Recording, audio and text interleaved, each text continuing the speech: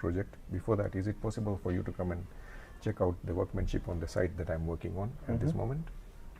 And meet one of my clients.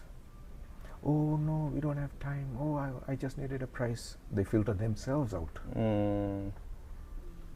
80% filter themselves out. The two people that make an effort to come and see my workmanship, and meet my client, one is ready to do a deal straight away. No price is nothing. Says, Mr. Dabasia, we've heard a lot of good things about you from Mrs. Kotecha, who said that you did this roof window for her at no extra cost, and that thing looks perfect in that place. When can you start? No price, nothing. They are ready to start. I would send a team, it will start, and the negotiations will carry on. The other person that is skeptical will then say, okay, I did what you asked me to do. I've come to your site, I've met your client, can you come and do a survey? So I would go and do a survey, and I would make a proposal, and deliberately send out a proposal without a price. And I would receive a phone call straight away. Mr. Dabasia, you've sent me a proposal without the price. Yes, it's deliberate. I need you to come to my office. 25% again filter themselves out there. The 75% who come, I get another half conversion there. So from 2 qualified leads, I was getting 1.5 jobs. You will need to have a system similar to this, because as soon as you put out an offer, you will be inundated. Yes. Even now that I'm just talking about growth mentoring, business mentoring, I'm getting requests for, can you introduce us to investors? On my DMs, on my YouTube, on my TikTok, can you give us a job? And I'm not even advertising. Yeah. I'm just educating. Indeed. And I'm getting, daily couple of these messages. So when you are offering to elevate somebody with a bucket load of cash, I can't imagine how many people. Yes, I know, and that's why sometimes will queue up. That's why we've been trying to, and that's why I reached out to you, was to say, okay, listen, we've gone the route of advertising, opening the floodgates. It was mad, and there was a lot of frustration and disappointment. So we said, what would be the best way to make sure that, we're able to filter out the right type of people that we want. We know that we still have to do our own filtering and whatever, but how do we just attract where there's the likelihood is higher? You need, let's say if you have 1,000 inquiries. Of those thousands, they need to be dwindled down to 10. Yes. And that without you doing any work. Exactly. Just by stating who this offer is for and who it is not for. What will happen is that the 1,000 inquiries will dwindle down to 100, which is manageable. If 900 filter themselves out, that's less work for you. Yes. More focus on the 100 qualified leads.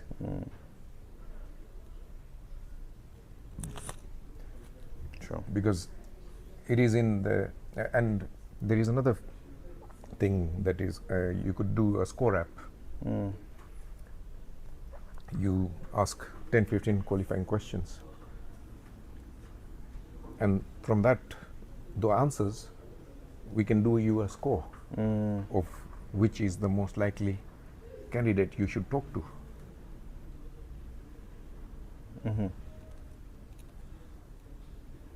Yeah.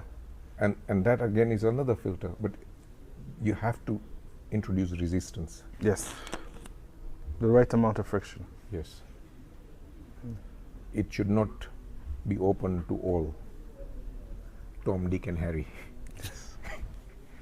Yeah. Yeah. If it is open to all Tom, Dick, and Harry, you'll be a headless chicken, Yes, true. and nobody will be satisfied with the whole event. Neither you, neither the applicants. Exactly. So you need to. There are two ways of doing this. We can help you structure it, and also the message, the ad also needs to be not that we are open for investments. No, we are open for investments for only this people, not this. Yes.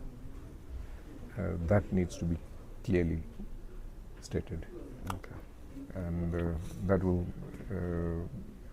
that will do maybe 50% of the work, and then the Score app will do the other 90% of the work, and that will help you attract the right audience, Okay. the right enquiries, and Okay. and this needs to happen with anything that you're offering. Most people just pray that I see somebody. No, there is no need of kissing too many frogs, ugly frogs, to find one prince. Exactly. Exactly.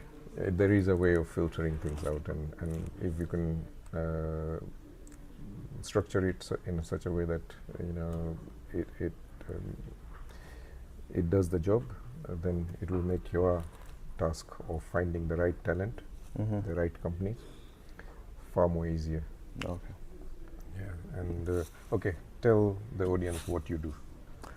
So what I do is I work for. We've set up a venture studio in Rwanda, but which serves the African continent. And what we do is we look for high growth potential firms that have traction. They don't need to be profitable right now, but we can work together to find a path to profitability. And what we offer is to make sure that we get your management team in top shape so that you can address all the challenges that you're faced with, so you can get on the path of growth faster thanks to our experience. And while we're doing that, we also engage investors that we have in our networks who've invested in companies with us before, so who trust us, and make sure that you become an interesting target for them for investment. So you are a bridge.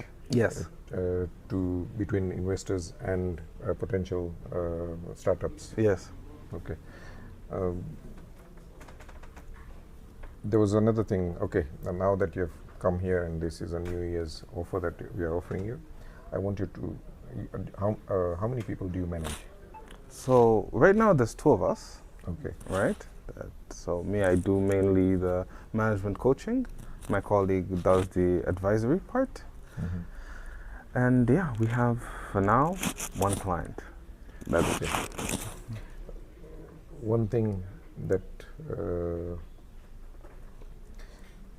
I want to give you a gift, and that the gift is a skill. We all need to be motivated. Your clients need to be motivated. Your suppliers need to be motivated. You and your team needs to be motivated. What do you do for motivation? For myself, that doesn't cost money. For us that doesn't cost money. What we do is we try to be generous in our explanation. We try to at least make sure that we're useful to you. Okay, there is a skill, and we all know that praise is the greatest motivator. Shakespeare famously said that I can survive without wages, but not without this. Yeah. Yes. And most artists face this problem. Even Michael Jackson, even the big stars, when they get this, they forget the money part, and that's why they have to have money managers. And if I was to praise, sorry, I didn't get your name. Emile.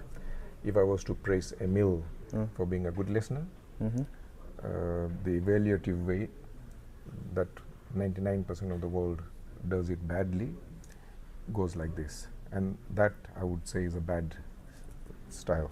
Uh, It goes, Emil, I've enjoyed talking to you. You're a brilliant, super, fantastic listener. That ends there. The more effective one is called directional praise. And this is how it would go. Emil, you've maintained eye contact with me. You've been brave enough to allow us to record you. You've asked me probing questions. You've explained your pain points clearly, concisely. That shows me you're a good listener. So, of the two praises, which one did you like? The second one. Why? More contextual. It's evidence-based. Yes. Contextual, evidence-based. I've just told you what I want you to do more of. And instinctively, we are designed to please. If somebody tells you what pleases them, you are more like, the likelihood of you doing it has gone up by 1,000%. You just have to notice and mention the things that they are doing right. Catch them doing it right, they'll do more of it. The stupidest mistake people in power and authority do is they take out the cane too early. How many times have I told you? Why don't you listen? You're stupid. You're lazy. You come late. Blah, blah, blah. The intention is what? The person barking these instructions, what is his intention? He wants the behavior to change. But does it help? No. Why? Because he's just relieving his himself. He's just unloading his emotions on the person. Because there is a clash of egos. Yes. What happens is that Emil is on his tornado. Let me bear with it now. It will pass in 5 minutes. I'll get on with what I was doing anyway. So the intention to improve that person has failed miserably.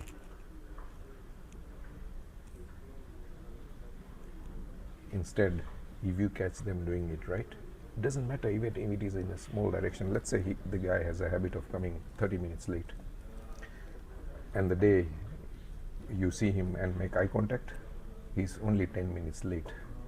What are you supposed to do using this skill now? Can you acknowledge the fact that he made this improvement and praise him directionally? Okay, this is how I would do it. You're only 10 minutes late. That's a 20-minute improvement. What message is he getting? He's doing good. He's doing better. What does he want to do more? Yeah. You will find out that you telling him 1,000,000 times is ineffective, but you say this 10, 12 times, becomes a habit.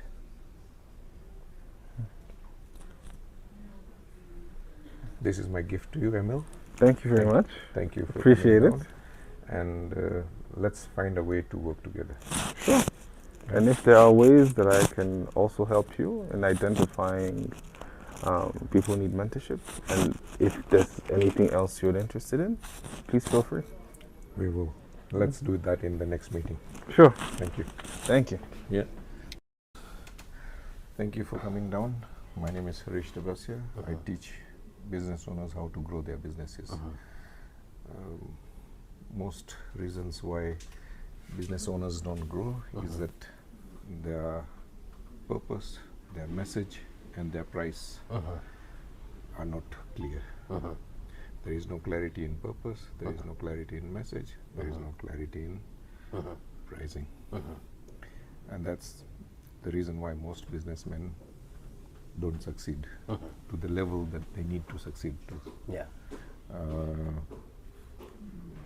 They're good at doing their work, but bad at selling themselves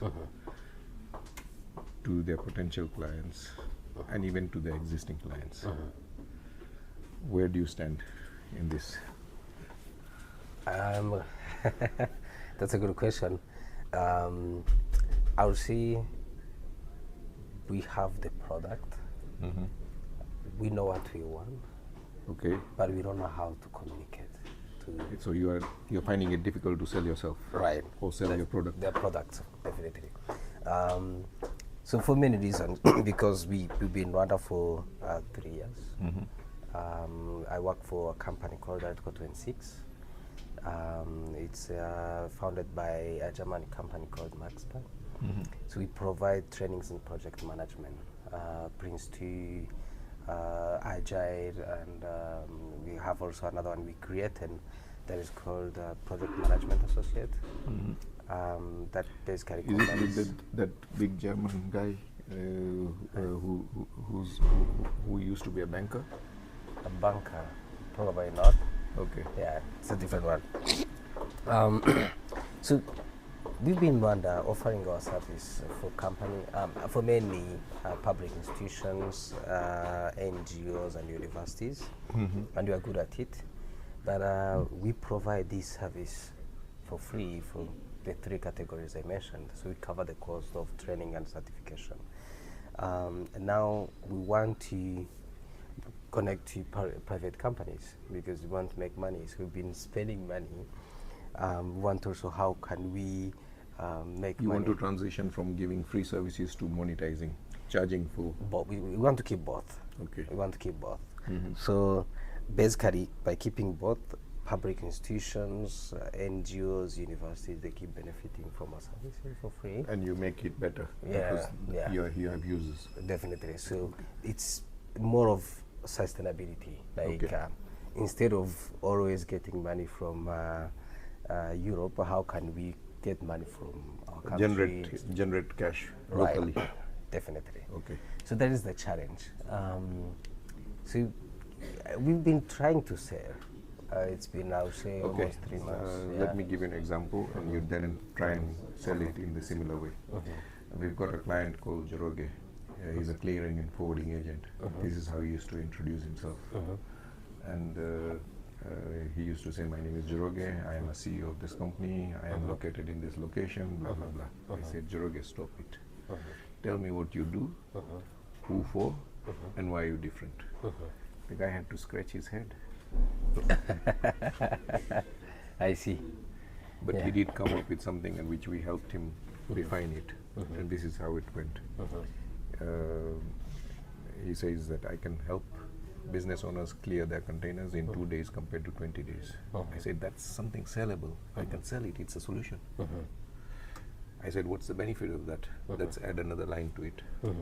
And we added this line, said that it allows business owners to take their goods to market 18 days earlier than their competitors and turn it into cash. Yeah, yeah. I see. I get your point. That sound bite, somebody will remember. They'll not remember Joroge. They'll not remember his company. They'll CEO, not the remember titles, his title. They'll not Yeah. remember his location. But they'll remember that there is a clearing and forwarding guy who can clear it in 2 days, and it allows their customers to beat their competitors by taking their goods to market 18 days earlier and turning it into cash. That sound bite is clarity of message. Yeah. What do you have for your business? Something similar to what I did for Joroge. You mean how do you want me to practice like selling, or you want me? I need you to pitch, or come up. We need to come up with a pitch that I'm giving you a gift of New Year's. The only thing I can give you, or I can help you with, is clarity of message today. Let's do it together in front of the audience, for your benefit as well as the audience's benefit. Okay. So you want me to pitch now? Like, what do we do? How do you sell yourself? Tell me how you do. Like Joroge did. What do you do? We provide project management trainings with well-known methodologies that have been proven practices from all over the world, from Europe. And we offered the same training to big companies, big banks in Europe. Okay, what does this training do for the customer? So for this training, we improve the process. You save a lot of time, you save a lot of money that you spend on project management because we show you the Okay, best. give me an example of a client or an NGO using it and what benefit it has provided to them. Yeah, good question. We have companies like Smart Africa. We have 1 Acre Fund. Pick Mina- one, yeah, pick one, yeah. and tell me what difference. Show me the before and after. So I would say, okay, I hope this will be moved from the final video. Yeah, it's okay. Maybe that brings the question, have we going to do a follow-up to do a research to say with this they have improved this, but what I would say, companies like it's an NGO, it's one of the biggest NGO in Rwanda called 1 Acre Fund, has already mandated their employees to take project management trainings because they see the improvement of process because they help farmers. So you're dealing with farmers. So we support the NGO that support farmers. Okay. So basically our project management is cross-cutting, can be applied in any field. So an example was that 1 Acre Fund that is asking the managers to take this training because they see it as a benefit to reduce the process, to save time, to save money, and to provide efficiency in their services. Okay, I know 3 chili farmers and exporters. That could benefit from your software or your system or whatever it is. You've not been able to even describe it well. Whether it is a software, it's a training. What is it? Okay, good. So it's a training. It's not a software. So basically, it's a training because we offer trainings, Prince2 and Agile methodology. So these are trainings, hands-on practices that we offer to people so they can. How do you deliver it? So online or they have to come in person? We have I would say 3 options. We have online, we have face-to-face, and we have hybrid. So people can choose which one they would like to. Okay, because the farmers or the managers of the farmers could be far and wide, all over the country. May not be possible for them all to travel to Kigali. face. Yeah, definitely. Yeah. So basically, the way we do it, we have a place we do training face to face, and you have trainers who are available. Do you utilize the Norscan facilities or do you do it outside? We are still considering using Norscan, but there's another place called the Digital Transformation Center. Okay. It's in the career building next to Kigali Height. Okay. That's where we offer trainings face to face. Okay. And for online, our trainers can also do it from Germany because we have qualified trainers from USA, from Rwanda, and from Germany. Okay. Yeah. Okay. If we need to come up with a pitch that we can sell, we can market, we can advertise it to maybe 2,000 prospects. Your pitch or whatever communication we say needs to attract at least 50 to 60 participants. Then only that ad spend is going to be worth it. We do ads as well, and our target is that if 2,000 people view it, then I need to have 50 to 60 people in person in a boot camp. Okay. And I have been doing this for 3 years successfully. So it's a tried and tested method. Okay. But I need a message to sell to the audience. Okay, cool. I don't know if this is a message you definitely use, and I hope you cut some parts of the video. Yeah. But here is the message. So we are bringing to you trainings in project management, namely Prince2, Scrum, and PMA. And these trainings are offered by trainers from all over the world, from Germany, from Rwanda, and from USA. And these trainings have been proven by international companies and national companies that are efficient to improving the process, to improving the efficiency of project delivery. And that will save a lot of time and will save a lot of money spent on different things. As the project takes too long, that will save a lot of money. Let's bring it down again. If I am a chili exporter, chili farmer, and I have 20 farm managers. I send them to you.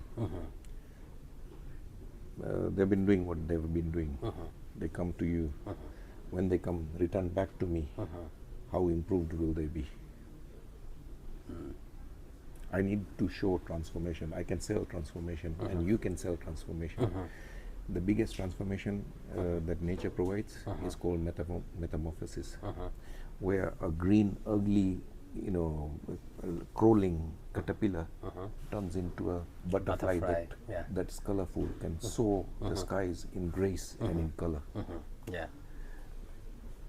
Any transformation, if your training is providing transformation, I need evidence of it. Like the caterpillar, the green ugly caterpillar is turning into a butterfly. It is measurable. Yeah. Similarly, these inefficient managers who come to you need to leave like butterflies soaring in the skies. Okay. We need, any proposition has to have a transformation. The problem is, I sell this program, I sell this technique, I sell, that doesn't sell. Transformation sells. Okay. So which means for the chili exporters who say, if you're sending me, I'm just going to say this first, then you tell me. So if you give me 20 of your best managers, I will train them and make them work three times more efficiently, or one manager will be able to do 3 managers worth of work. I see. Yeah. Good point. Yeah, I'm getting it now. Yeah. That's clarity. That's sellable. We are using international this, we are doing that, we are doing that. No, that doesn't sell. It may sound good. It's like selling benefits in a car. Yeah. Or it has 5 gears. Yeah. It has, it has it has, power steering. All that doesn't sell. Yeah. Instead, if you said, if you sit in this car, it will make you feel like $1 million. Okay. Yeah. I see. Yeah. The sale is done. Yeah. I get your point. What people want to hear, it's the impact. How is this going to change my life? Because people are not, you bought these shoes, you bought this shirt, you bought these trousers. We all like buying things, but we don't like to be sold to. Yeah. If I say, buy this cup now, shutters come down. Yeah. You switch off. Yeah. But if I say, if you buy this cup, your tea will stay warm for longer, and it will taste the same way it came out from the pot. Yeah. Then I don't need to sell it to you. Yeah. You are selling it to yourself. Yeah. True. When I used to sell my construction company in London, I used to help wealthy people build dream houses. And my pitch used to be like this. I would say, sorry, I've forgotten your name. Obed. If Obedi was the client and I am the contractor, I would go to Mr. Obedi and say, Mr. Obedi, thank you for inviting me to bid for your dream house project. I'm a very fussy builder. I can only afford to do 3 dream houses a year, so I choose the customer that I work with. I'm expensive. I will take longer to build your house, but it will be done right. It will be overbuilt, over-engineered, and over-specified. Even 20 years later, if your bulb goes, I'll come and fix it. Yeah. And whenever I did that, the customer, Mr. Abedi, will get off his seat, go to the door and tell the other candidates to leave. He's found a builder that he wants to work with. He comes back to me and says, Mr. Vasya, when can you fit me in? No price, no nothing. Because while I'm talking, he's done calculations. Okay, he's expensive, but how expensive? Maybe 20%? I can afford it. He'll take longer. How long? Maybe 25%. I can wait for it. But he's giving me 20 years of peace of mind. For people who have money, that is a price that they're willing to pay. Yeah. Yeah. They want a contractor who's not going to hassle them. Yeah. Yeah. So basically, standing on your feet and tell them, this is something that you benefit for 20 years. For I'm giving those benefits. I've moved away from selling construction services to selling peace of mind, because that's transformative. Yeah. Yeah.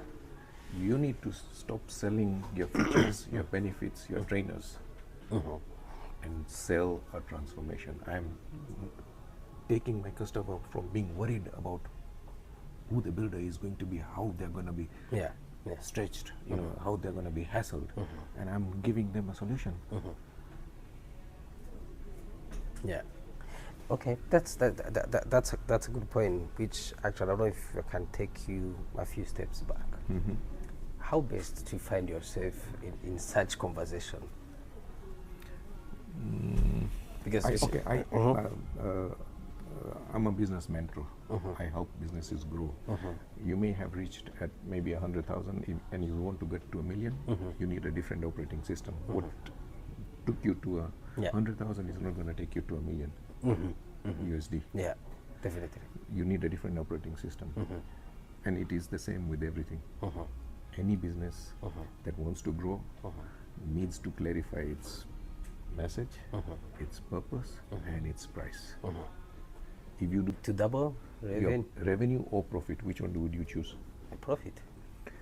Okay, but I want you to work on these 3 things. If you want to double your profit in 1 year, if I don't deliver, you don't pay me.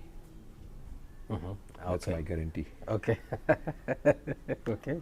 Oh, good. And what about the revenue? How will you? You tell me what your revenue is today, and we see what your revenue is in 2 years' time. It's measurable. Yeah. Okay. Yeah. It's accountable. Yeah. Yeah. I like your strategy. Yeah. Yeah. So, which maybe let me take you another step back. One of the challenge we have now, like right now, we are having this conversation. I think there's a time we met previously, telling me that in the UK, I think it's last year that you came. Yeah. Then now we are finding ourselves here because I saw on the email and so on. How best have you realized that people can meet up? Because here are things we tried so far. I tried to find emails randomly on website, send emails and so on, scheduling meetings. But there are few people. Cold calling, cold emails, cold contacts will not generate sales. It doesn't work anymore. Just knocking on people's doors, they'll tell you get lost. I'm not interested. How best then would you? It doesn't work like that. All business transaction happens once you trust each other. To build that trust, you need to have at least 6 or 7 steps before they buy from you. So they need to see you on LinkedIn, they need to see your YouTube video, they need to see your TikTok account or something. But I need to position you as an expert in training. Experts can charge expert prices. You can't. But if I position you as an expert in training, in management training, or whatever training, and we make content on it, this is one content we are making.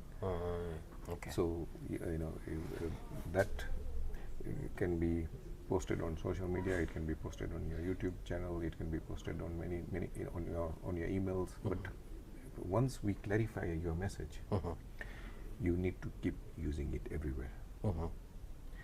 Joroge now uses that same message Yeah. everywhere he goes, and he's winning business as a result of it. Is this Joroge your example or just No, it's a real client. okay? You met here or Yeah, over here. okay. He's Rwanda based. Okay, he's from Kenya probably. Yes, I could tell. he's Kikuyu. Yeah, I could tell the name is sounds Kenyan. Yeah. He's Kikuyu. Yeah. But he's based here. He's operating here. Okay. But it is that important, clarifying the message.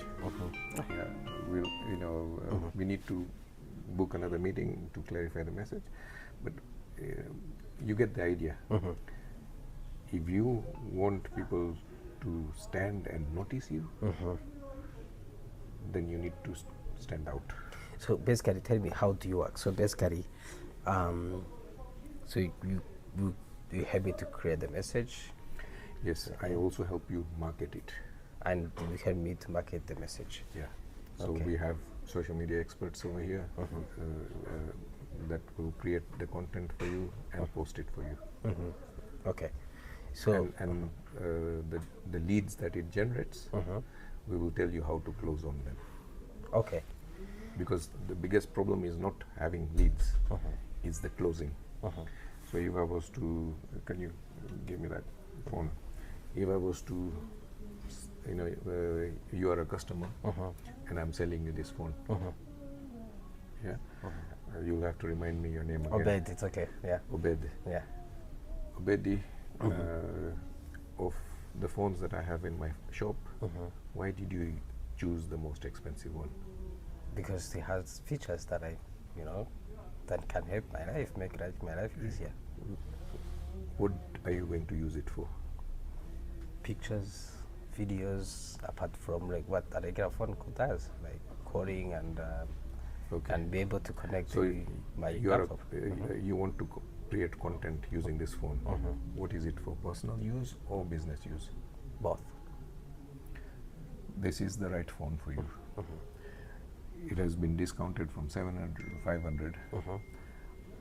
I only have 3 pieces and I've already got 2 customers committed to it. You've come in person in the shop.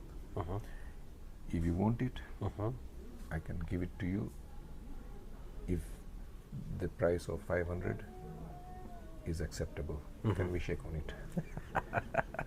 And can I have your credit card now?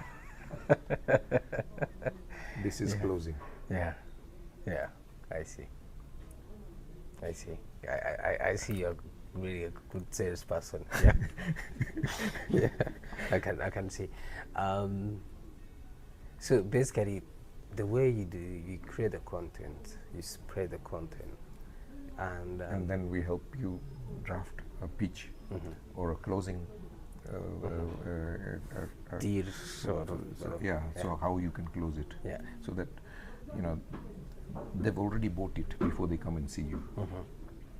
All you have to do is shake their hands and say and ask for credit card credit details. card. So you really don't give them time to think otherwise. Contemplate. Yeah. Or else they'll come up with, I need more time. I need to consult my manager. I need to consult my wife. The sale is gone. Yeah. The reason I started with why did you choose the most expensive was deliberate. I also created scarcity. I only have 3 pieces. Yeah.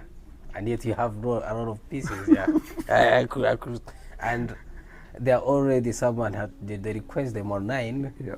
Creating the illusion that someone is already. The fear of missing out. Yeah. Yeah. Yeah. FOMO. Yeah. Yeah. I see. And then I've already discounted it. This piece is here. Yeah. You can have it now. Yeah. You have to shake on it now. I see. So So, this now, if I was to imagine, if we had to work together, how would you benefit? okay. I sell a mentoring program. So I have to mentor you or the sales team that you hire or you own, because the message needs to be in the whole team, not only the business owner. Most times in small teams, it's the business owner who does most of the sales and marketing. But Yeah. if you have a big team and you have a sales department or sales team, then I need to train them as well. And it's a subscription based Okay. model. Oh, it's on Moodle? Yeah, Okay. It's Moodle or Moodle? model. Okay. So which means you pay and Yeah, that's we train your team or you okay. to help you clarify your message, clarify your audience, clarify your price, clarify your purpose. Okay. If we do that, and then we help you also with the marketing of it, and also closing on it, the sales of it, then we become a small part of your operators, Okay. so that we can monitor what is happening and what is not happening. So Because it is in my interest to make sure that I get paid. okay. I don't have to pay the fees that you are paying me back in a year's time. Okay. See, I think so. What is your rate? That we can't talk on camera. Okay. Yeah. That we will have to have another conversation. But I need to have another. I need to come and see you where Okay. you operate. Okay. Before me to Yeah. be able to. Yeah, definitely. Okay. Yeah. See Okay. it. But okay, in today's today's interaction, what two things or three things that you've learned from me? Okay. You mean from this? From today's interaction, what have you learned, picked up that you are going to implement on? I think one thing is not saying the names of my products, but saying that the transformation the product is Yeah. bringing. Good. The clear message, basically, go to the point, not really round corners like, It is this tool, yeah, we're using this expert. yeah. And I think there's something that I've been doing that I should change. Having this European product, this international product, it's good to mention it, but it's not the first thing people want to hear. No. It And means that it is expensive. Yeah, Whenever you say it's a European product, yeah, it's expensive. yeah, yeah, true. So basically what I need, it's basically how it's going to change. Yes. Their lives. Yeah, what basically do I get after If I send my people to you, Yeah. what is the benefit to the me? benefit? Definitely, that is something. Other things of the qualified trainers That can come later. Later, yeah, it's later stages. Yeah. Yeah. Once just Once you have the cell. I think it's just you hook someone interest to feel like I want this. Yeah. Yeah. It's like when you want to buy a shoes, you're buying it for a purpose. You want to go to a wedding, Yeah. and you want to look good, Yeah. Yeah. or you want to go to an interview, and you want to impress your prospective employer. Yeah. You have a reason for buying anything. Women buy clothes because they want to look good in a wedding that Yeah. they're going to, Yeah. or a party that they're going to. Yeah. Yeah. True. I see. Yeah, she wants to look Cinderella. And and that's what I was going to mention. I think people like examples. Like I remember you mentioned, if I say Cristiano Ronaldo or this star Bought this. bought this shoe, or is using the same phone to create the content. Yeah. Harish is using the same phone to create the same content that is going viral Yeah. on different. Yeah. I think, that's the things I've got from this conversation. Yeah. Let's work together. Yeah. Let's have another meeting. Definitely. And I need to understand your product Yeah. and your services better for me to be able to assist you better. True. I think some of the next steps. I think we can schedule a meeting. I'm a country manager of the company. Okay. So the owner is German and he's in Germany. Okay. But we can do another meeting basically with Yeah. my line manager to understand how you do. Yeah. Then you can see But how best. before we that, can I want you to to show me what your product does, what it is. work. Okay. so that I can understand the transformation is going to generate. Yeah. Because, as I said, before and after is what everything Okay. people are buying. So what I'll do, I think I have your email. Yeah. I can send you some, like we have a brochure that I can send to you. And I can send you some emails I've been sending to people. Yeah, and let me look at them. Yeah, definitely. Yeah, because we need to change the wording, the messaging that you are communicating with. Okay. Yeah. Maybe, I don't know if you can stop the camera, but In every story, there needs to be a conflict. What's the conflict in Lion King? The conflict in Lion King is that a new prince is born, and the Scar who's not happy about the newborn because he's gonna take over the crown as a king when he grows older. Yeah, so Simba, Mufasa, the current king, gives birth to a new, the family, the pride gives birth to Simba, who's going to be the future prince, future king. He's announced as the prince. They take him to the rock, display him to the jungle kingdom, and there's one person who's unhappy about this situation. Yes. And that's Scarface. Yeah. And with every villain characters, they have a deformity. And Scarface is not only the name, but also he has a huge scar on his face. Yes. Yeah, and so there is, and that tension, that jealousy, leads Scarface to plan the downfall of Mufasa. Yeah. And Simba. Mufasa tells Simba, "Don't go to the graveyard, elephant graveyard. Never go there." Yeah. And as soon as you tell a child, "Never go there," that's the first thing that they want to do. They're curious. They're curious. Yeah, and Scarface in the background hears this and says, "Simba, I'll take you there myself. I've been there many times. There is nothing scary. You let me know when you're ready." "Oh, I'm ready now," says Simba. And he takes him to the elephant graveyard. It's a trap. He has his hyena friends that are waiting to pounce on him. And when they're about to attack him, Mufasa comes and saves the day. But in the process, falls in a cliff, and while he's trying to climb up, and he sees Scarface and says, "Can you help me up?" What does Scarface do? He dumps him. Yeah. And he loses his grip and falls into the Death of Valley.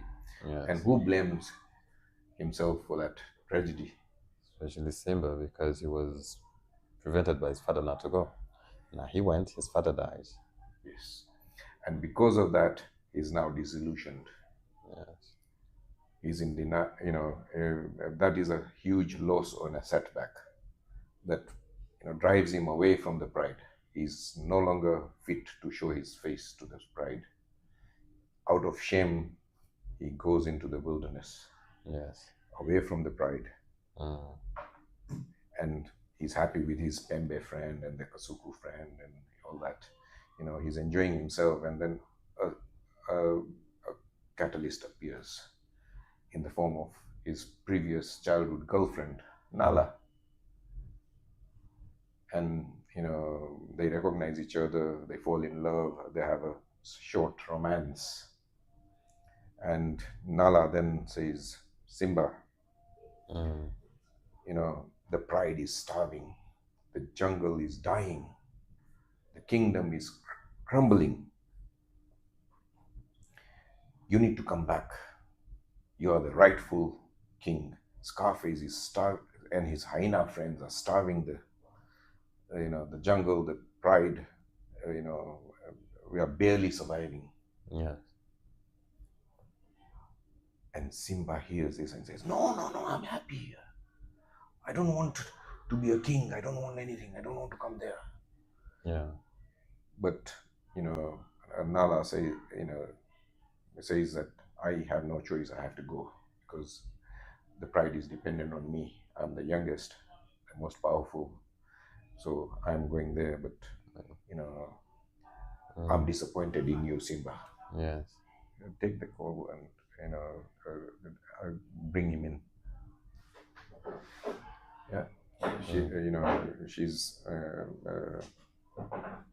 She's disappointed in him. She leaves him, and Yes.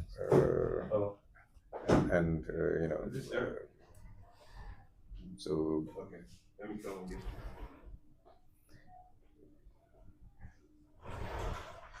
she leaves. Close the door. Close it. Yeah. She leaves him, and that makes Simba start thinking. Yeah. It forces him to think. It forces him to think. It forces him to make a decision. Mm. So that's the second summit.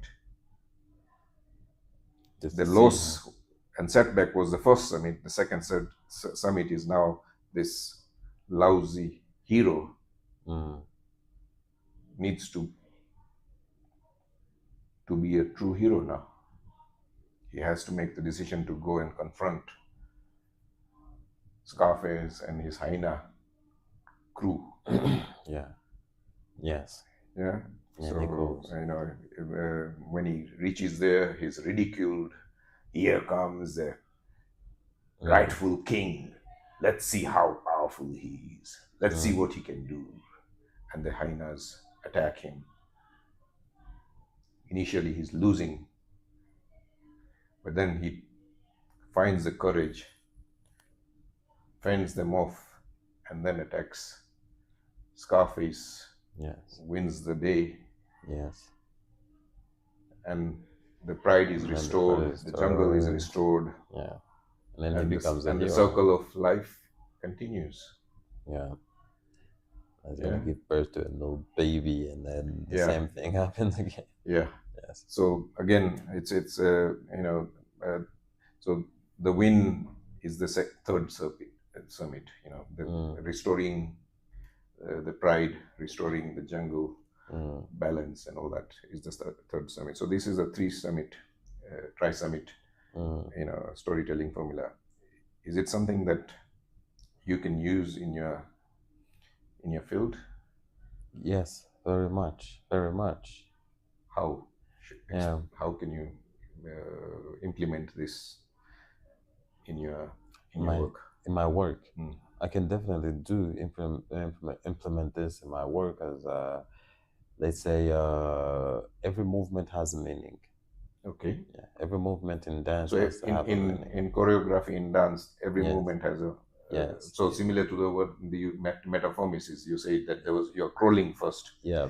And then you had to you had to become a butterfly, and then you're flying. Yes, and then we carry each other on our backs. Like someone is lying on my back, I'm carrying him on my back, and then somewhere in the middle there's a conflict in between because we do not understand each other. I want to get there, he wants to get there, and then we start fighting, and then we follow our own journey until the life brings us back together because we need each other, Okay.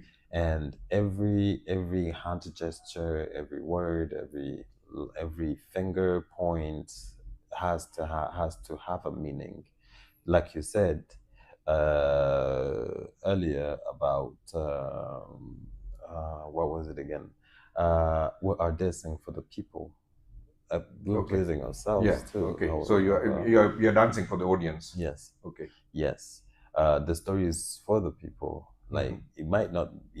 Of course, it pleases us because we're dancers. However, it might not please me, but I want to please. I want to. You are an entertainer. You want to please the crowd. Yes.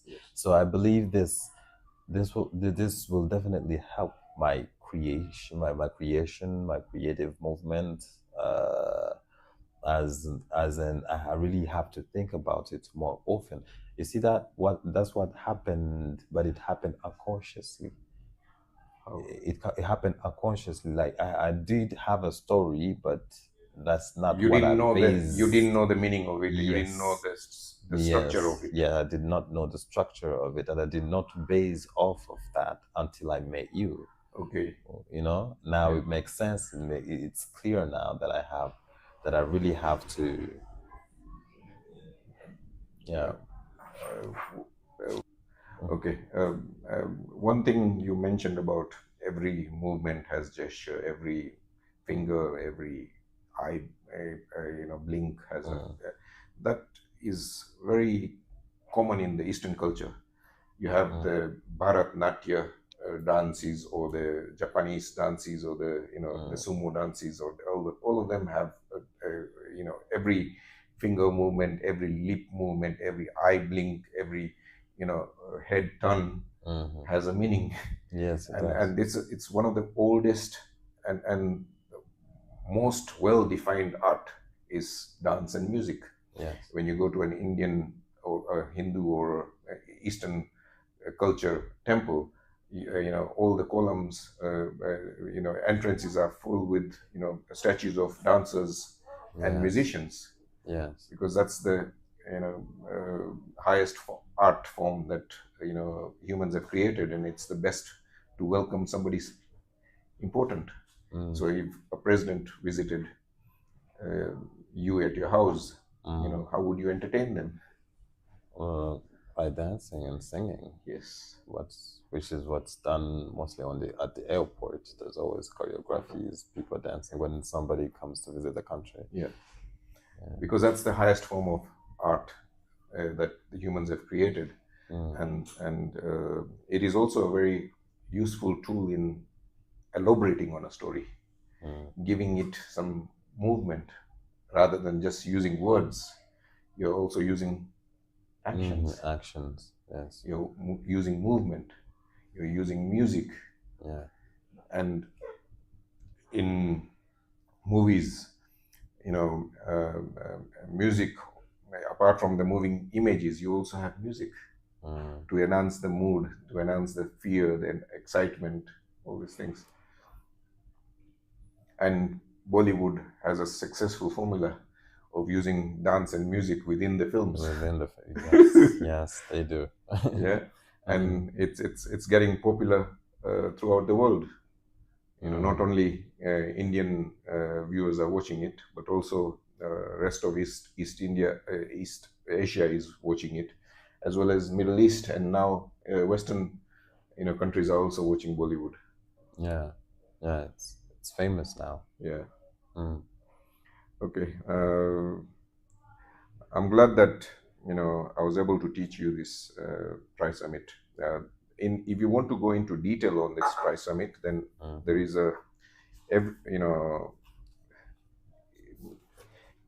in the Tri Summit, if you are looking at the whole thing, if you're just describing the scene, so Yes. you have 5 A's: the scene, suspense, star character, speech and dialogue, and segue. And within the just describing the scene. So if I was to describe a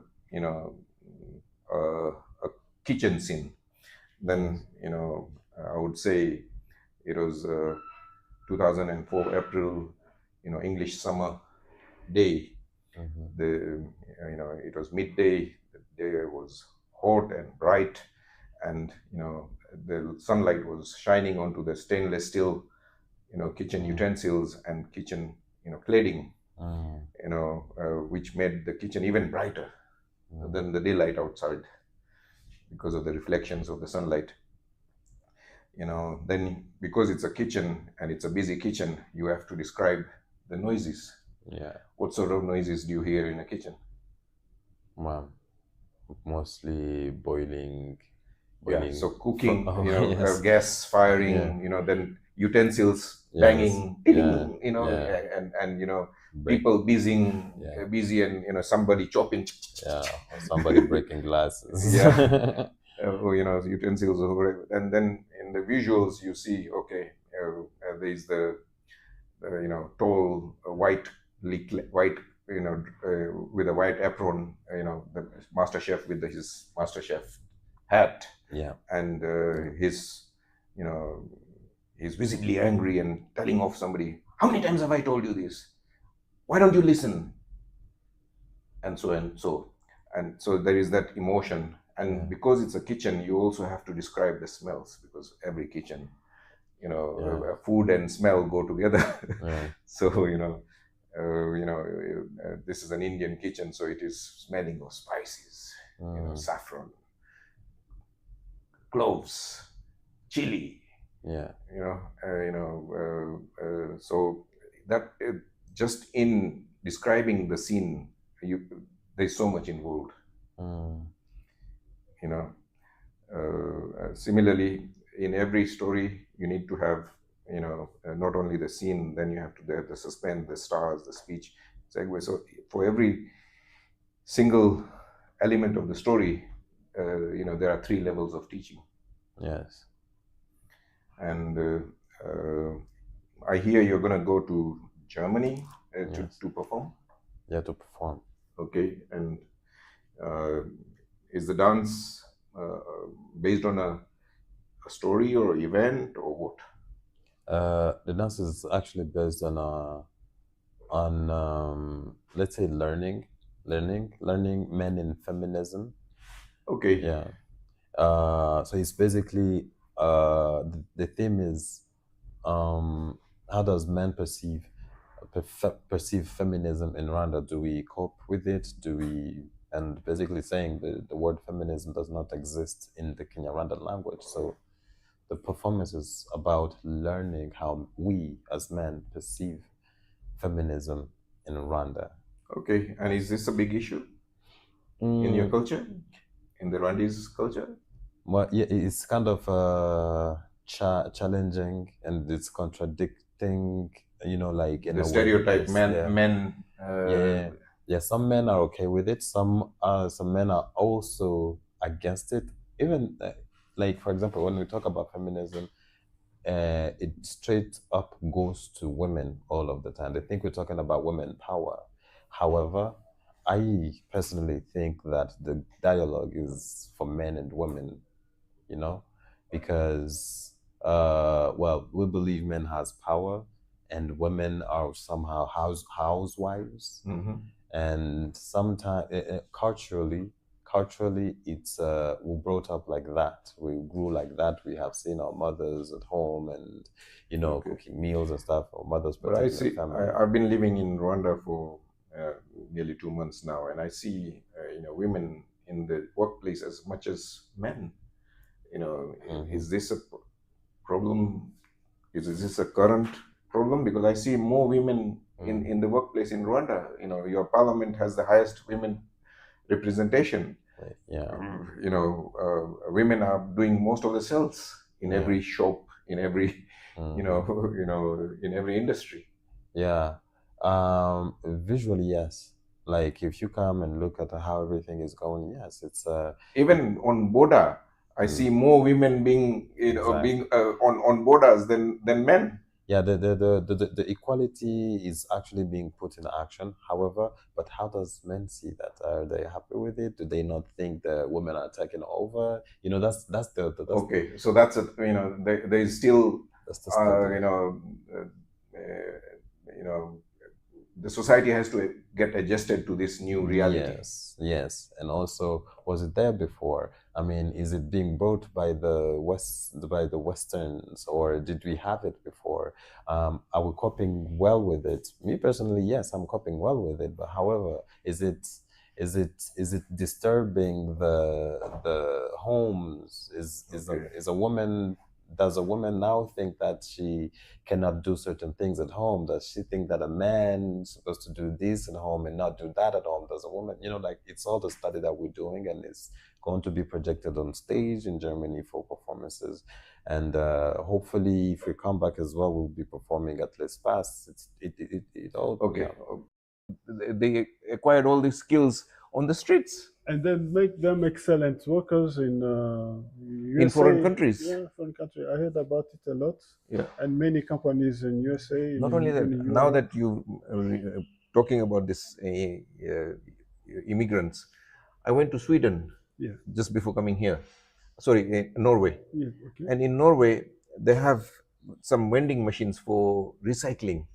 Okay. And all these immigrants, because they don't have, nobody's giving them jobs, they're just collecting all the rubbish from the streets, the cans, the plastic, and putting in the machine. The machine is giving them money.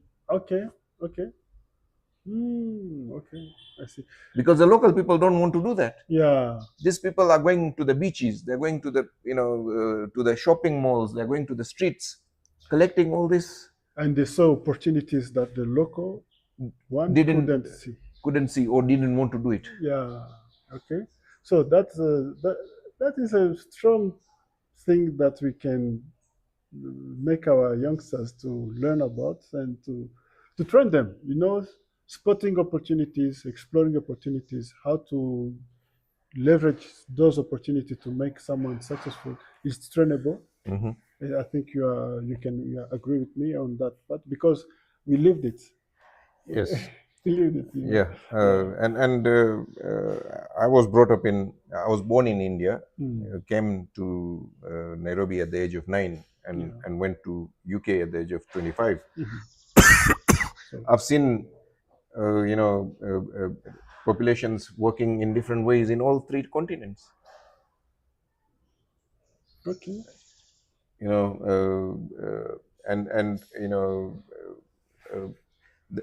Okay, now if we change gears, you are now 40 something. Yeah. What's your age, if you don't mind? 45. You're 45. Yes. You are trained and educated in assessing businesses or something, and now you've shifted from that to coding. To coding. How did that come about?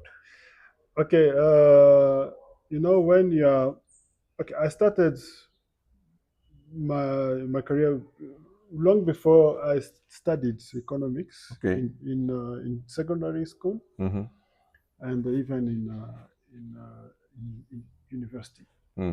So all of those trainings that we can get, and going from there, working for organizations like Care International, Handicap. I was doing monitoring and evaluation.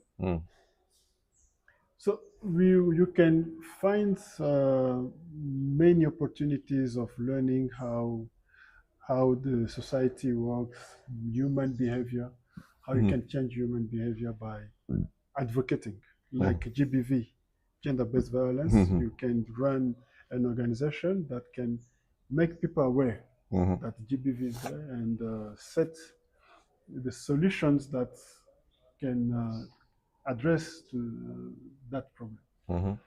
So those are theoretical things. Yeah. So when I went from there, learning trading, I started. So trading meaning stock market. Stock and the forex. Okay. I started thinking that I have many things that I have as ideas, but how to make them livable, like monetize them, how to make them pay for your rent or pay for your expenses. Yeah.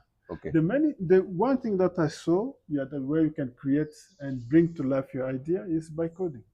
You can create a software or a platform, an application that can address certain problem in the society, to bring a solution by just taking your idea, coding them, and to see how those ideas can can be applied Mhm.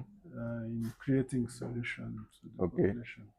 So that's why I'm doing it. I'm Okay. learning by doing it.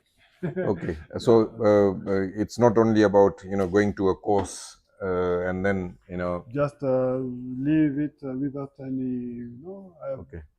I So you're do, learning on the job. yeah. Most people fail by wanting to be perfect before they launch something. So perfect before I need my product to be To perfect. be perfect. I need just my service to be perfect, yeah, and then I will go to the market. yeah. But that's a flawed mentality. We did not start anything while we were being While good. we perfect. No? Yeah, we all start and then learn on the job. Yeah. So you learn more by doing, By doing. not by studying. No, not by studying. Even I studied a lot. yeah. Okay, I cannot say that I Yeah, studied no, a no, lot. but again, it's just studying alone and not practicing it is pointless. Yeah.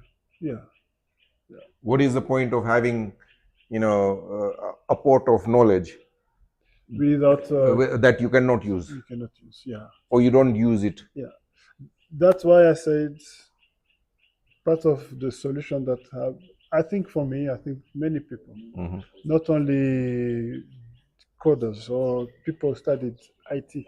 I think people in general should study, but the basics, only the basics of coding, to be able to create something out of the ideas of their experience in life. But also coding is Big becoming solution. easier. AI is becoming a very good aid. I don't need to know the coding languages. I can ask AI to do it for me. Prompt it. Yeah, you can prompt it. Okay, at that point you have to just to learn the basics of coding, to know what coding, what parts do what, and from there you will know how to prompt.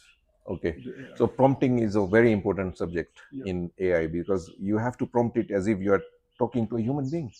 So let's say I'm doing music editing. Then I have to say to ChatGPT that you're a one-man band music editing team. You have to do the music synchronization, you have to do the dance synchronization, you have to do the light, you have to improve the lighting, you have to do this. So all that comes into your prompt. You give as if you are talking to an assistant, to somebody who's going to do the task. Prior to the prompt, you just place it in that context. Yeah. You create the context, the good context, you give it the whole context, and after prompting, you see, it will create it. Yeah, if in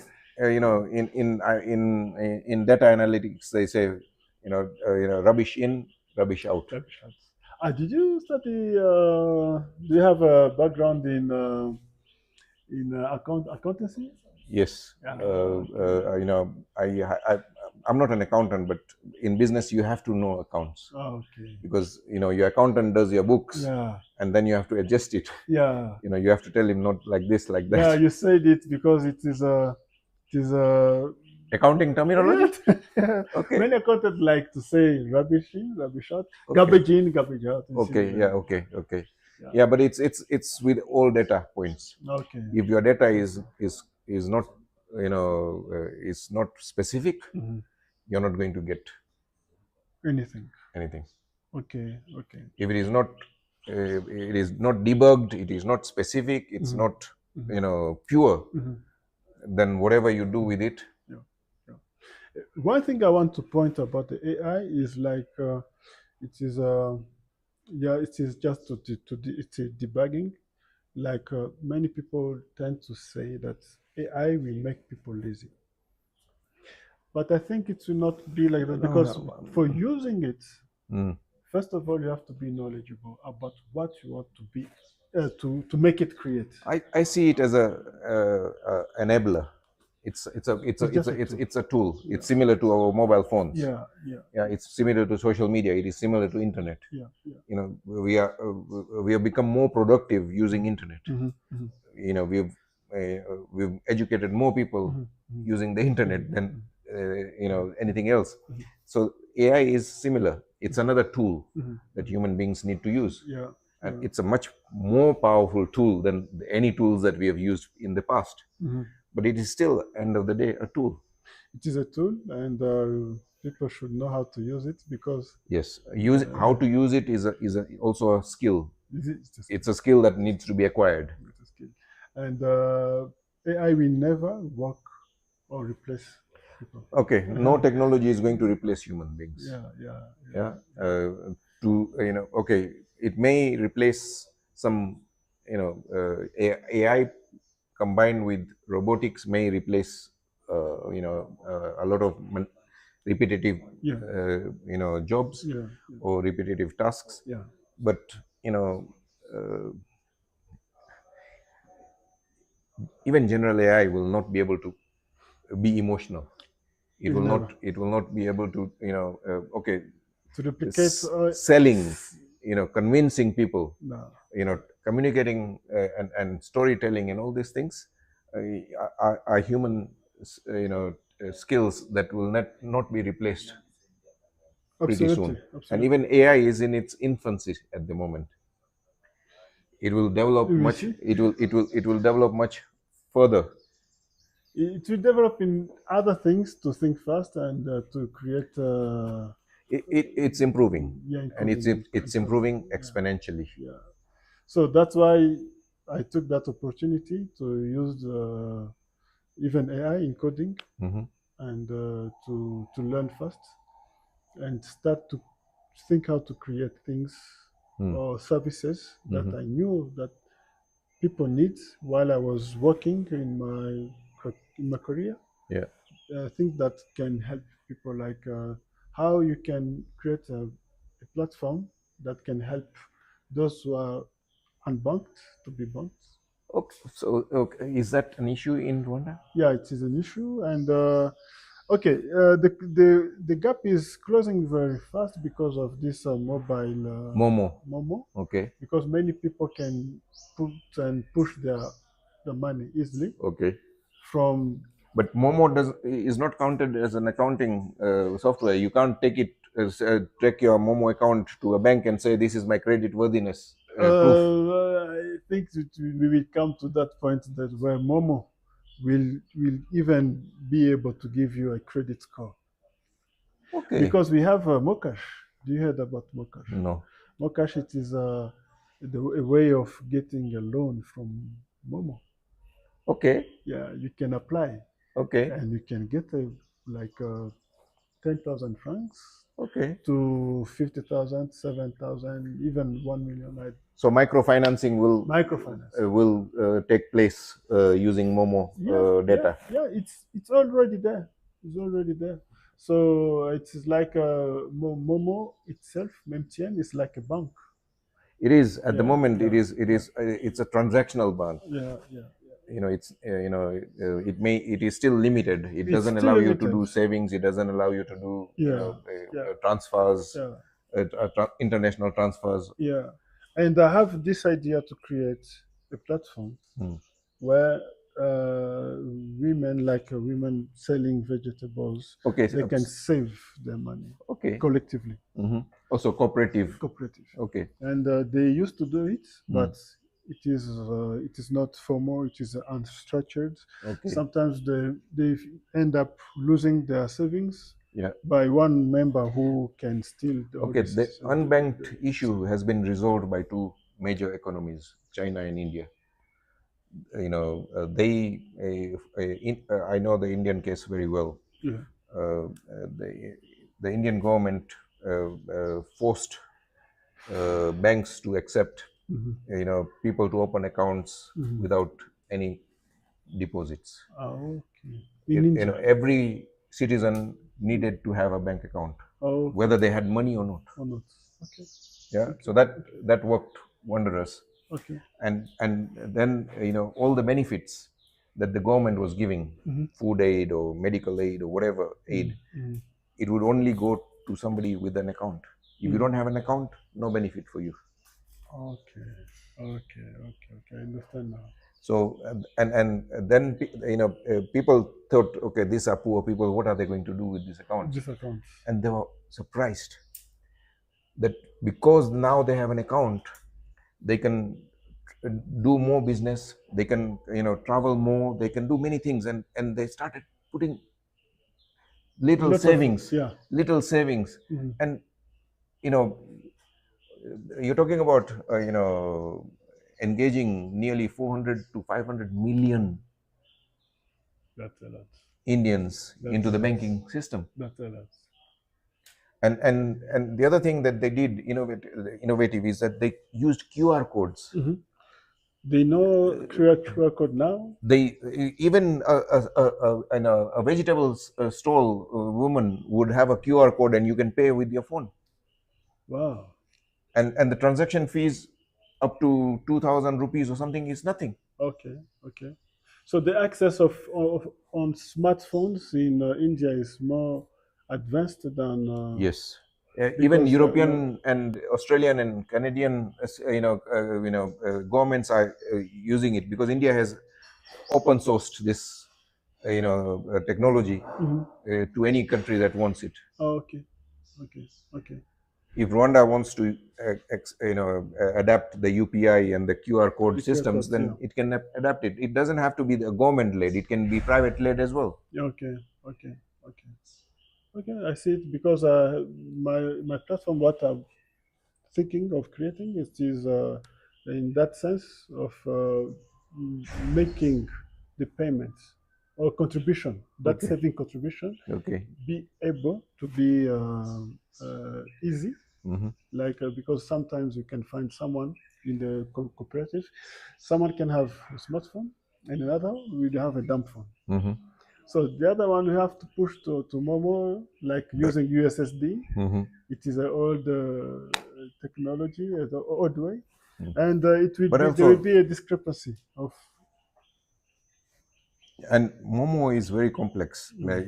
I used to use Safaricom in Nairobi, Okay. and you have to hashtag number blah blah blah and then Yeah. something and all that. Yeah, that USSD. Yeah, Yeah. it's It it's is a lot of secret. effort. Yeah, yeah. And You need you have to know. effortless. You have to know those codes. Yeah, it first. needs to become effortless. Okay. Okay. You need to try, and QR code allows you to do that because the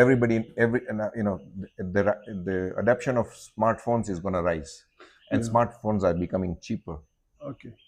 Because it's the technologies have a cost curve, declining cost curves. Mhm. Wright's law says that every doubling of production equates to 25% reduction in Yeah. cost. Yes. Yes. Yes. Okay, let's okay, now you be the client. the client and I'll be the salesman. Yeah. Yeah. Okay. Yeah. And Yeah. Mr. Kamara, Yeah. I'm glad that you checked the car out on Yeah. the website, and you've made the effort to come down here. Yeah.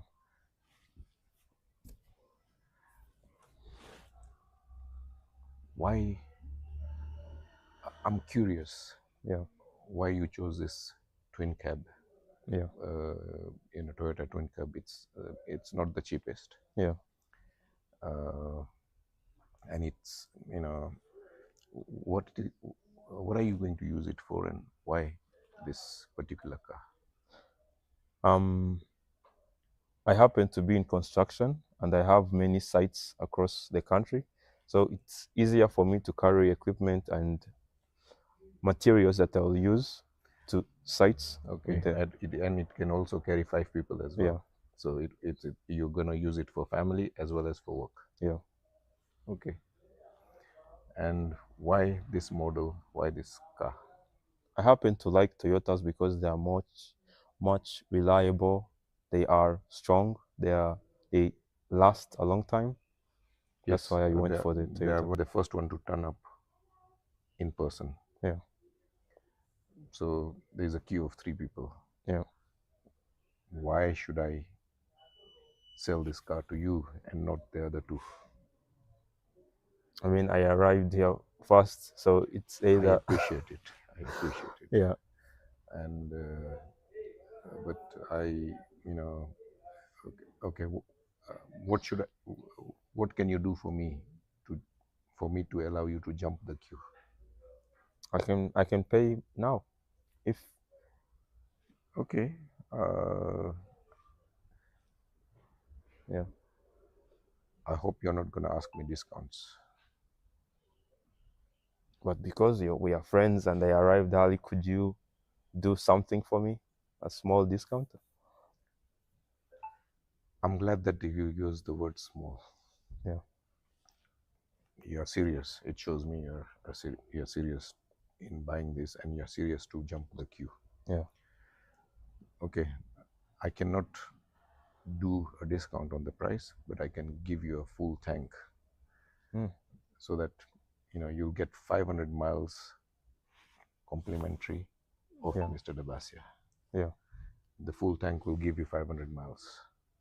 Free of charge? Yes. No, you know, I'll make sure that when you receive your vehicle, Yeah. the tank is full. Yeah. It holds 80 liters and it will be full. Yeah. That's the best I can do. Yeah. I'll take that. Can we shake on it? I can shake on it. Yeah. Yeah. Yeah. So this was, you know, because we are doing role play, and, you know, there is a good way of selling and a bad way of selling a car. Yeah. And because you've taught me what was a good way, and I've Yeah. taught you what is my good way. Is there something that you can learn or implement from what we just did? Yeah. What did I do I mean, different from what you do? I usually approach that matter with trying to reduce the price, but you didn't reduce the price. You shifted the conversation from trying to give him a small discount, although he came early and came before everyone else, and he put in effort to try and skip the queue. And you didn't go it by reducing, you didn't go about it by reducing price, but Yeah, giving I him benefits. I made him feel important by allowing him to jump a queue, Yeah. but on a condition. Yeah. Yeah, if I do something for you, you Yeah. do something for me. Yeah. Yeah. And we also created scarcity, Yeah. and urgency by Yeah. telling him, okay, now you are here, there are 3 people waiting Yeah. in the queue. If you want to jump the queue, what can you do for me? Yeah. And again, by the person who asks the question is the one who is in control. Yeah. Yeah, in a sales conversation, the person who's asking the question Yeah.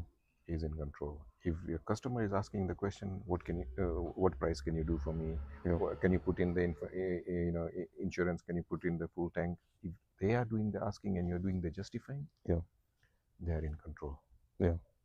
And in all negotiations, it's your enemies before you shake hands. Yeah.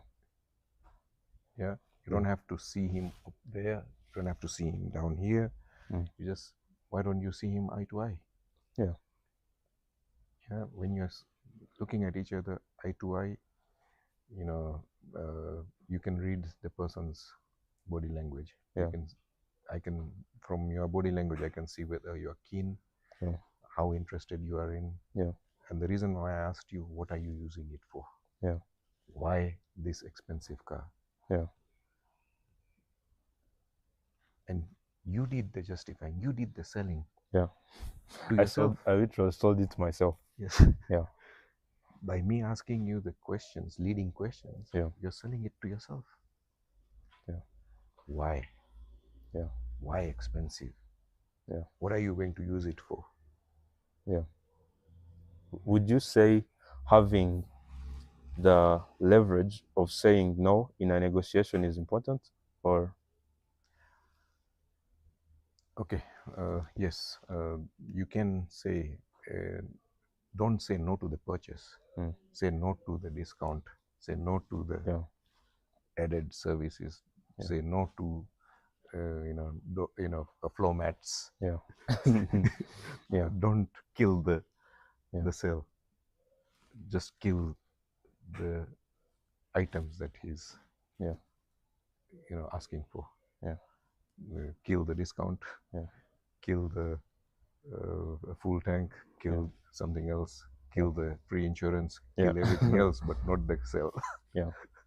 Do you think giving discounts reduces the value of the product, or it just makes it more accessible? Okay, in my experience, the customer who haggles the hardest, Yeah. For them it becomes a game of tug of war. Yeah. They want to see how far they can drag you down. Yeah. And taking you down to 10-15% discount, they think they've achieved their goal and they don't need to buy the car now. Yeah. So their goal is to simply make it difficult for you. Yes. Yeah. They've won the battle, not the war. They Yeah. can win the war somewhere else. Yeah. The war, winning the war is getting the car. But Yeah. by haggling you down, they've won the battle. Yeah. Which is why they don't buy after that. Yes. But also, most of them who haggle, they were interested in just the price. Yeah. They were not interested. They The were not product. that keen on, like you were keen on buying this car. Yeah. You are keen on using it for business and for family. Yeah. They didn't have those, Motives. motives. Yeah. Their motive was the lowest price that they Yeah. can take Kevin Kamara to. Yeah. And then escaping with an excuse, oh, let me talk to my wife before Yeah. purchasing it, or let me, I need to talk to my boss, or blah blah Yeah. blah. So they find excuses to, Yeah. not complete on the sale. Okay. What's your advice to reducing those kinds of customers? Okay, I used to, in my construction company, I used to force them to do certain things before I could give them a price. Yeah. So I would have, 10 people calling me and saying, Harish, we've been given your number by so and so. We would like you to come and do our extension. Can you come and, survey it and give us a price? And and I would say, I would love to do that. Yeah. But before that, is it possible for you to come and, see one of the jobs that I'm working on, so that you can judge for yourself the workmanship? Yeah.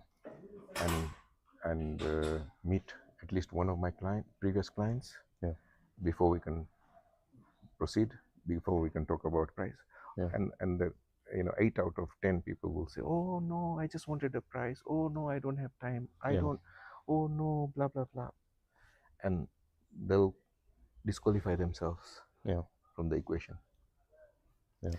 And the two that turn up on the on site and meet my client, one of them doesn't even ask for the price. They says, Harish, your previous client Sunita gave us flying reviews about you. She liked the way that you put that additional roof light.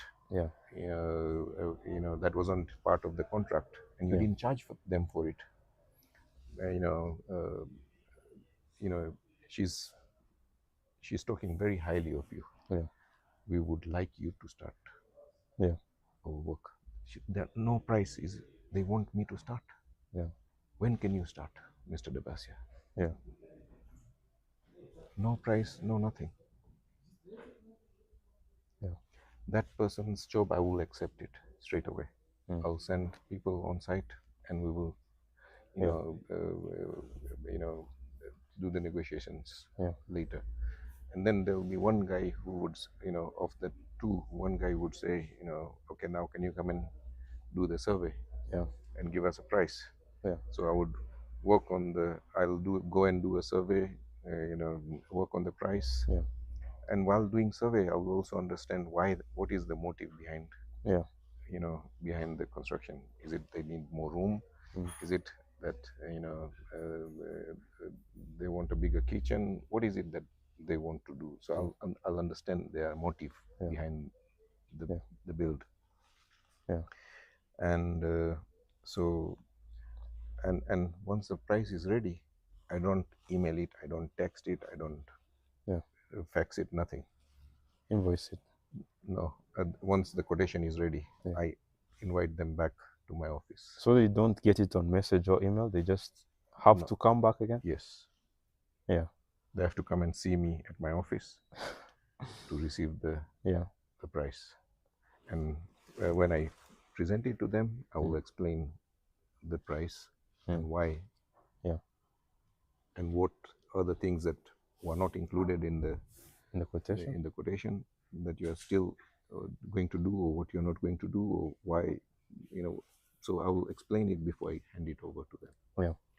And when I'm handing it over, I'll have eye contact with that person and say, now that I have explained the price to you, you've now received it. Yeah. What's your decision? Yeah. I'll be straight. Yeah. What's your decision? Oh, Harish, this price is too high. Yeah. Blah, blah, blah. I would not argue. But in most cases, 50% of the times, when I ask this question, what do you think of it? Yeah. It will be a thumbs up. Yeah. We like the price.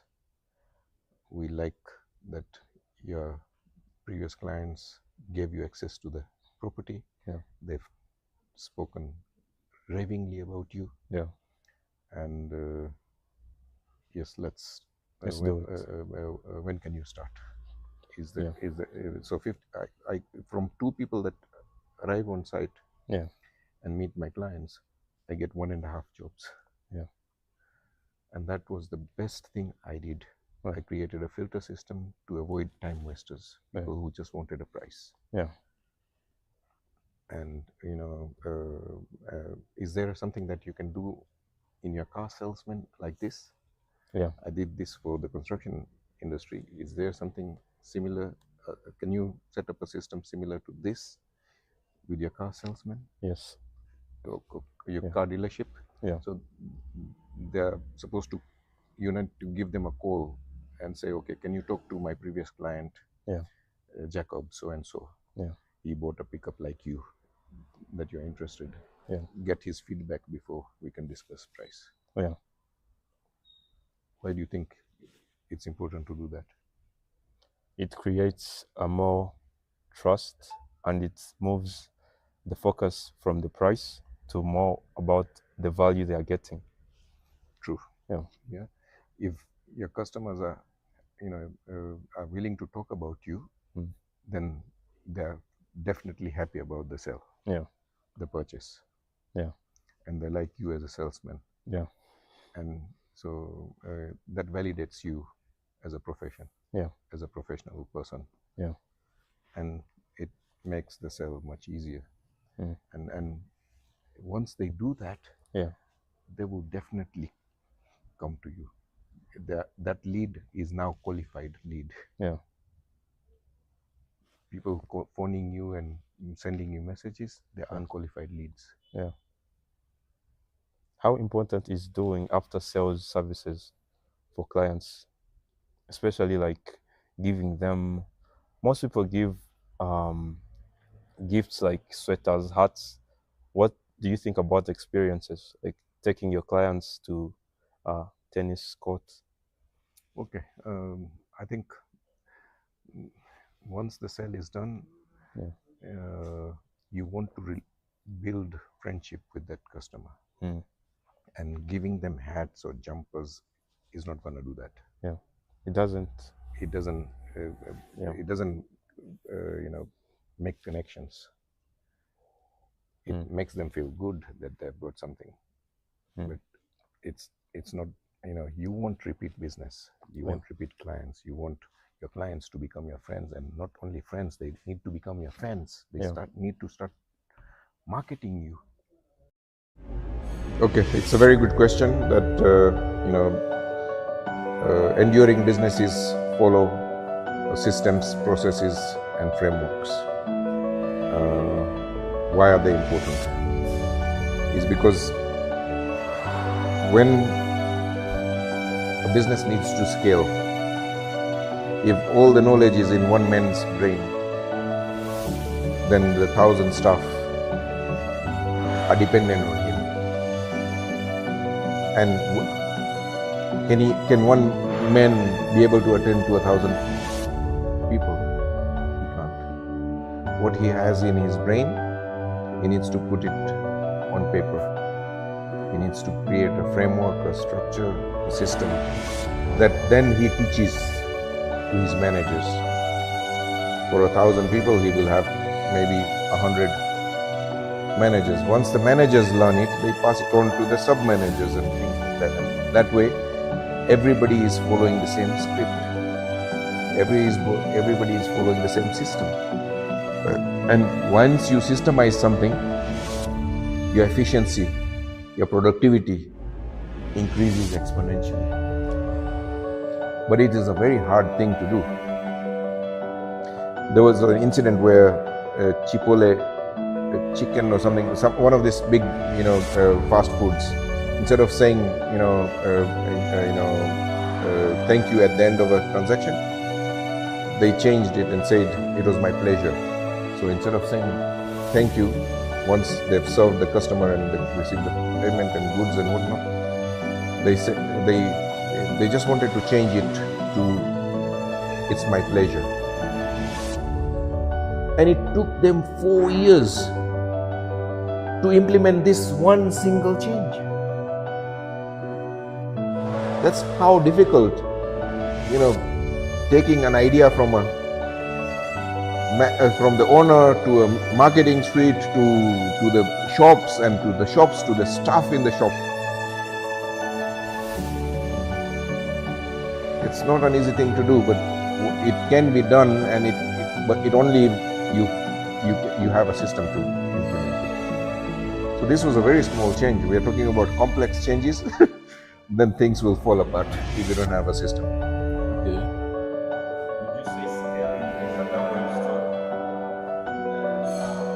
Yes, if you scale too fast and don't train enough people, then you'll collapse much faster. There was an incident where I spoke to a client a week ago. He said that there were a startup of 6 people. They built the whole thing and company, and they got funding of $2 million USD for that project. And that team went from 6 to 60, and the decision making slowed down. What they could decide among themselves in the 6 of them and get things done within minutes and within hours was now taking days and weeks. And they blew the $2 million USD within 16 months. By bloating, making the team too big. Instead of making your team big, make your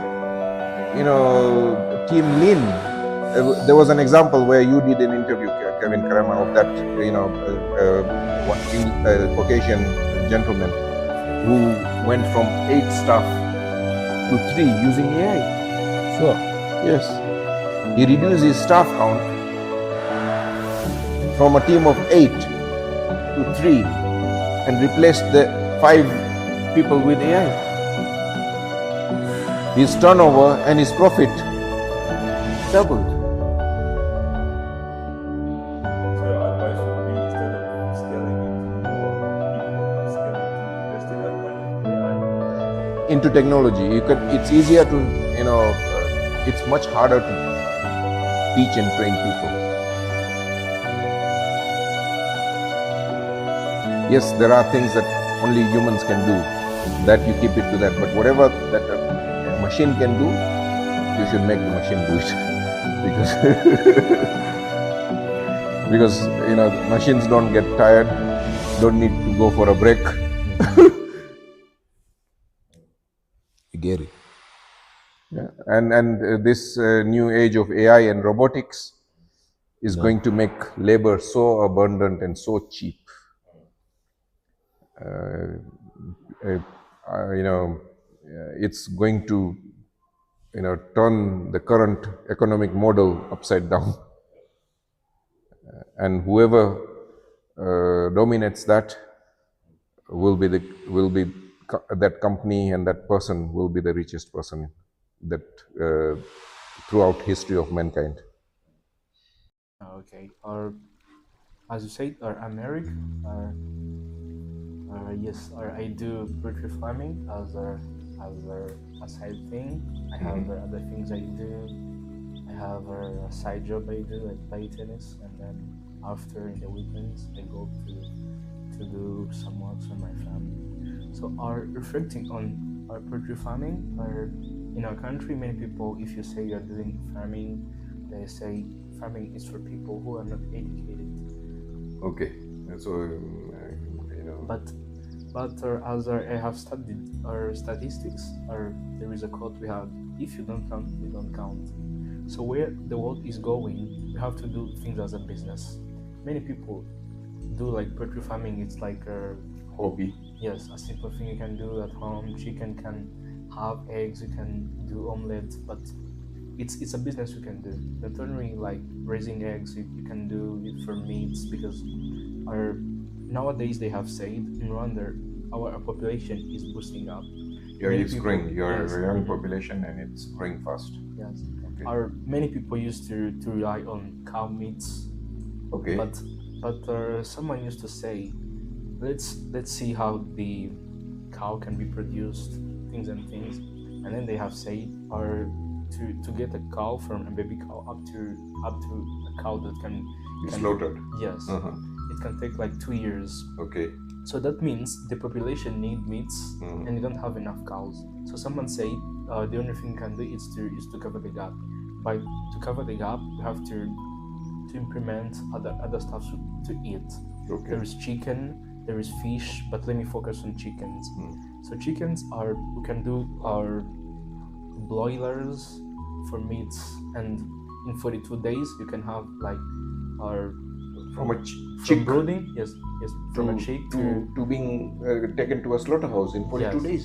Yes, 42 days.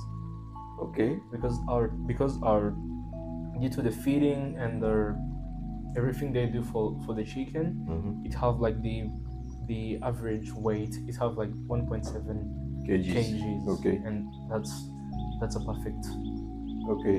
that's a perfect one to do in the market. Uh-huh. So as realizing that, we have to start. So for me, let me give you a short story to what driven me to poultry farming. I used like my parents bought like 5 chickens. Okay. Then- So you had chickens before even you started. Yes, Okay. I used Yeah, to buy 5 chickens Okay. just to be at home, just to have like Pets. Yes, pets at home. Okay. And then we went at school, and then when we came back, the chickens laid eggs. They're doing hatching, and then they developed little chicks. And Okay. then after we came back from school, we found out like we have like more than 40 chickens, and I was like, this can happen. Mm-hmm. And then we have it, or there was like diseases coming up, but we're doing it as a hobby. Mm-hmm. And then later on, our neighbor, who went to see him, and then he said, I have someone. They brought me chicks. Mm-hmm. I bought a chick which is 1 month old, Mm-hmm. and then I have it here. After like 3 months, I'll be having like eggs. I can do it for meat purpose. I Mm-hmm. was like, let me just try. And then I told my father, yes, I'm here. I finished the university. I don't have nothing to do. Just you can buy like 30 chicks, and then let's try and see what we can do. And then they bring up like 30 chicks, and then I was home doing chores and everything. And then So you're getting your hands dirty. yes. Yes. Okay. But many of my friends, if I go and say to them, I'm going to do this and this, they would say no. But for me, I said, I'm not doing anything, so I'm just home. Let me try something new. Okay. So you decided that instead of waiting for an opportunity to come to you. Yes. You are going to take this opportunity that is already at home. Yes. And then after later on, my brother called me on my phone and say, talk to that person. He has a job for you. And then, I went, I did the interview. I did everything. I was realizing I was here raising chickens. It's been 2 months staying with the chickens, and then I went away. What can I do? Who will be taking care of those chickens? Okay, so you're attached to them. And then I said, maybe this is an opportunity for me to have a job, to save money. I don't want to do freshy things, or maybe this is an opportunity for me to grow. And then I sat on the table with my father, and then I say, what can I do? And then he says, we have a place here, home in the backyard. Also, you have a big backyard? Not too big. Okay. But he said, those houses, nothing you're doing it within 2 days. So you can take the place, you can make some simple setups, and then see what we can do. And then I was like, we need money to do some setups, or we need to bring chicks, we need feedings, we need many things. And he said to me, like, what you can do. That time was like last year, it was like September, mid-September. And then he says, you have to do step by step.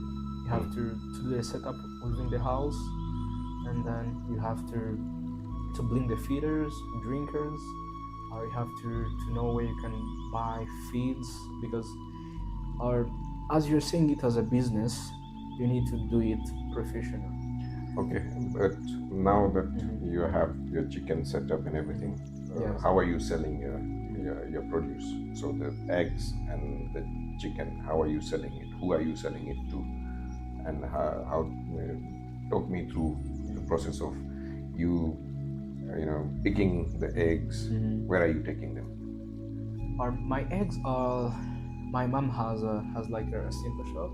Okay, so there is a family shop that sells this eggs. Okay. Yes. It's because I'm starting up. I cannot do everything on my own, so they have to help me. So there was a shop before, or she has created just for this eggs? No, there was a shop before. Okay. She had a shop. Okay, so she's, she used to sell. She sells grocery. Or what does she sell? Groceries. Okay, so this egg is something that she would buy from outside. Now she's using your eggs. Yes, that's okay. it. That's it. That's it. Okay, and what about the meat? What about the meat? So it depends, because I have the chickens that lay eggs, and then I have the others for meats. So sometimes for meats, my neighbors come and hit me and say, can you give me a chicken? Okay, so you sell them live. Yeah. Okay, and people do their slaughtering. Yes. Okay. It depends. If you want, I have a guy who can do it for you, and then you can do it. Okay.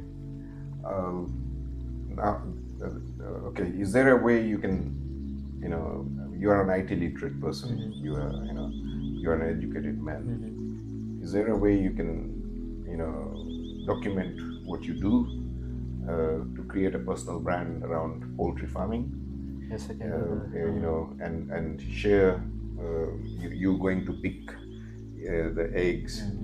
Take a video. Just press the red button. Put a camera somewhere. Start recording it. Once that let's show the process that is involved in the rearing of chicken, harvesting of eggs. Yes, I can. And everything. And the reason why we are saying this is because instead of being dependent on wholesale values, or you could create a personal brand, and and using your personal brand, you could approach customers directly, remove the middleman, and charge premium prices for a premium produce. That way, and we could all add another business model onto it, and that is, you teach other people how to do it. So there are lots of people who want to go into poultry farming, they've been dreaming about it, but they don't know the steps. You can show them the steps. You don't have to be a genius. You just need to be, a year, 2 years ahead of them, and tell them what difficulties you faced in your journey, what they can avoid, how they can avoid it. If there is a feed issue, or is there their chickens are not growing, or they're not laying eggs, or whatever industry problems you are having. Yes. You start sharing that, how you dealt with it, how they can deal with it, and that way and once you do that, you can charge for the teaching. You're comfortable with Zoom calls, you're comfortable with recording, you're comfortable with maybe you may have to learn how to edit your videos or whatever, but posting it on social media, you're consuming social media anyway every day, so you're creating a social media brand, social media awareness campaign on your industry, how other people could benefit from your experience. And I believe eventually that will supersede your income from your poultry. Your poultry will become a byproduct, Yes. and teaching will become the main product. And because of your education background, because of your IT background, I think you can do this much better than most people are doing it. Yes, I can. And there must be some, poultry-related poultry champions around the world. Yes. Learn from them. You're not going to create a new wheel. You're just going to copy it and give it an African context. So AI prompting, it's not about the results. It's about what are you going to give before the result. So for example, I want to make sure that someone will accept my offer. Okay. So before making that prompt in the AI, it's better to understand what will be the key in my prompt. First of all, it's offer related to, for example, you want to compete. Let's take an example, small one. You have a tender. You want to compete with this tender and won the tender. So the tender is about supplying computers anywhere. Yeah. So the first thing is to know the description of that tender. And also, if, for example, it's about a tender of 15 computers, it's better to mention in your prompt, the tender will be with 15 computers. One computer will be having like a printer, a modem. Yes. All the accessories that will go with the computer. Yes, and also the price. Okay. You remember to mention the price in your prompt. This will help AI or ChatGPT or Copilot to give you the good result. Okay. And also the mistake we make, most of us, it's to just say, ChatGPT, give me five examples of a business plan, for example. Okay. The ChatGPT cannot know what is the business plan. The business plan is for which industry, which or which industry, business, and what is the business model behind it. Yes, of course. But when you say, please, ChatGPT, I have been working on this project, and I need to get a business plan of this project. It is based on, for example, agriculture. It will have implementation of 4 years.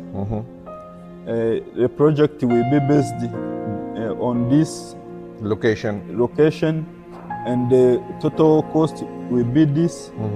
ChatGPT will give you, or any AI tool will give you the good structured business plan.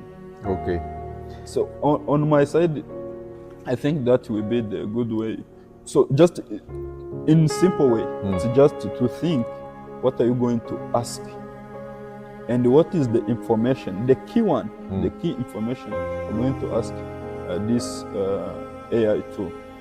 Yeah, like we use it for video editing. If I was to prompt ChatGPT to do a video editing, you know, to do video editing for what we are going to do today, then I have to say that you are a one-man band video editing suite or team. You will need to do the prompts, you will need to do the captions, you will need to do the thumbnails, you will need to do this, you will need to do that. Like I would explain it to a human being is how I would explain it to the ChatGPT. Of course. You know, if I was to have an assistant and I want her to do this stuff, then I have to explain what she needs to do. For me to receive the results that, you know, that will be satisfactory. Yes, of course. And also, I think the way of prompting, it can be when you are sitting with your colleagues, as you said, you first need to explain. But the difference with ChatGPT, how are you going to explain this? Or another AI tools? Is these things very good or is bad? When you provide bad prompt, it will give you rubbish result. Yes. Rubbish input, rubbish output. Yes, of course. Good example. Yeah. So, you know, if you don't know how to you know, prompt AI, then the results will not, you know, will not be effective. They'll not be good. Yes, of course. And also about this AI tools, I can even mention we have a company which is providing stock management software. Okay. And you want to use AI in that? Yes. Okay. We have already implemented AI in that. Okay. So, as you know, it's like a POS. That software, it's like POS. Okay. So the software can suggest you, okay, you have this stock. For example, 5 iPhone 13 in your stock, and you have another iPhone 15, or you have Samsung in your stock. So this AI we suggest you, basing on the sales, you have 50% remaining in your stock of iPhone 13. Because it has previous data, okay, last month you sold 50 units. Yes, of course. And now you only have 5 in stock, so you need to order more. Yes. It's like not in-app notification. It will give you in-app notification. For this product, you have 50% remaining in your stock. And this is the favorite or trending product. Okay, this has sold more. This is a hot selling and also item. if you have a big company, you can even track in your employers who is best performing. Okay, so it can also track who is selling more, and who is not, or who is performing and who is not performing. Yes, of course. Okay. And also try to predict what will be the stock for next month. For example, we try to build something that can be small and easy to use, but with a good AI backbone. Yes, backbone. Thank you. I've forgotten your name. Dallas. Okay. Thank you, Dallas, for coming down. Thank you for hosting me here. Yeah, and this is our second meeting. We discussed a number of things in the first meeting. I want you to tell me 2 things that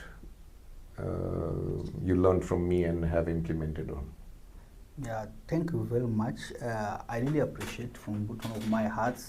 According to the previous conversation we had, have gotten a very big idea from it and good approach from it.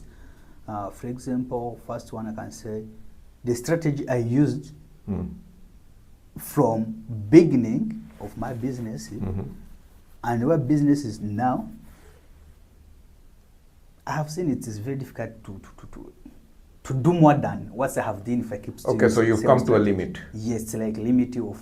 So there is a ceiling that you can't go beyond. Yes, you can't go. But you see, usually what is amazing is you find opportunity,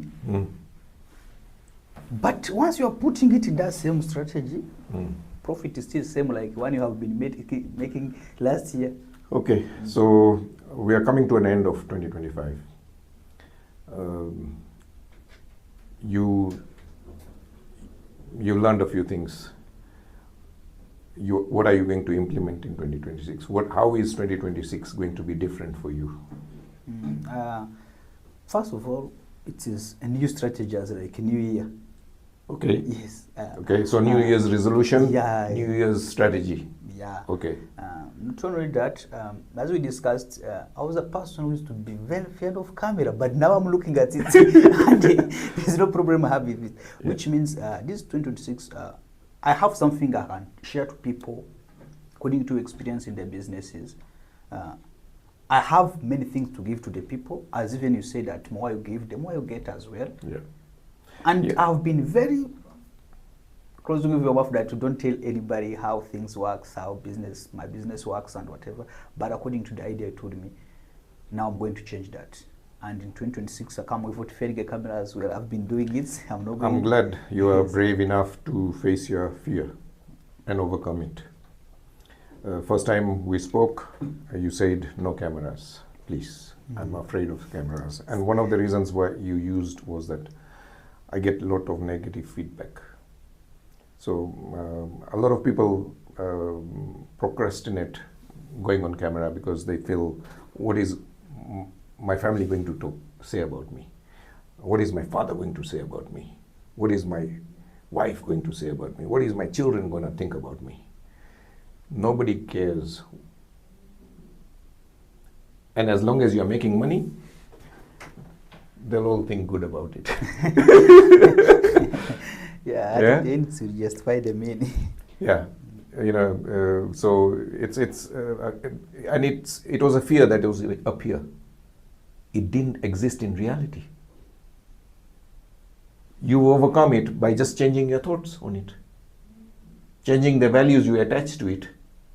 Before you attach the value of criticism, now you are attaching the value of creating, generating sales and generating marketing, generating revenue.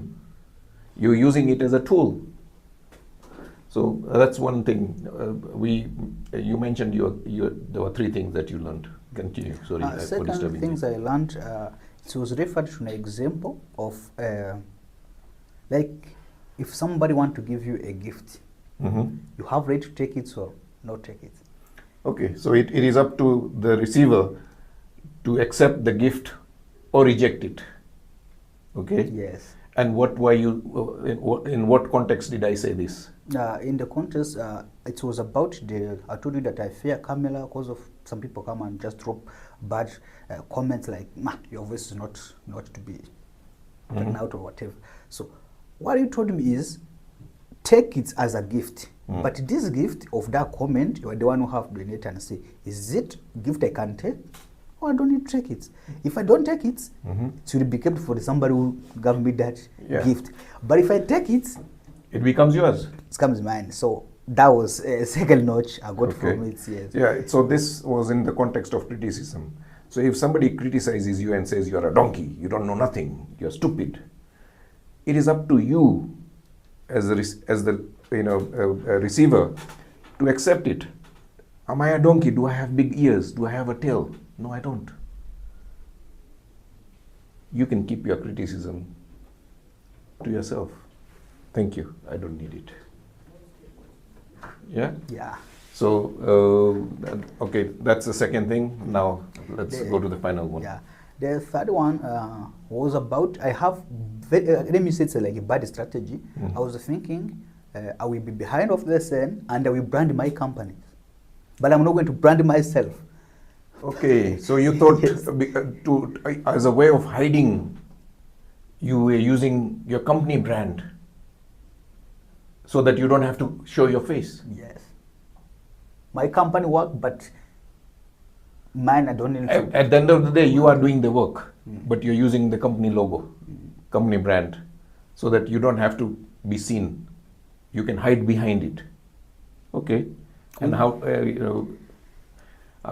did it work? Yeah, with that one, you gave me very, very good ideas, and even when I went home, I get deeper and analyze it. We took, I think, 4 examples. Yeah. So personal brands is going to be the thing in 2026. This trend has started a long while ago. There was a success story that I read just recently, I think today, where a personal brand soap that was designed for cirrhosis, it's a skin condition that you get blood, irritative skin and all that. So the soap is called Dr. Soap, and the husband and wife promoted this so heavily, and it just got acquired by Procter and Gamble, because they had another soap that is doing the same thing, so they bought it for 1.5 billion, and that would not happen if it wasn't the personal story of this doctor. This, he used to suffer from psoriasis, and every time he used any soap, he would document it. Oh, because I used, Dove, this is what happened. Because I used Lux, this is what happened. When I use this is what happens. And there was no solution in the market. He came up with a solution and said, I used to do, look, my skin is so great. I'm using this for this many days, and all my blemishes have disappeared. He had overwhelming evidence of it working, and that's the reason why he could charge 10 times. A normal soap bar is $1, and he was charging around $10, and that's why he got bought up by Unilever or Procter and Gamble. One of the big two, I think it was Unilever or Procter and Gamble. One of them bought it. So this was a David and Goliath story. Yeah. Procter and Gamble or Unilever, they are the Goliath. Yes, yeah. And this guy from nowhere, because he was eating into the market of Procter and Gamble, they bought him over. So that they can have. And that is the power of personal brand. So personal brands, and you look at Cristiano Ronaldo, one player has 660 million subscribers. More than the whole of the football league put together is less than 200 million. Tim Cook, the CEO of Apple, has 3 times more subscribers than Apple. And Apple is doing promotions and marketing and everything every day. And Tim Cook does nothing. He's a very reserved, he's a very introvert guy. He hardly posts. And even the posts that are on his channel are mostly Apple launch related, not his personal. He doesn't talk about his family. He doesn't talk about his his eating habits or anything. So even for Apple, a personal brand is more relevant than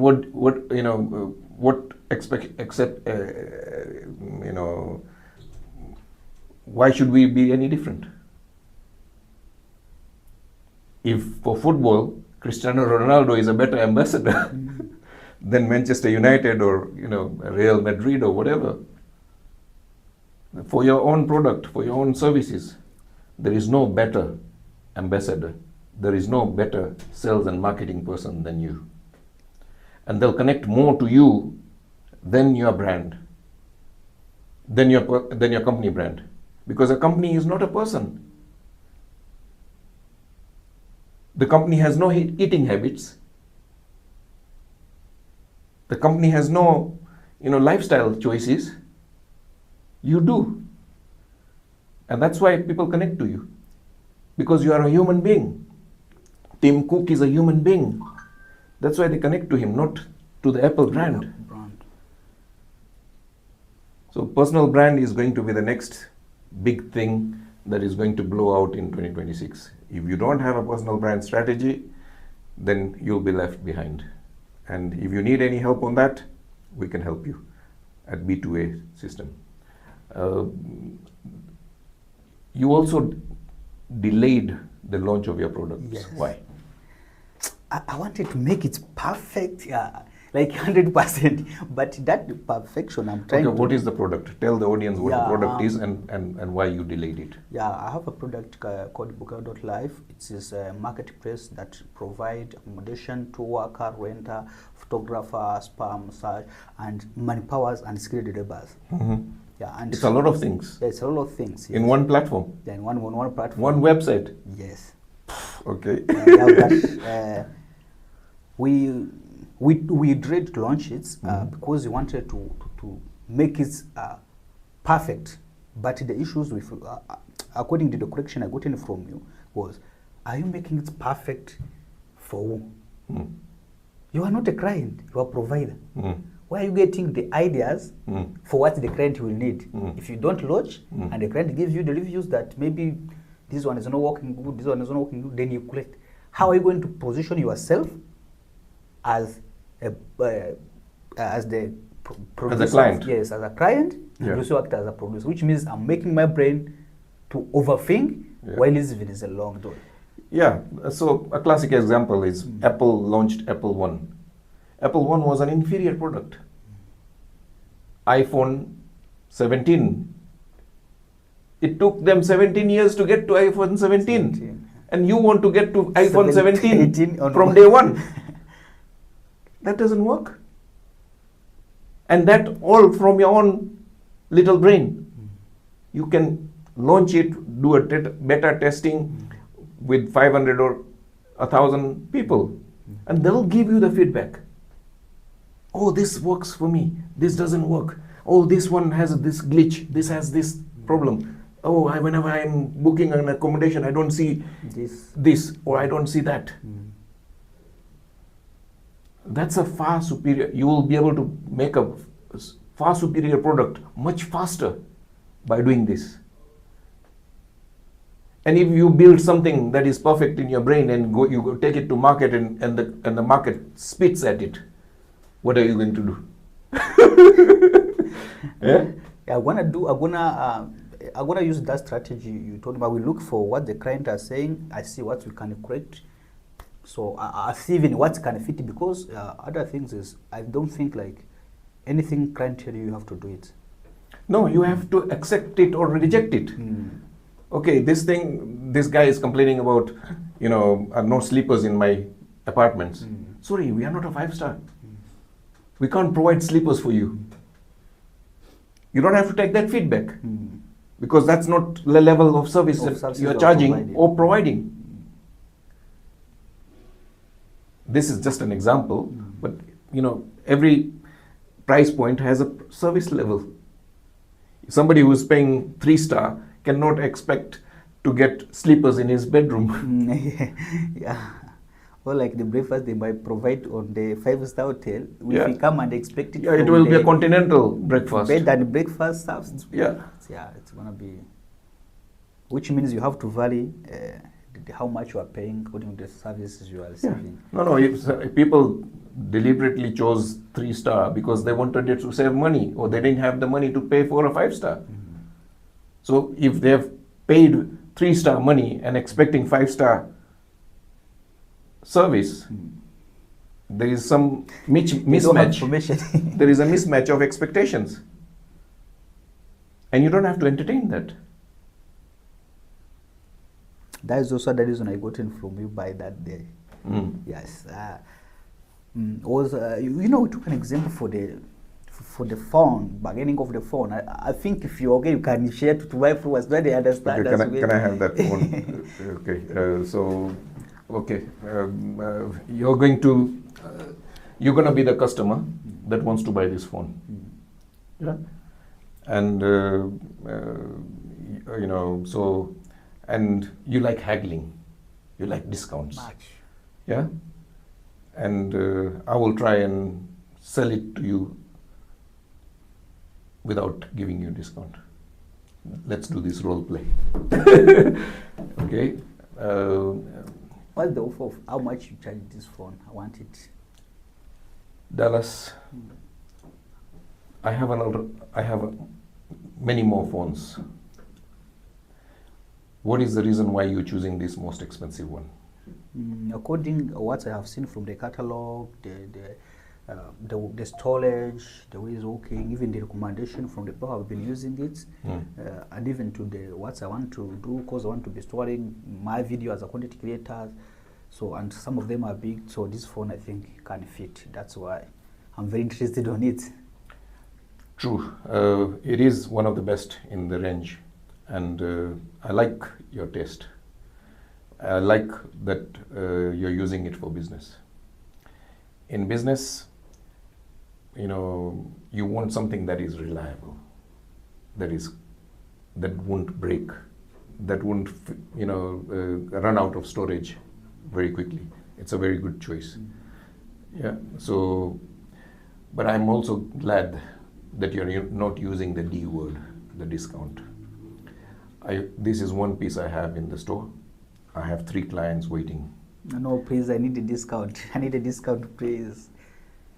Because the person who gave me, the one who bought it last time from you, so he told me how much he bought it, and I think there is no long time passed. So I think you have to try and give me a discount. I will do even a recommendation for many people as well. So try to come back. Thank you for the recommendations, but as I told you, I have 3 customers waiting. You tell me why I should sell it to you now, So without a discount. Yeah, I need If it. you need it, it is here, and because you are here face to face, I'm willing to give it to you compared to the 3 interested parties. They did not bother.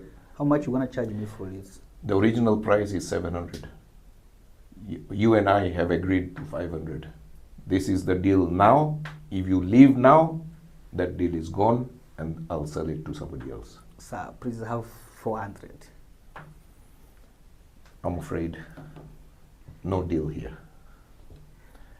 Please come. You can come back when you have the money. I really needed it. I really need it. Sir, nothing you can do on it. Maybe try go down small. You're trying very hard, and I'm not going to entertain it. Okay, let's make a deal, and maybe leave all those other packages like. Okay, I can give it to you for $490, but you have to shake on it now. Just $10, sir. Yes. Deal. Thank you. I like people who are decisive. Okay, now let's do a review of what happened. This situation is faced by most retailers every day. And every time you discount a product, who is getting the short end of the stick? Most time is seller. Seller. Why? Because he's cutting into his margins. Yes. And with most technologies, the margins are very thin. Yes. And sometimes you go out of your way to please that customer, to get their money. But because you've discounted it so low and the person doesn't value it, they'll start coming with complaints. Oh, you sold me this and it doesn't do this, blah, blah, blah. And many times, even after giving discount, you see the customer walk away.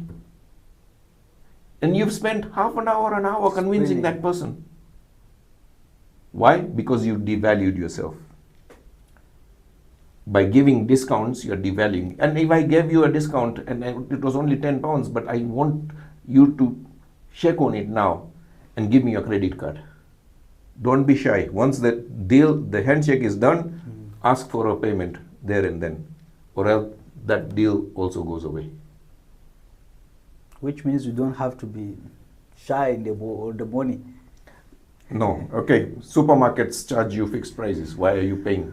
A lot of African supermarkets, are using fixed price policies, and a lot of customers are going to that. They are tired of haggling. They are tired of negotiating. They are tired of confusion. Supermarkets can charge fixed prices because they have fixed amenities. They provide you with a car park, they provide you with a trolley, they provide you with a bag, they provide you with an air-conditioned supermarket. The products are displayed uniformly, the price is consistent, it is displayed. When you go to a supermarket, you don't think of bargaining. Even many of us have started to just be taking without even looking at the price. Yeah. Because of clarity of message, clarity of pricing, clarity of purpose. If you want, you buy it. Or else you can go somewhere else. And when you really need it, you buy it at any cost. Yes. Yeah, so don't need to entertain discounts. Yeah, but you have to show that, okay, there was a reason why I said, I deliberately used, why did you choose the most expensive one? I deliberately made it, I only have one piece. There are 3 customers waiting. It's to create urgency. It's to create scarcity. Yes. Lack of availability. If you want it, this is the price. And leave it up to the customer to decide. Why are you going out of your way to please him?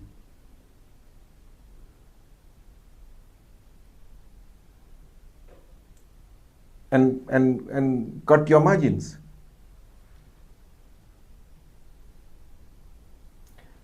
There is no growth without profit. If you want your business to grow, then you need to sell things with a profit margin built into it. If you discount your profit margin and expect to grow your business, that's not going to happen. Yeah. So, thank you for this role play, and I'm glad that you reminded me of it. I think it will be a useful tool for the audience, I hope they implement it in 2026. We are recording this towards the end of 2025, and I hope this small interaction was valuable to you all. Thank you. Thank you very much. In this world of social media and content media, it's getting harder and harder to make people stay on your content. Yeah.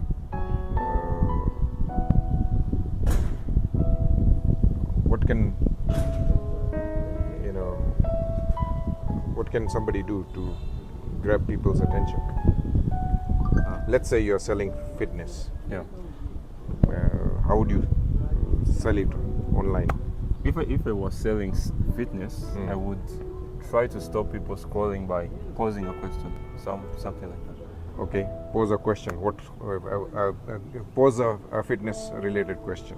I know people who can climb stairs and women who have trouble getting to wedding dresses. Okay. Yeah. So if I were targeting the women, I would try something like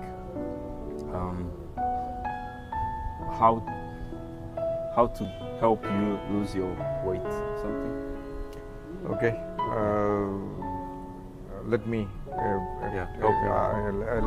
Let's change roles, and I'll be the salesman and you'll be the woman. Yeah. Yeah. Yeah. Yeah. Or you'll be the ideal customer. Yeah. So if I'm selling a gym membership or a fitness coaching program, then I need to have overwhelming evidence of being fit. So I need to have a six-pack. Yeah. If I'm going to sell fitness, then You have to look fat. I can't have a beer belly. Yeah. Yeah. And I would pose a question like,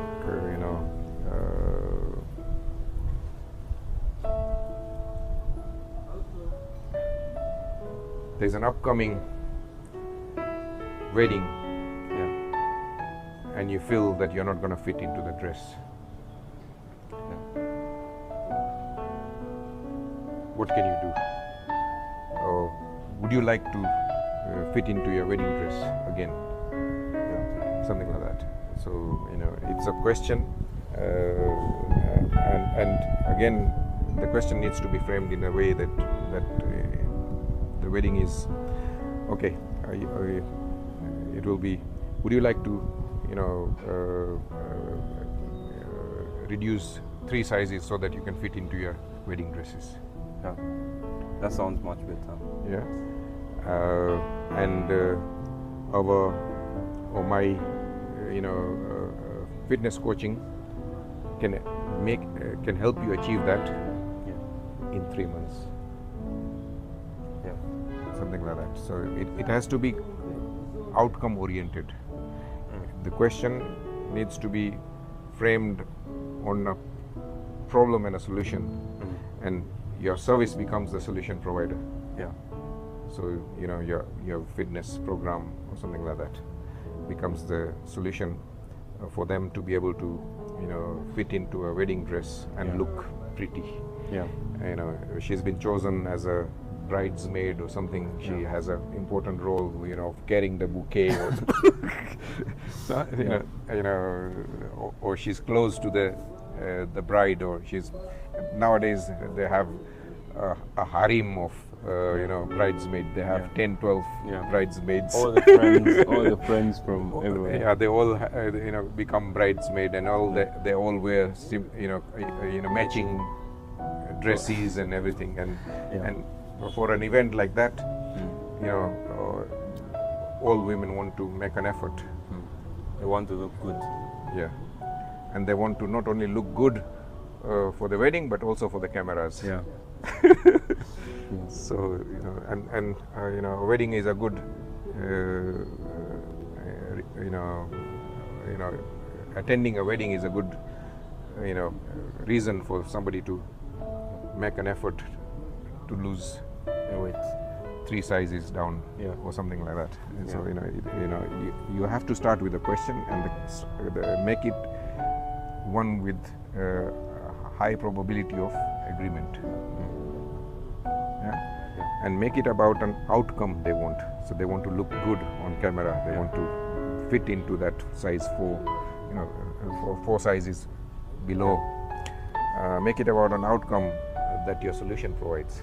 Your fitness program will help her lose 3 sizes in 3 months or something like that. Yeah. And then you also have to get positive affirmation from your audience. Yeah. So you have to engage with the so can I have a thumbs up for those who would like to fit into a 3 sizes smaller dress.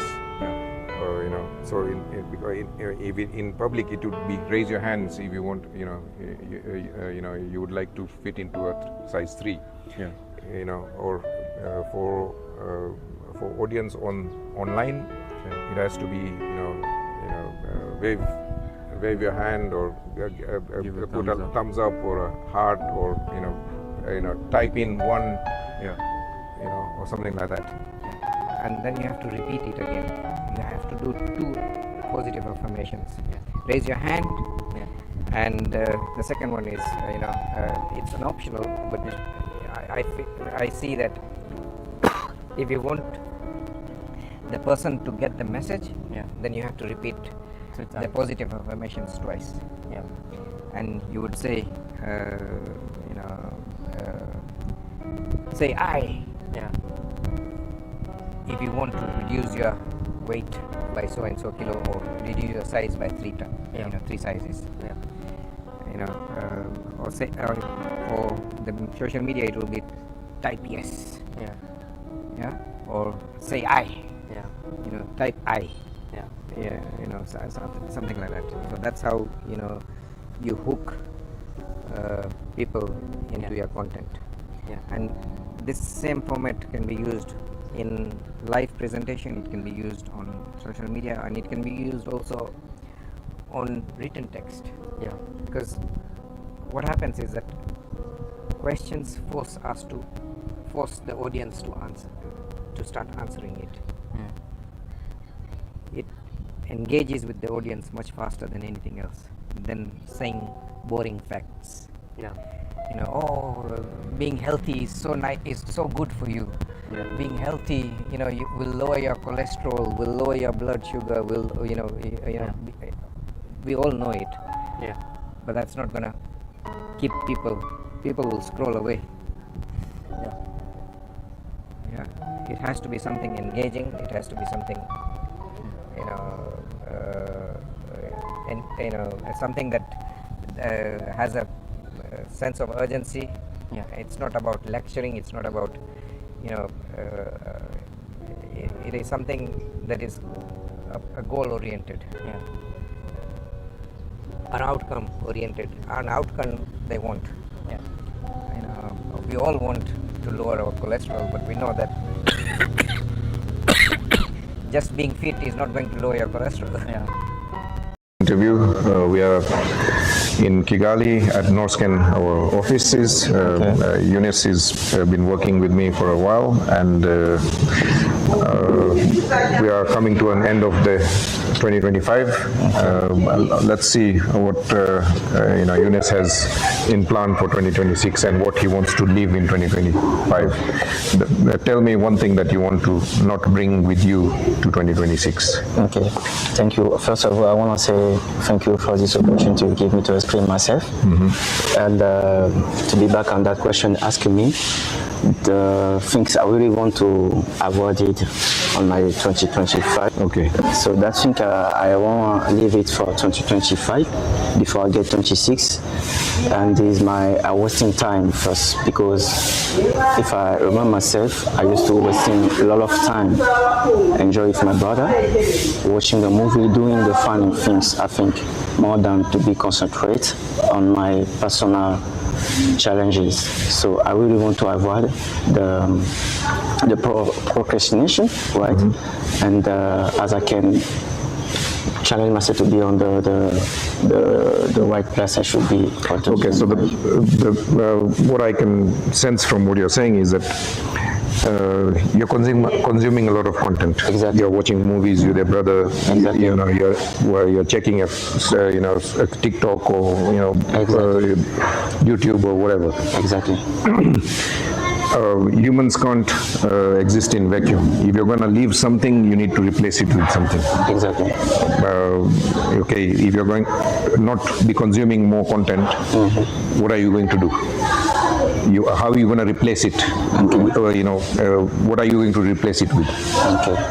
To replace that, instead of wasting too much, I'm going to be concentrate myself more than boost myself to learn new skill, and also to find a way to enjoy what I really want to do. As like, for instance, currently I'm doing filmmaking, producing TV. I used to design something, on my computer, Photoshop, whatever, something like that. I really want to use that skill to boost myself, to use that on the good side instead of using on the bad side. So you want to go from consuming to creating content. Exactly, to create content. Yeah. Exactly. Okay. Exactly. Because consuming content, nobody pays you. Exactly. Yeah. But if you create something, you can monetize it. Exactly. You can make money out of creating something. That's a good idea. And not from consuming. Exactly. Nobody gives you money to watch TikTok for 2 hours. Exactly. Or watch YouTube for 3 hours. Exactly. But if you did create some content and you published it, we can help you monetize it. Okay. So that means we can help you monetize whatever I'm doing.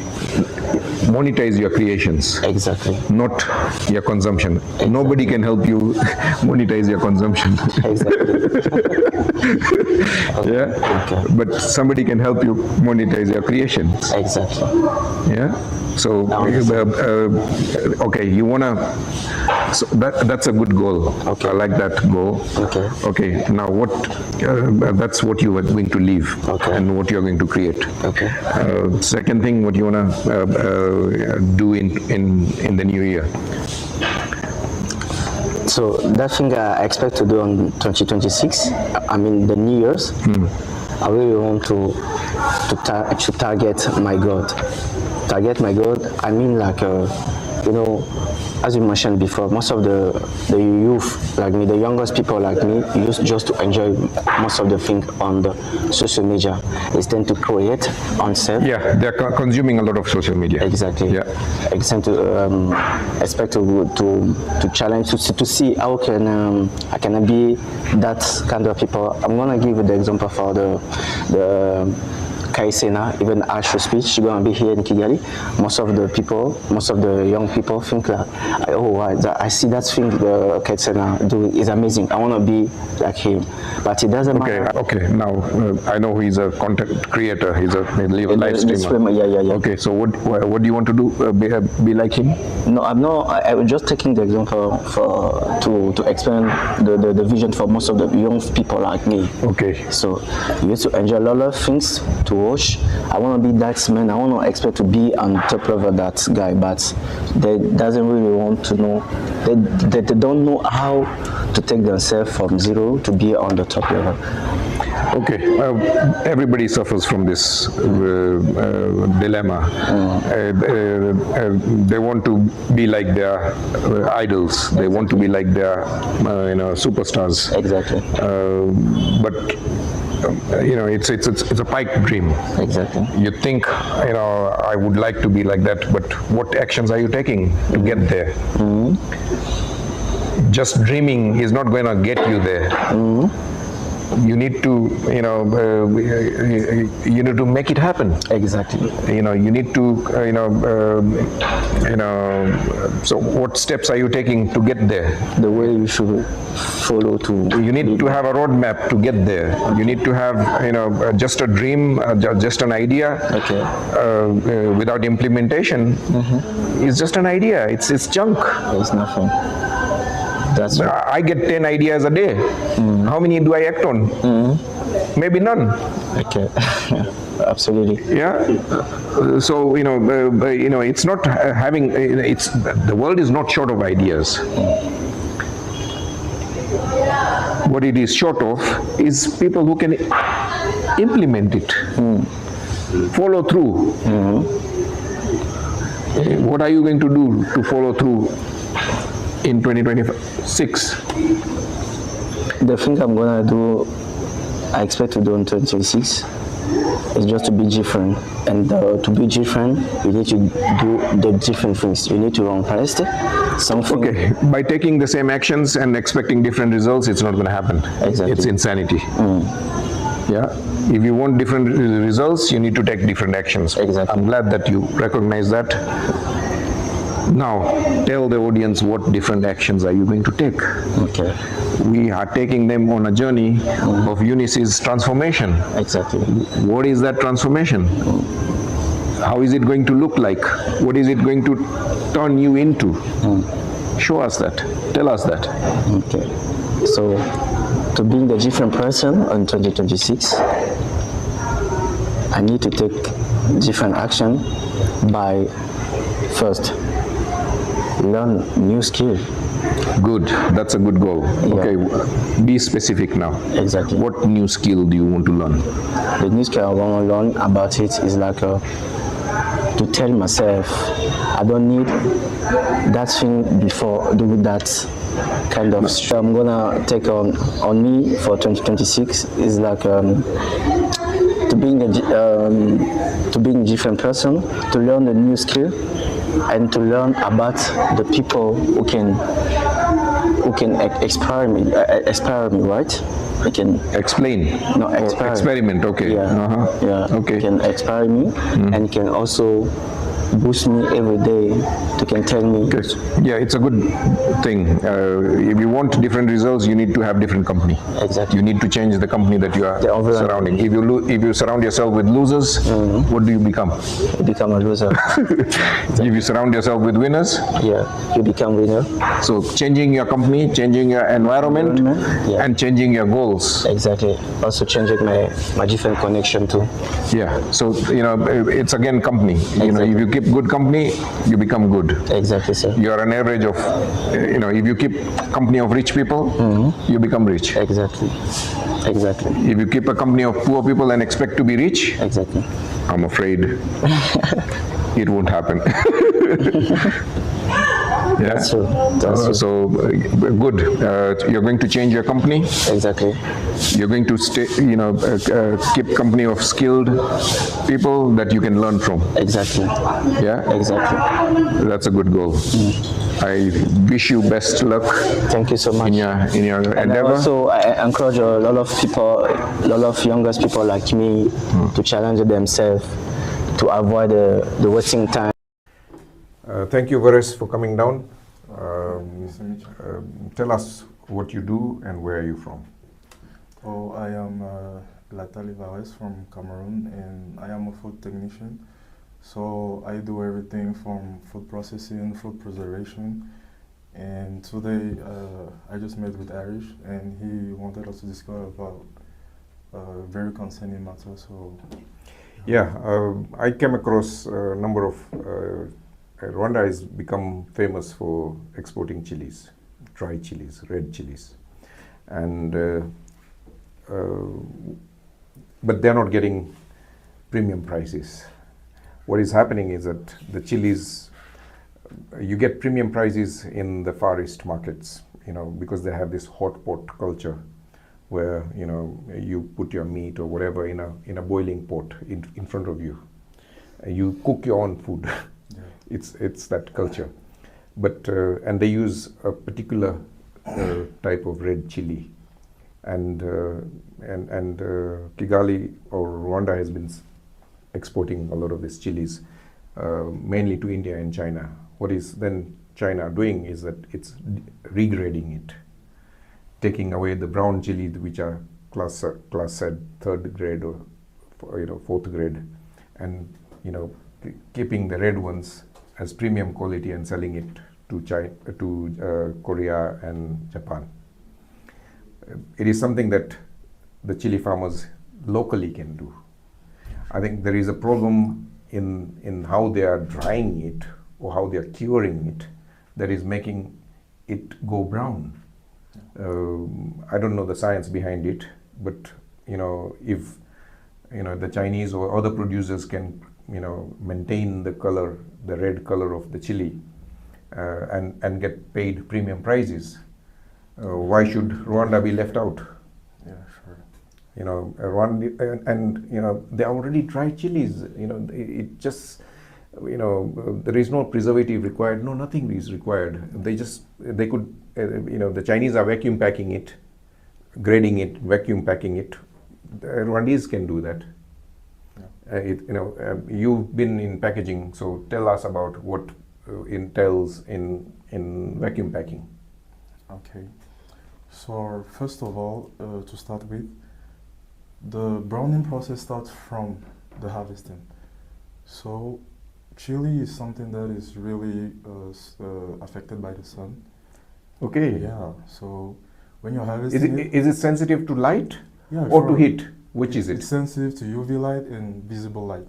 So UV light and visible light kind of cause some breakdowns in the, we call them like polyphenols. Okay. Yeah, it causes some breakdowns and it starts changing the color. So from the point of harvest, there's kind of like a degrading that already starts. So as soon as it is off the plant, or the process of degrading it Already starts from that point in time. Okay.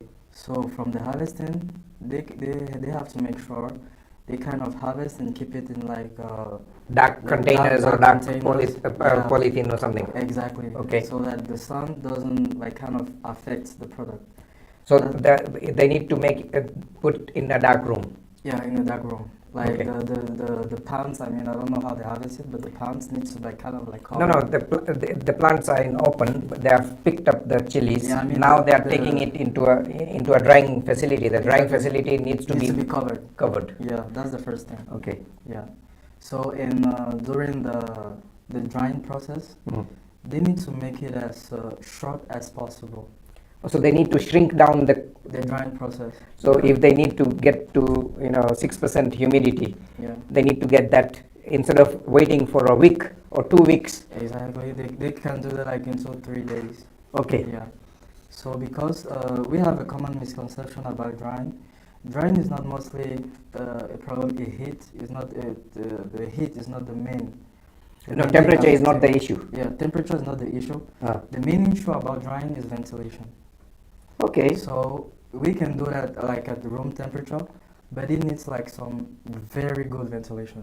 So if somebody did a cross ventilation, they pump air from this side and suck it on the other side. On the other side, yeah, that way.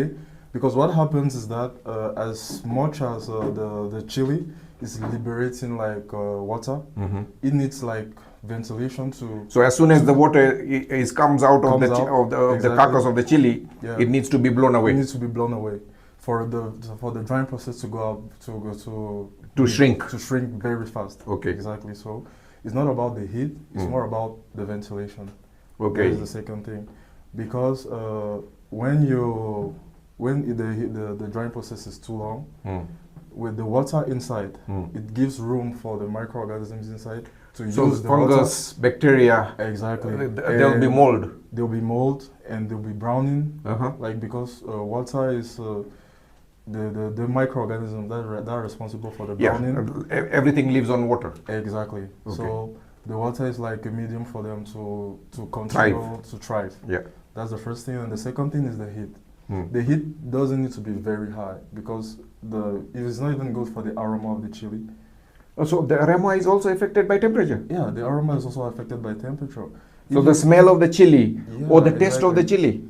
If you even realize it, if you raise the temperature very high, like the whole home is going to smell chili. That's the aroma of the chili that is leaking out. Okay. So at the end of the day, when the drying process finishes, the chili will not have as much aroma as you will want to, and it will not be as much as like the intensity, spicy. the heat intensity will go down. Will go down a little bit. Okay. So you need to shrink the drying process as much as possible to make it as short as possible to preserve most of the spicy taste and the aroma of it. And also the color. And also the color.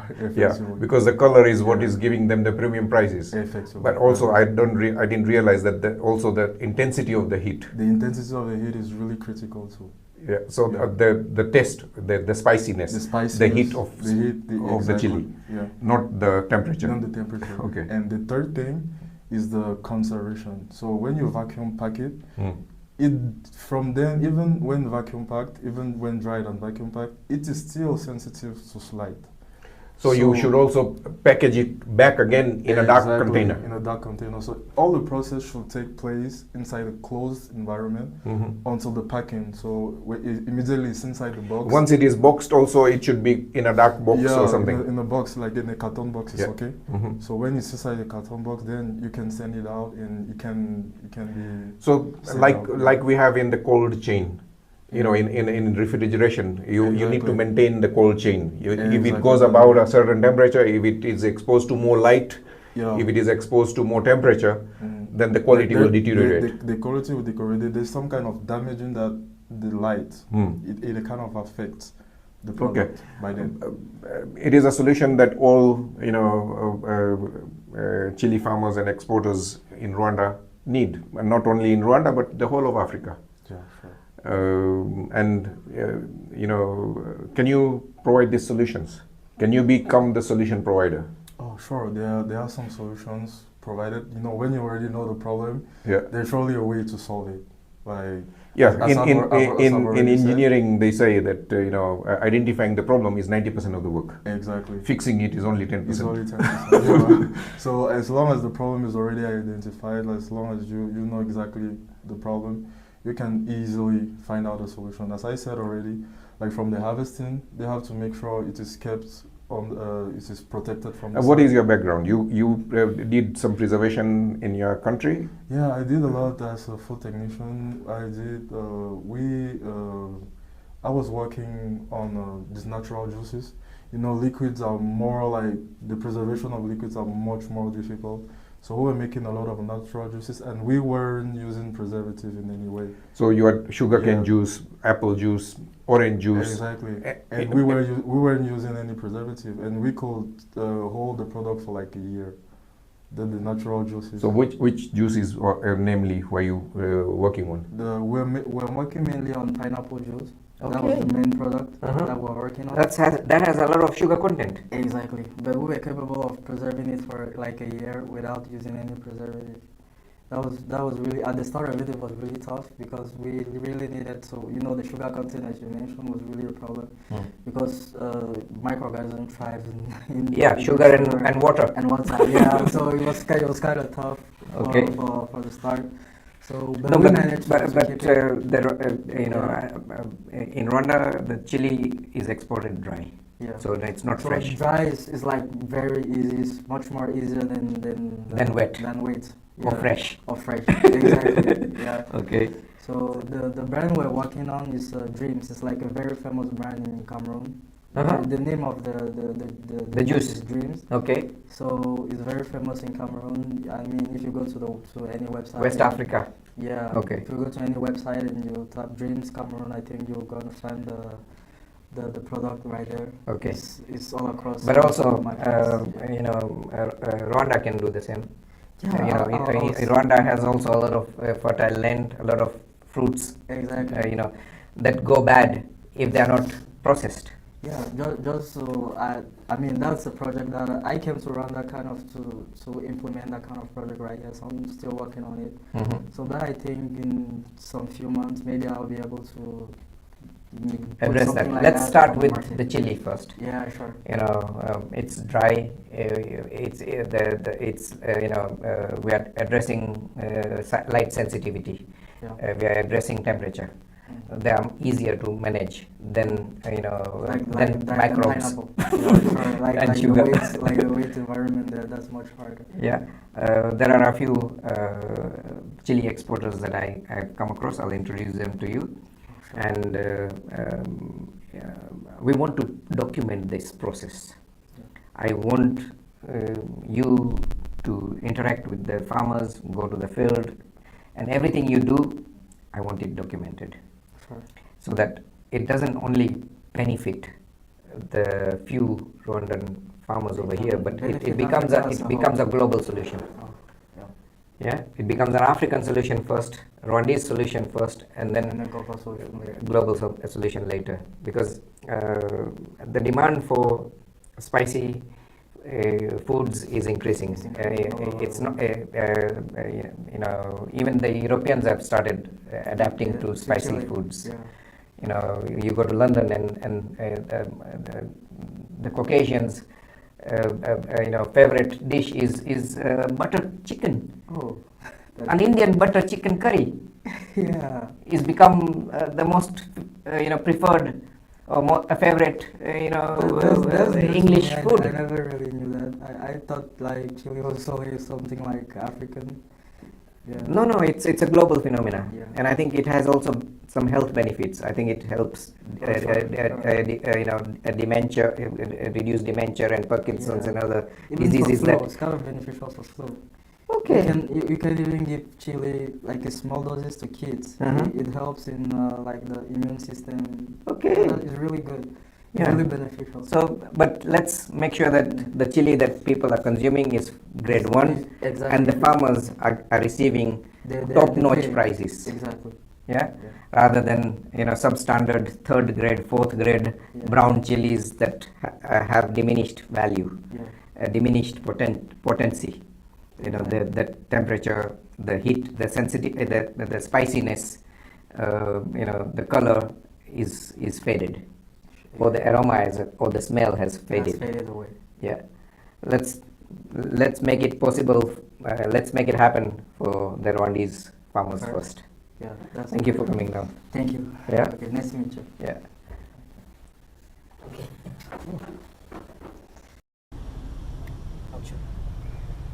David, thank you for coming down, being very decisive, and taking this opportunity to connect again, and allowing me to record it for other people's benefit. We had a brief conversation yesterday regarding your startup, regarding the product that you're building, and you know, you shared what you're building, how you're building it. I was introduced to you by Norbert, and you made time to connect with me. I enjoyed our interaction, but what is it that you enjoyed, and what did you like about the interaction? Yeah, thank you. Me too. Just thank you for welcoming me in this conversation again. Yesterday, I saw something new in my life. Okay. I learned a good lesson. Hearing, speak, just listen before speaking.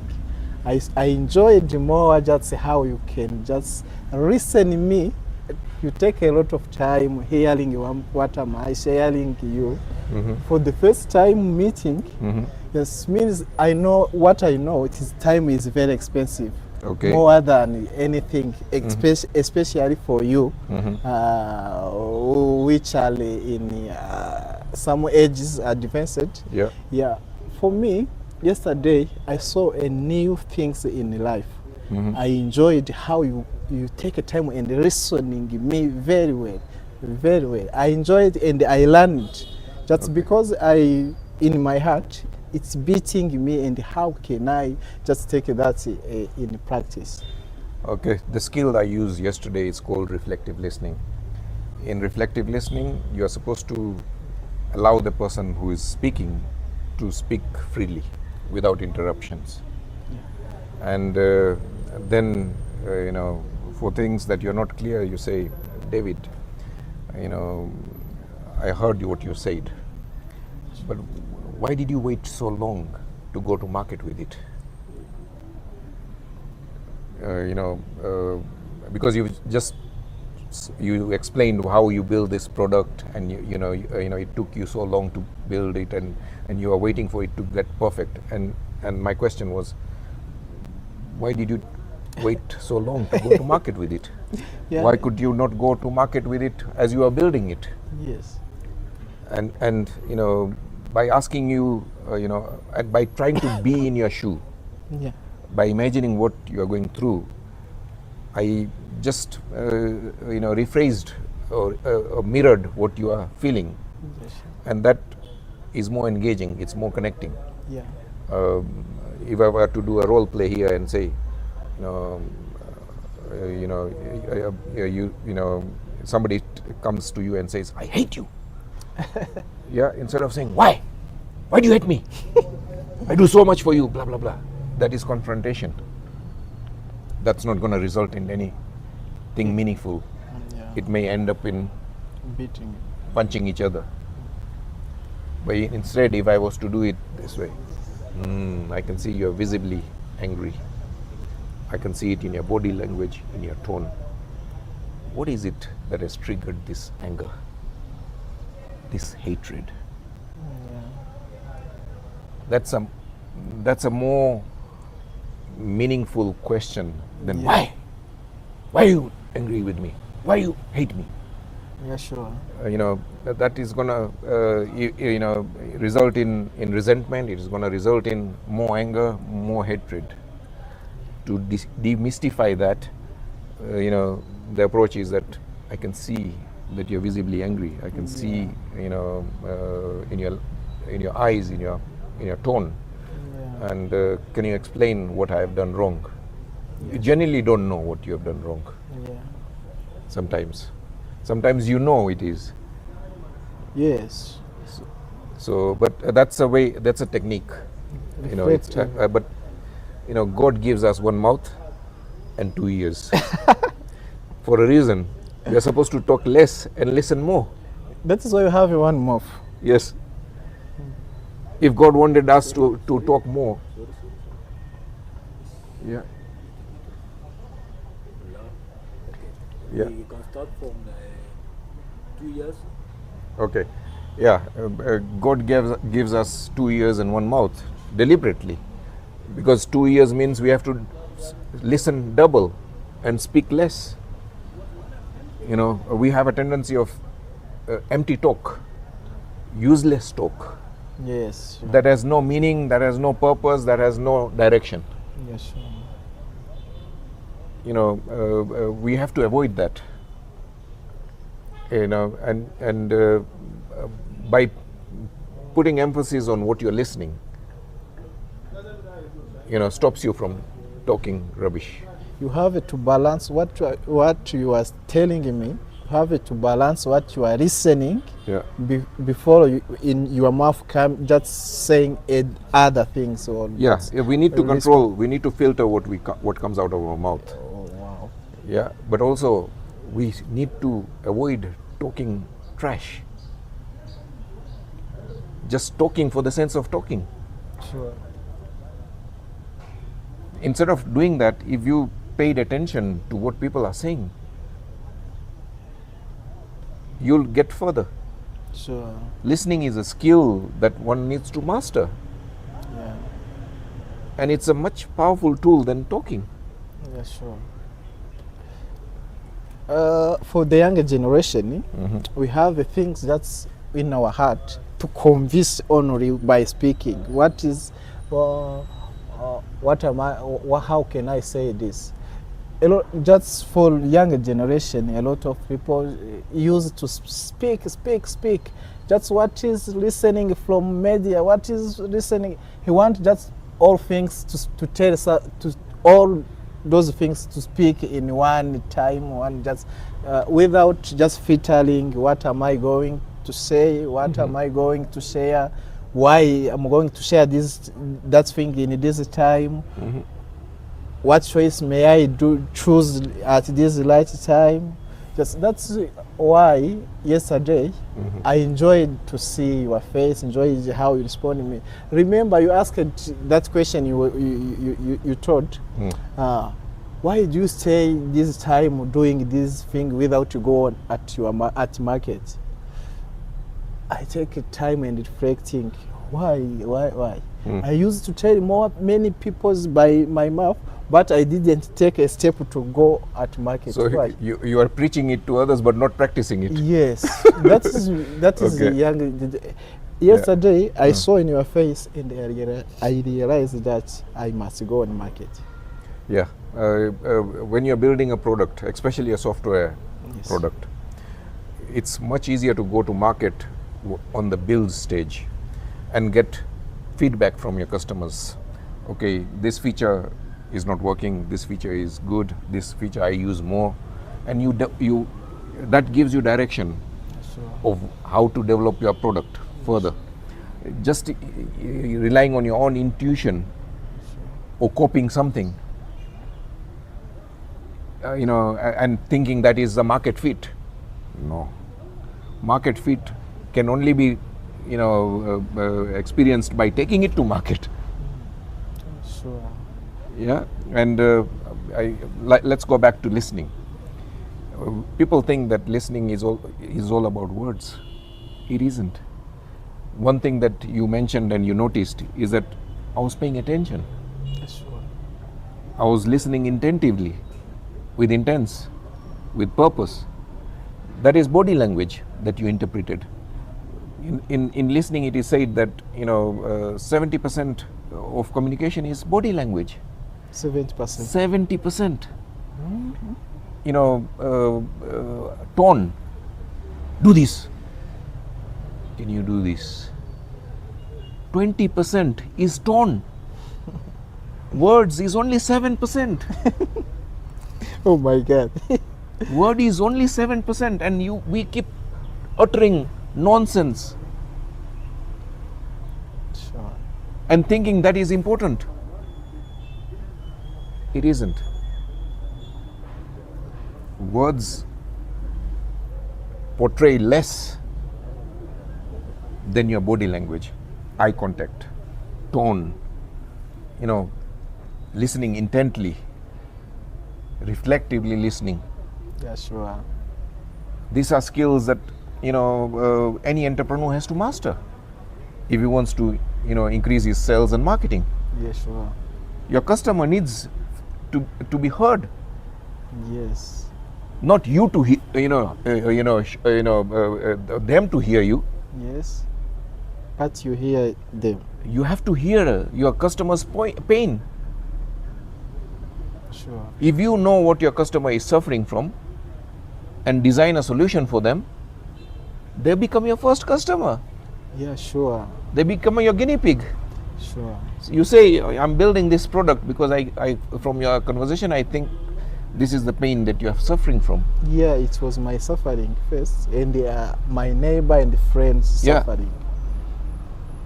And if you build products to eliminate people's suffering, you will succeed.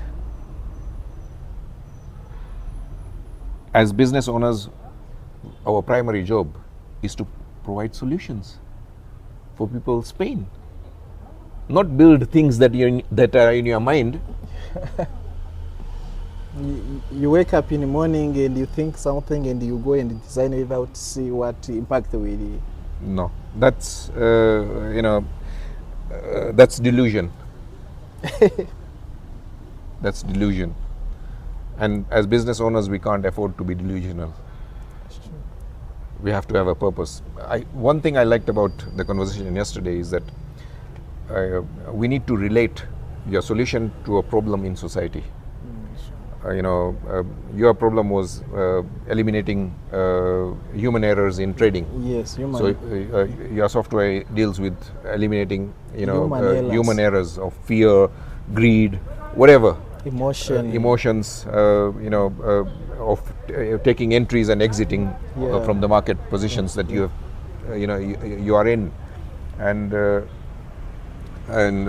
I related it to a fatality in accidents, car accidents. Sure. So in car accidents, most of the majority of the car accidents happen because of human error. Yeah, sure. Not because the car broke down or just the wheel fell or the brakes didn't work. That's a very small percentage of the total number of fatalities that is caused by failure of the car. The cars are well built nowadays.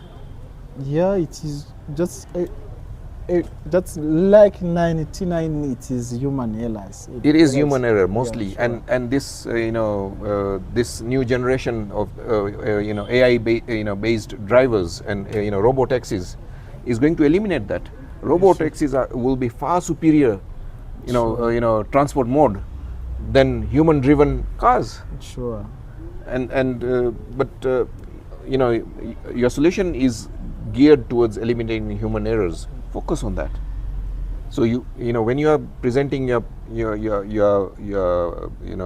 trading bot. Sorry. Yeah. I have some errors here with the blur. Okay. So let me fix it first. Yeah.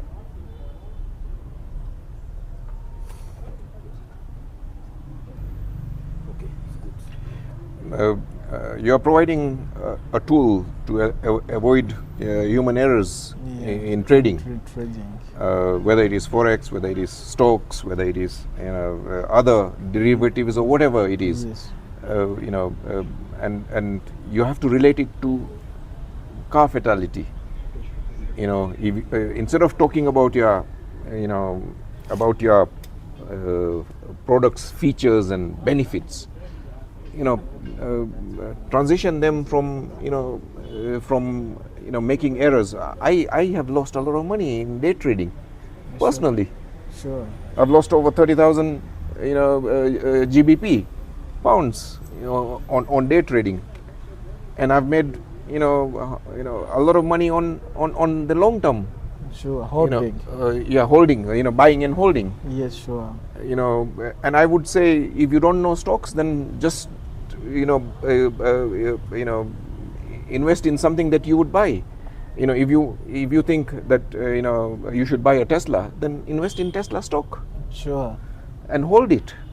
You don't need to think about it. Sure.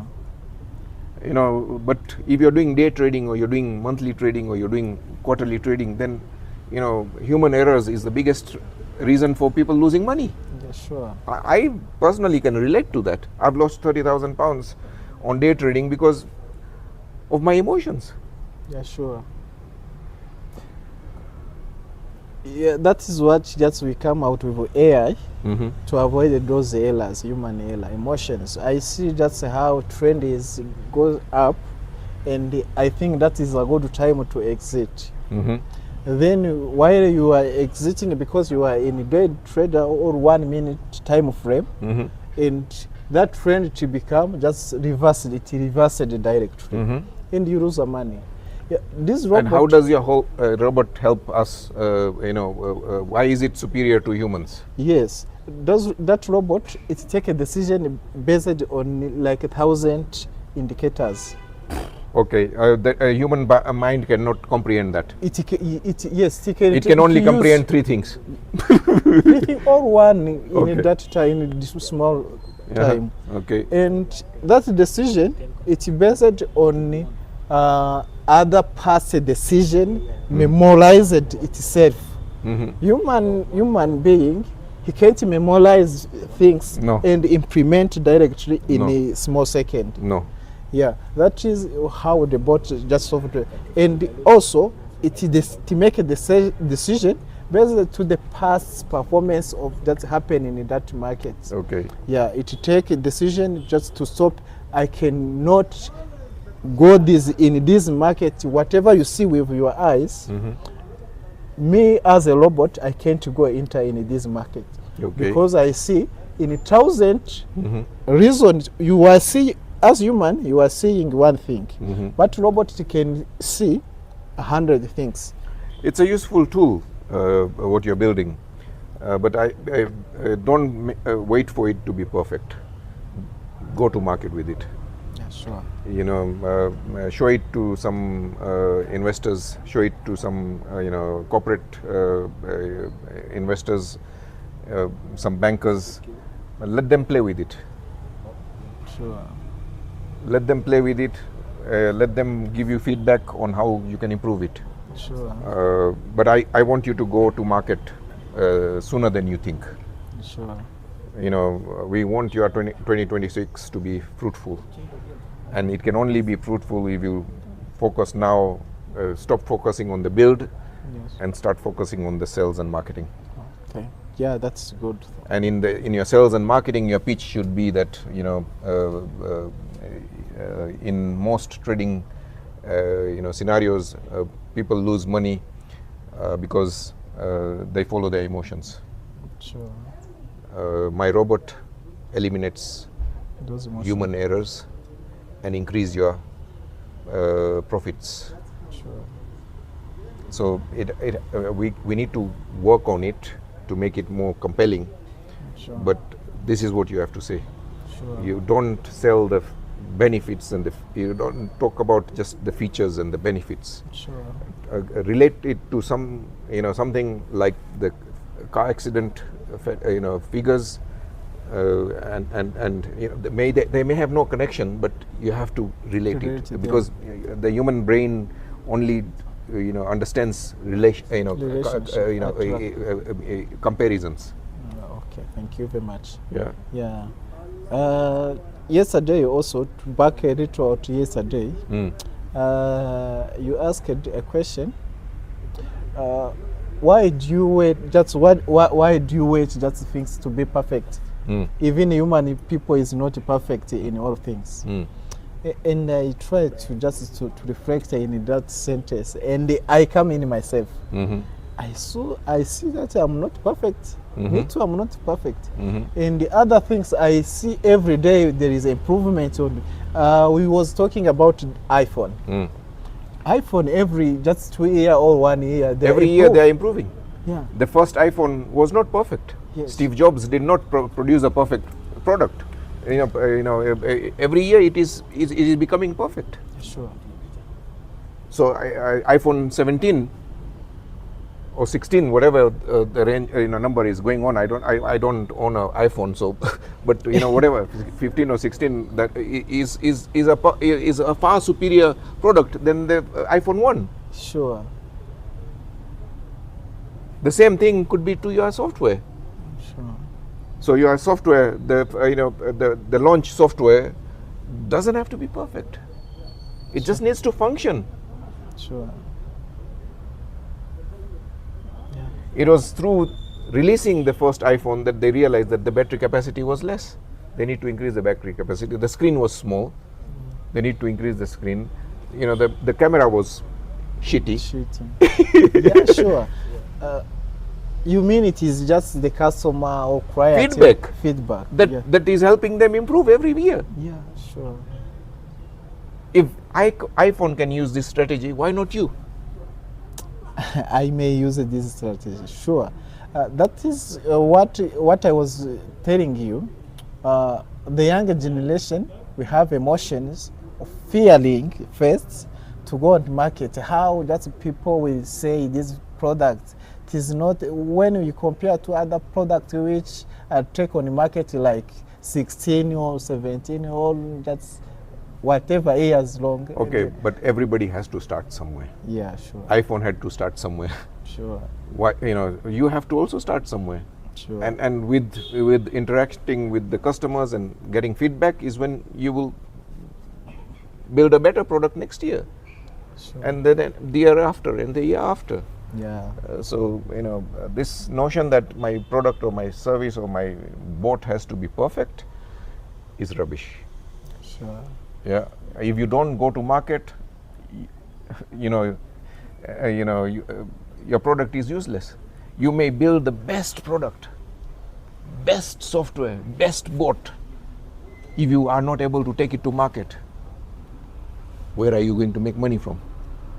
Nowhere. Building things don't result in money. You say building until the you can build until you die. Yes. And the generation come and build another generation. Yeah. Yeah. That is a little mistake we did. Sorry. I'm glad that you recognize that mistake. Yeah. And what are you going to do to correct it? Right now, from yesterday, you see that just I'm traveling, I'm just go anywhere to meet people. I'm trying to see how I can put this product on market. Okay, so you've started focusing on sales and marketing. Yes, I started just focusing on sales and marketing because I have another people who can just say, just improving. There is no shortage of coders. Yes. There is no shortage of workers. Yes. What there is shortage of is sales and marketing people. Entrepreneurs, the owners have to do the sales and marketing. Nobody else will do it for you. You can hire coding monkeys. But you cannot hire entrepreneurs. Sure. That is another lesson. Yeah. And they are cheap. Entrepreneur. And no, coders. Coders. You can find coders anywhere in the world, in abundance, for very little money. But where are you going to get sales and marketing people, entrepreneurs, to sell your product? Nowhere. You have to be that person. And I'm glad that you've pivoted from coding yeah, sure, to doing sales and marketing. Yeah, I'm just focusing on sales. Yeah. I have more code in my laptop. I have a lot of code. But let others do it. Yeah. You direct them. Instead of doing it, direct them. Sure.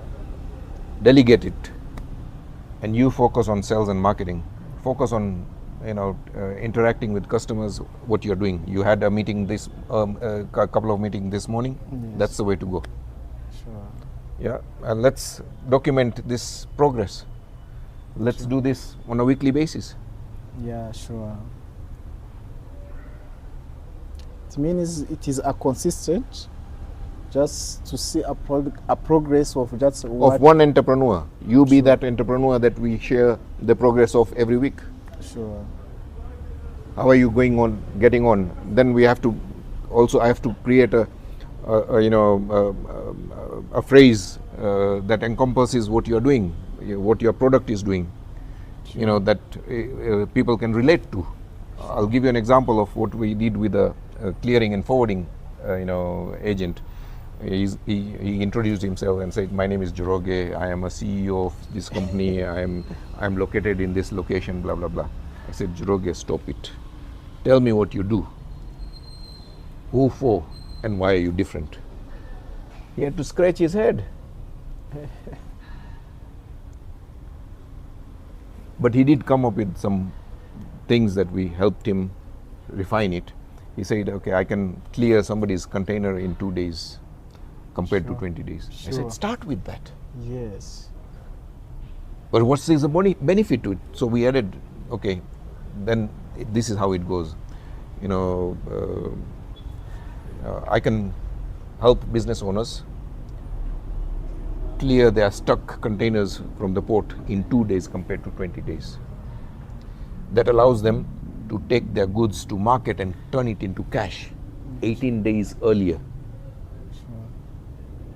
That's a more compelling, a more sellable, more memorable phrase for Joroge than his name, his company, his location. You don't remember those things. You're not. Everybody is going to forget. But even if I don't need a clearing and forwarding, if I've heard that, I know. If somebody needs a clearing and forwarding agent, Joroge is the guy to go to. This is the guy who can clear it in 2 days compared to 20 days. Yeah, sure. Something like that needs to happen for your business, for you. Sure. It means I'm going to just eliminate human errors in trading. Mm-hmm. Yes, I'm going just to make people make money in. But that's not enough. That's, we have to polish this, and in the next episode we'll do that. Yeah. Thank you. Yeah, thank you for being brave and coming on camera. Thank you very much. Allowing us to document this series. Yeah, thank you very much. Yeah. Yeah, I'm happy to meet you again and make a conversation like this. Perfect. Yeah, perfect.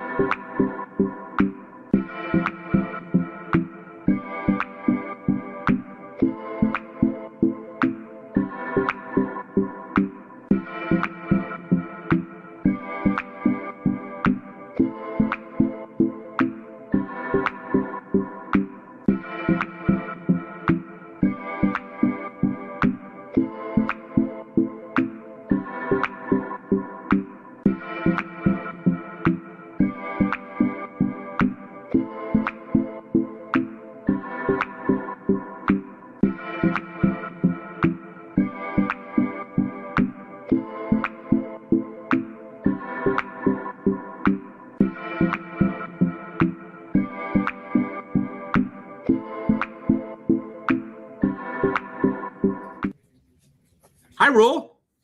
Hi, Cutie Pie. How are you? Good. And hi to all of you out there who are joining us. Thank you, Stephanie, for coordinating clothing with me today. Always. I try to do that. I try to. We're partners. We're partners. We have to do that. We're partners. I was just eating a little bit. I had a late lunch. As we were preparing for this, I was eating pizza. And you know what's interesting about me eating pizza? You're lactose intolerant, so that cheese might not suit you well. We might not make it through the whole hour with you. And then the cheese, and then what's under the cheese? Oh my goodness, gluten. Yowzers. Was it a cauliflower crust? It was a cauliflower crust, yeah. Which are really good, I have to say. Have you ever had one? I have. Yeah, they're better than you think. Yeah, I know. I'd rather just be able to eat bread and milk. Yeah, I just like to eat regular pizza. There's a lot of things I want to talk about today, and there's a lot of news to cover. But I would like to start with two small things that I have focused on a lot in the last 6 days that I think aren't getting noticed. And at the very least, I'd like to put them on people's radar screens. Should we first tell people where they can send their questions to? Yes, they can. So Send welcome. it in the chat. You can send them in the chat on YouTube, on TikTok, or you can send us an email, velshirule@ms.now. That one confuses people a little bit because they're not used to .now emails, but velshirule@ms.now. Send us your questions. We'll answer them. I'm not used to that either. And that's really the point of the show. Whatever is confusing you, whatever is frustrating you, tell us your feelings, give us your questions. We're going to here to try to answer them. But if you ask us why we have a thing that says ms.now, I don't have an answer for that. So I don't know. No. But I do know that I like working here. 5 days ago, Yeah. I was in Los Angeles, California. Mm-hmm. And I went there to go on Bill Maher's show, but I also went there because it was the NBA All-Star Weekend. And I've been doing this weekend for many years because the Friday before the weekend kicks off, they have this tech conference because lots of people who own NBA teams are involved in all sorts of businesses. Lots of NBA players are now investors in their own right. And I did an event that was, I mean, off the record, but I mean, there's 1,000 people in the audience, so it's ish. Yeah. But I interviewed on the stage the CEOs and founders of Polymarket, of Kalshi, the 2 prediction markets, FanDuel, DraftKings, and the CEO of MGM Casinos Resorts. Right. And you don't need me to get into all the details of the event, but I can tell you, I spent a lot of time studying for this, and I left the event with the same question I had going into the event, and it's only a bigger question today. And it's, how is it that that LeBron James is not allowed to bet on the outcome or any of the intricacies or events surrounding his basketball games? Right. However, any and all of these, which is like that makes sense because Totally. he can have an influence on the outcome. You should be able to bet on things that you can't have an influence on the outcome. Totally. However, any and all of the Super Bowl halftime show dancers are allowed to bet on things related to the halftime show, how long it is, how many dancers, take your pick. The Super Bowl streaker, the man who took his clothes off and ran on the field, was allowed to bet on whether or not there would be a streaker at the game. Huh. So I posed this question to everyone, and I can tell you, I definitely did not get a clear answer. The only person I got a clear answer was from like the OG, the guy who ran MGM Resorts, saying this should be illegal. Right. And I left the day, and I get it. These prediction markets are all the rage, right? All the people who backed, the Adam Newmans and Sam Bankman-Frieds, but the same people who backed the Snapchats and Facebooks, all the, Silicon Valley and even Wall Street luminaries were like, this is the future.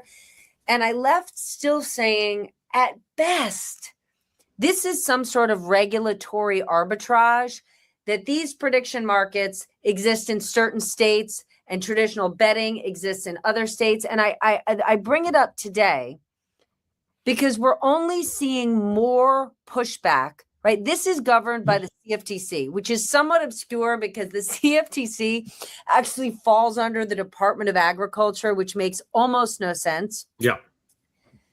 But the president's son, so I do it on my show, I know it on your show. I have a very big theme asking the question, not answering it, but is this White House for sale?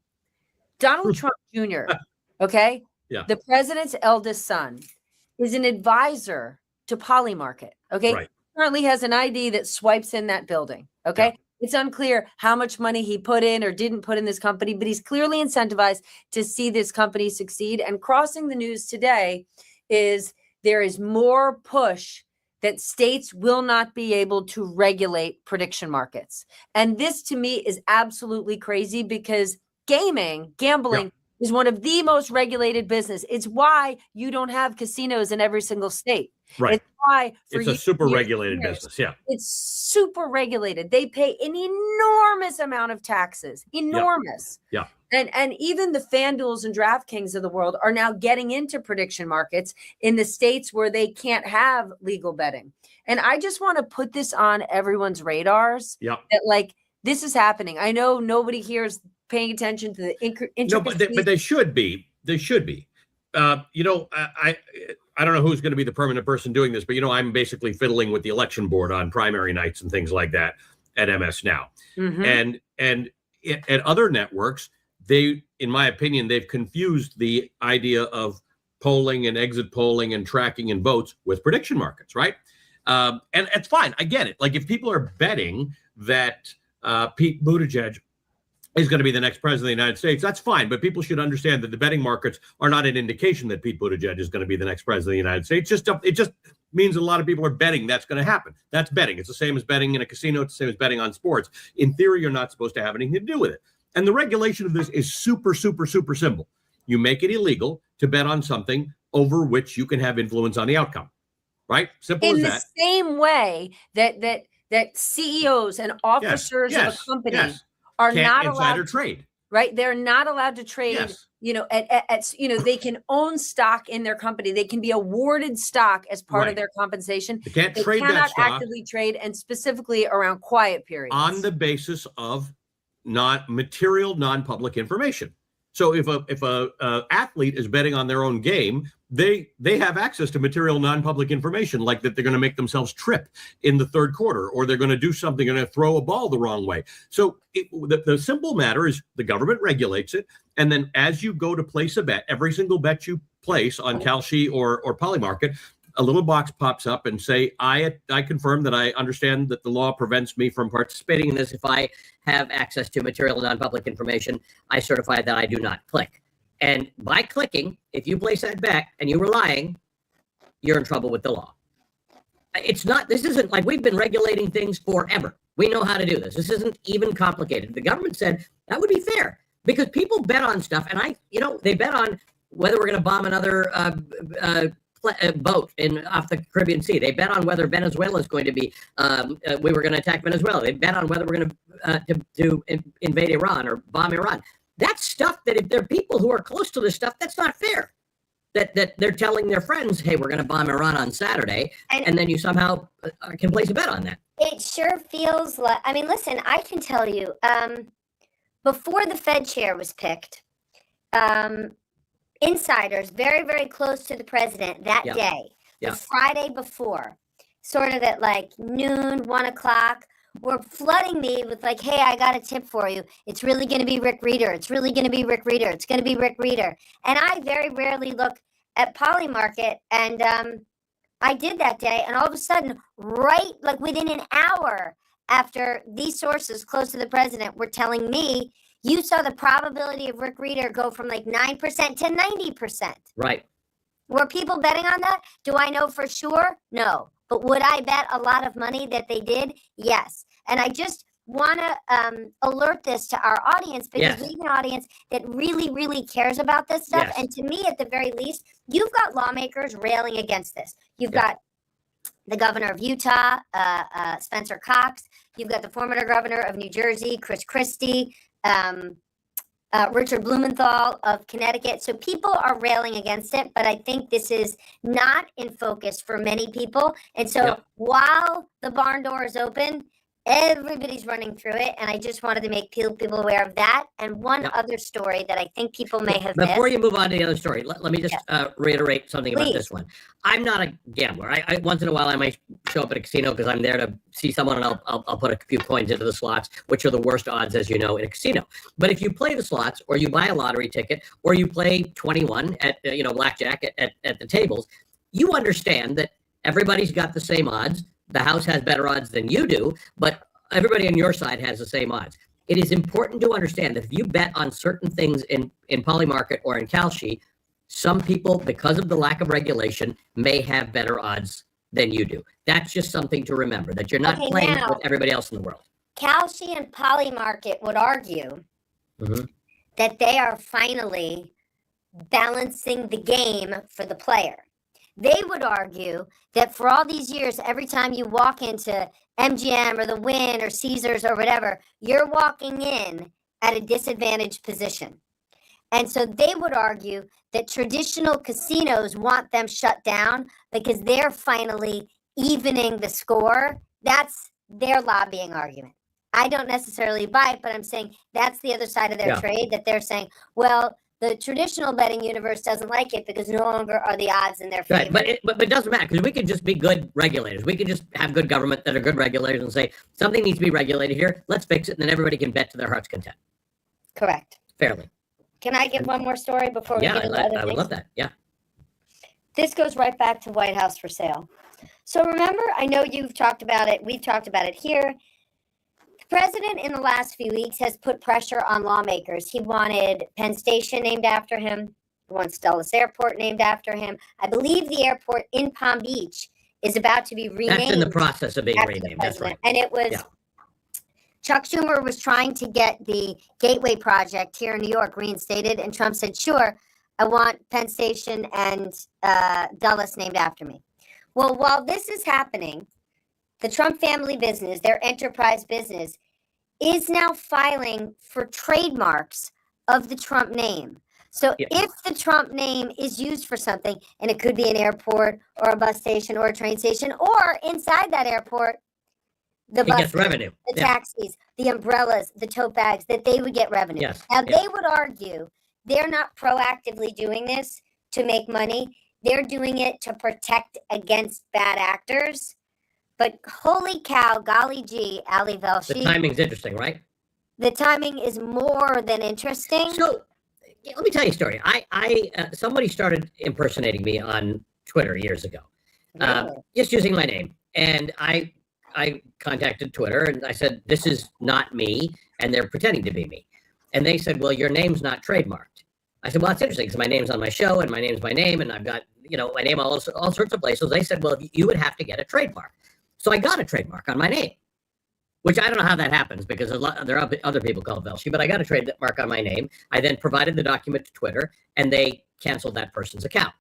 Why is that not already trademarked? Given how many things that they sell, steaks, ketchup, university degrees, I'm curious that it hasn't happened until now. Strikes me it is just an opportunity to make revenue from these other projects. So a public-private partnership, which is what an airport is, where taxpayer money goes into it, or a private-private partnership, which is what the Gateway Tunnel is, where it's public money. Now you get a cut off of that. I don't know how different that is than Donald Trump suing the IRS for $10 billion and Scott Bessent saying that if he gets the money, that taxpayers will foot the bill, which is obvious, right? If you sue the government, it's taxpayers who foot the bill for that. So I agree with you. I don't necessarily object to Donald Trump trademarking his name. It just, the timing seems remarkable given that all of these publicly funded things are now going to possibly have his name on it. I should also correct myself. Yeah. The CFTC is an independent agency. The congressional oversight is by House and Senate Agriculture Committees, which again makes little sense. But I would just say the argument that we're good, we're regulated by the CFTC. I invite you to spend some time watching the CFTC commissioner in some of these interviews. Yeah. He is speaking in circles on top of circles in an enigma wrapped in a taco. Yeah. Good stories. There you go. All right. Those are what I'm thinking about. Let's talk about what everybody else is. Kick it off. Well, first of all, one of the things that's coming up in the next few days, we've got the first primary on March 3rd. That's Texas and North Carolina. Early voting has already started, I think. Early voting has started in both those places, yeah. North Carolina, maybe? North Carolina, correct. And they've got a few special House elections, so that'll be very interesting to watch how that goes because there have been some very big swings in special elections. So people will watch that. We're going to watch turnout. North Carolina is not, the result is expected, and that is that the former governor of the state, Roy Cooper, is running for senator, and he's likely to, he's going to get that nomination. And in Texas, you have two contested nominations. You've got James Tallarico and Jasmine Crockett running for the Democratic seat. And then you've got John Cornyn, the sitting United States senator, who's never really faced a meaningful challenge. Ted Cruz has, but Cornyn hasn't. He's facing a challenge from Ken Paxton, who is the I don't know what adjectives you use for Ken Paxton. Beleaguered. The state attorney general who has been embroiled in an extraordinary every kind of scandal there legal is. issues himself. Yeah, so that'll be interesting because he appeals to a more right-wing crowd, much more MAGA crowd than Cornyn does. Cornyn, I've always thought he was pretty right-wing conservative, but by today's standards, he's kind of in the middle of the Republican Party. And then on the Democratic side, you've got James Tallarico, who again paints himself as a little more moderate, and versus the more progressive Jasmine Crockett. So that's going to be pretty interesting. And then this coming Tuesday is the State of the Union. You're going to be in there on Tuesday? And not only am I going to be in there and on MS Now, but I believe for YouTube, we are going to be giving live commentary throughout the State of the Union. Oh, great. Okay. Yeah, I'm going to be at the big board, so I'm going to try and pop in on that. And that's going to be interesting because I think a lot of people don't care about the State of the Union, but we are in a time of crisis in America. And I'm studying sort of times of crisis before and what presidents did. I'm thinking about the Civil War. I'm thinking about World War II. I'm thinking about during the Civil Rights Movement. I'm thinking about after Nixon. I'm thinking about after 9/11. And I'm thinking about the fact that the president would come to try and give a message about how we as a nation and he as a president, because we only have men as presidents, will help usher the nation through that. What happens when the call's coming from inside the House? What happens when the crisis we are in is actually this? We're in a crisis that most things point right to the White House. And what he's going to do, you know what he's going to do, right? What's he going to trumpet? He's going to trumpet low unemployment numbers, higher GDP numbers, a bunch of economic numbers. And you and I live in that space, and I'm okay with people talking about numbers. I think that presidents take too much credit for certain things, and they get too much blame for certain things in the economy. But in this particular case, the State of the Union is not a quarterly meeting. It's not a state of the. He's going to do what Pam Bondi did last week. Yes, correct. The Attorney General, who was testifying to discuss the contents of the Epstein files, turns the table and says, "But the Dow." And to be clear, I'm not even sure it's so wise to bring up the Dow because while the market has done very well here and abroad, by the way, touting the Dow is not that dissimilar to the mistake President Biden made with Bidenomics and a K-shaped economy that the rich have gotten richer and the poor have gotten poorer. And the president, right, Joe Biden was premature to push Bidenomics and continue to say that inflation rate's transitory. Donald Trump has blown right past that. And when you talk about affordability, he says that's an old-fashioned term and it's not even true. That is not people's lived experience. Correct. Just not. Right. And we want to know the state of the country. I think this might be the first State of the Union where I'm not going to expect to hear about the state of the country. And Ali, even though the Dow has done really well, and we discussed this, it's the Magnificent Seven. It's the mega outsized tech companies. Look below that hood. Many companies beneath that are either struggling or at the very least in this frozen position where they're not firing, they're not hiring because they don't know what's to come. And obviously, our position in terms of world order has changed and they're not engaging in global expansion. What we will likely get from the president is more division. And I'm sure I sound naive or romantic. There's a remote chance he pivots only because at some point, maybe his advisors, and I'm not talking about the Stephen Millers, but maybe those even further outside. Maybe the pollsters, the people finally advise him that it's not good politics. Yes, because his numbers suck. There's no other way to put it. Now, here it's important to understand that Donald Trump has a base when he gets polled of 35%. 30 to 35% will support him no matter what he does. But when you let's just look at Trump's approval rating on the economy. And by the way, you can look at any different poll. You can say polling doesn't matter, but all the polls show very similar things. 39% approve of Donald Trump's handling of the economy. So there's your 35% plus a few more percent of people who are not MAGA, but they're super rich and they like what's going on. That's how you get to about 39%. 59% disapprove of his performance on the economy. Okay, interesting. Let's move to approval rating. Again, this is AP NORC polling. Let's look at Donald Trump's approval rating on immigration. 30, and I'll show you how this has changed from about a year ago, because this poll was taken in April. Clear. About a year ago, what scores of Americans believed was that we were going to get much more tighter security in closing our borders. Yeah. With millions of Americans. Bad people being thrown out, criminals, rapists, murderers. And had the president taken that route, I think he'd be soaring in terms of immigration, because immigration was a big vulnerability for former President Biden. Yeah, so last April, 49% of people approved, 50% of people disapproved. That's a statistical tie, right? Look at it now. In February of 2026, 38% of people, again, very, very close to Donald Trump's absolute base. He virtually never goes below 35%.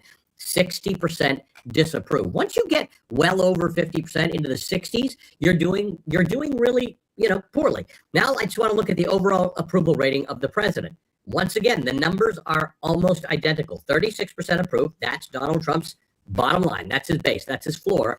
62% disapprove. So I will say it's a remote chance that he pivots on Tuesday, but they've kind of pivoted on Minneapolis, right? Kristi Noem is less to be seen. Greg Bovino's gone. Tom Homan's there. They're drawing down. Until I see it happen, I'm not sure it's going to happen, but they're drawing down some or most of their 3,000 federal agents there. Something has happened. I think it goes back to the day that Renee Good was shot and then the day Alex Preddy was shot. I think we will look at this in 50 years and say that was a turning point for Americans when they realized this isn't actually about going for the bad guys. It's not even about going for undocumented people. It's not even about going for immigrants. It's just going for anyone who dissents. And in a country where your DNA, whether you are like you, born in this country, or like me, naturalized, when you become a naturalized American citizen, you get a little bit of that DNA. And I've got that DNA that this country was founded on dissent. Before Renee Good, or even just after Renee Good, CNBC did a poll. And the CEO community, by and large, is trying to avoid, in their mind, stepping on a rake. In my mind, standing up for common sense democracy. Right. But they are trying to play whack-a-mole with this president. An overwhelming number of CEOs said what's happening with mass deportation and the ICE stuff doesn't affect them. They're not really paying attention to it. That changed after Renee Good and Alex Preddy. Yeah. And it didn't necessarily change because those CEOs found religion, but the people of Minnesota did. Yes. Oh my God, you're 100% right. Sorry, That is right. I lost my audio. What did you just say? You are 100% right, as you always are. But this is the thing to remember right now. If you are one of these people who says, I'm losing hope, I meet them all the time, Stephanie, you do too, right? I met a guy on the street the other day who started crying. He was so sad about what was going on in America. And all I do these days is I point to Minneapolis. I point to the hundreds and hundreds of little gatherings of Americans. I point to people who can't leave home to protest, or they've got kids to care for or whatever, who sit at home in their house and make sandwiches for undocumented people or people who are protesting. Everybody has a job to do, and Minneapolis has shown us how to do that job. Allie, last night I had dinner with four sort of Wall Street bigwigs, and for the first time ever, I'm hearing these people who would love to bury their head in their sand say the words, we just really need to find a path to compassionate citizenship for these hardworking people who did come in the country illegally, but they've been here for years and years. But by the way, Ronald Reagan said that. Why? George Bush the first said this. They're not pulling hardened criminals off the streets. George Bush said this. They're busting John down Huntsman the said front it. door Yes. of nursing homes, Yes. which Yes. are filled with Haitian workers. Yeah. And they're dragging them out. They're throwing Who do you people out think who is have gonna temporary replace them? protected status. They're throwing out Afghans who worked with America to fight the Taliban. This is Americans of all stripes are sitting here saying, I totally get it. Marco Rubio made a insipid speech at the Munich Security Conference the other day, which everybody said, well, it was so much different than what, J.D. Vance's sort of racist speech last year. It wasn't all that different. But he did make one point. He said, we should have a door on the border. You should be able to lock the door, open the door. You should be able to decide how far open it is or how far closed it is, and you should decide who comes into your country. Everybody in America, left to right, can agree with that sentiment. That is true. That said, we also don't have to be cruel. We do not have to be cruel people. We also have to understand math, and that's economic math, and that is that we do not have enough children in this country, and hence we actually need immigration. And once you start scaring people off, they'll go to Canada, they'll go to the UK, they'll go to Australia, they'll go to other places in the EU. A little hard in the EU. EU has a few problems, but yeah, that's exactly right. All right, we got a question coming to us from Molly. Ah, hi Molly, nice to have you back. 119 via YouTube. How do you see Trump and Republican candidates trying to sidestep the economy and immigration issues with voters in the midterms? I don't think you can. I will say this. I think maybe in some cases you can sidestep immigration. You can distance yourself from the Trump administration, as some Republicans have done, without actually going up against them. I think it's dangerous because people are really mad about what's going on, including in red states. You can't sidestep the economy. You can call it, you can not say the word economy, but the word affordability is going to come up. Right. And the interesting thing about this, and this is a problem of Donald Trump's own creation. Who was it who wrote? Zachary Karabell, you know Zachary, right? Mm-hmm. He wrote in the Wall Street Journal several weeks ago that stop calling it an affordability crisis. It's not a crisis. It's been going on for a very long time. And I actually agree with him. Housing and basic things have been unaffordable for a lot of people for a long time. It's worsening. So what you and I call the K-shaped economy, I heard one economist referring to it as the jaws of an alligator economy. In other words, the rich are getting so rich and the poor are losing at such a rate that it's not just K, it's an alligator jaw. That's the problem. And yeah, because now we're hearing from CEOs in the last week. Levi Strauss, McCormick, Columbia Sportswear, many of these companies absorbed the tariff costs, and now they're saying, Uncle, I cannot absorb it anymore. It's just not going to work. And I don't know how the president can escape this. Just yesterday, you had a trade representative from the White House on our sister network, CNBC, saying, yes, the tariffs might cost the American people more money, but they're not regressive. And, wealthy people who are the ones who consume the most can afford it. That's not true. Because wealthy people actually have a lot of their wealth tied up in assets. They're invested in the stock market. They own their home. It's people further down the economic scale who are using a lion's share of their income correct on food and shelter and clothing. Right. Because if eggs go up in price and you are not wealthy, it uses up a piece of your income. You don't eat more eggs because you're rich. Right? The eggs cost the same and they're a smaller piece of your income. So it's disproportionate. Now, Stephanie, I have to say, do you remember what you told me about 10 minutes before the show started? You better make a social video? Yes, which, as you know, I'm very, very bad at. But you do know that I have a TikTok account. I do. You do know that I don't know how to use the TikTok account. I've never made a TikTok. Yes. And I don't know how to use it. So I want to bring in somebody who is here for other reasons, but I might just glean some tips. I want to invite Harry Sisson onto the show. Harry is 23 years old. Harry has 2.1 million followers on TikTok. Harry, I need to know how and 1.2 million on Instagram. I need to know how this start. Okay, so I asked this tell me, what did Harry Sisson's life look like when he was 17? What were his days occupied by? 70, that was like 2 weeks ago. Well, first of all, Mr. Velshi, I love your TikToks. I'm a big fan. I think they're great. Mr. Velshi, and that's amazing. They're very consistent, my TikToks.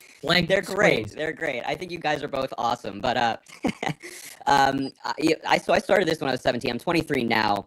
In April, it's going to be 6 years that I've been posting on TikTok. Okay, so you were a junior in high school? I was a junior in high school. What were you into? What did your life look like? Where did you grow up? I mean, so I was born in Singapore. I then kind of grew up in Dublin, Ireland for the most part, but then moved to the United States for high school. My parents are American born. They grew up in New York and Pennsylvania. Where did you go to high just school? Abroad for work. In New I York? went to Westchester, New York, so outside of New York City, like 45 minutes. I went to Rhinebeck High School. And there there was nothing like all that special about me in high school. I mean, I played soccer, I boxed, I hung out with friends, but I was really interested in politics. I started working in local government with my local councilwoman, my local state senator, and the way I got started on TikTok is that, COVID hit in my junior year of high school, just as the 2020 election was approaching. And like any other teenager at the time, I was sitting in my basement scrolling on social media, and I saw other young people talking about politics online, and I thought that I could do it too. And so there's no special story other than I just made a TikTok account one day, started posting videos, doing it daily. And I thought that maybe after the 2020 election, I'd stop because, I'd maybe get back into local, but I really enjoyed it. And so I continued. And now fast forward, it's been almost 6 years. And I'm still doing it. Harry, you and I are going to talk on the DL, and you're going to give me a few tips. I'd love to. I'd be happy to get 23 followers on TikTok and 12 more on Instagram. Let me ask you something. The beauty about young people being politicized is they'll vote, right? Our problem in this country, despite the SAVE Act and everything Donald Trump said, is not non-citizens voting. The proportion of non-citizens who register to vote in this country is 0.000003, right? That's all the zeros. 40% of people vote in midterm elections generally. I think this year we'll see more. 60% of people vote in a presidential election. So the problem in America is not non-citizens voting, it's citizens not voting. Young people can be motivated to vote if they feel that they're disenchanted with what's going on, and young people understand that voting every 2 years is necessary but not sufficient. We're actually going to have more. So when you look at March for Our Lives and you look at things like that, it's young people who said, or actually Earth Day, it's young people who said, we are going to change this country. We're going to vote, but we're going to do the other things that have to happen too. How much of your time is spent with your audience combating misinformation? Oh man, that's a really good question. I think it varies by platform. So, what do you mean? Explain. Happily. This is a big problem that I don't think many in the Democratic Party understand, which is, a platform like Twitter, which I'm sure you guys know, is awful, or X, I guess you call it now, is awful. There is so much misinformation. There's disinformation that goes viral every single day. And then folks like yourselves are tasked with debunking it on air. Yes, correct. Dedicating time to something. What a waste of resources and time. Yeah, exactly. Exactly. When there's so many things going on. And so a platform like Twitter, there's a lot of disinformation, I think it's probably the most misinformation-filled social media platform. But then you look at something like a YouTube, for example, where it's longer form. And of course, there are still bad actors out there. There are people who are just lying every day. But in a longer form setting, you actually have to have some evidence to back up what you're saying. And I think most Americans can kind of sniff the BS if they smell it coming from somebody in a longer conversation setting. So it depends on platform, but a lot of my time just broadly is spent talking about misinformation, disinformation. I just sat down recently with Tomi Lahren, who's a Fox News contributor, host. She has her own podcast and whatnot. And genuinely, I think in our hour conversation, I probably asked, what's your evidence for said claim about 20 plus times.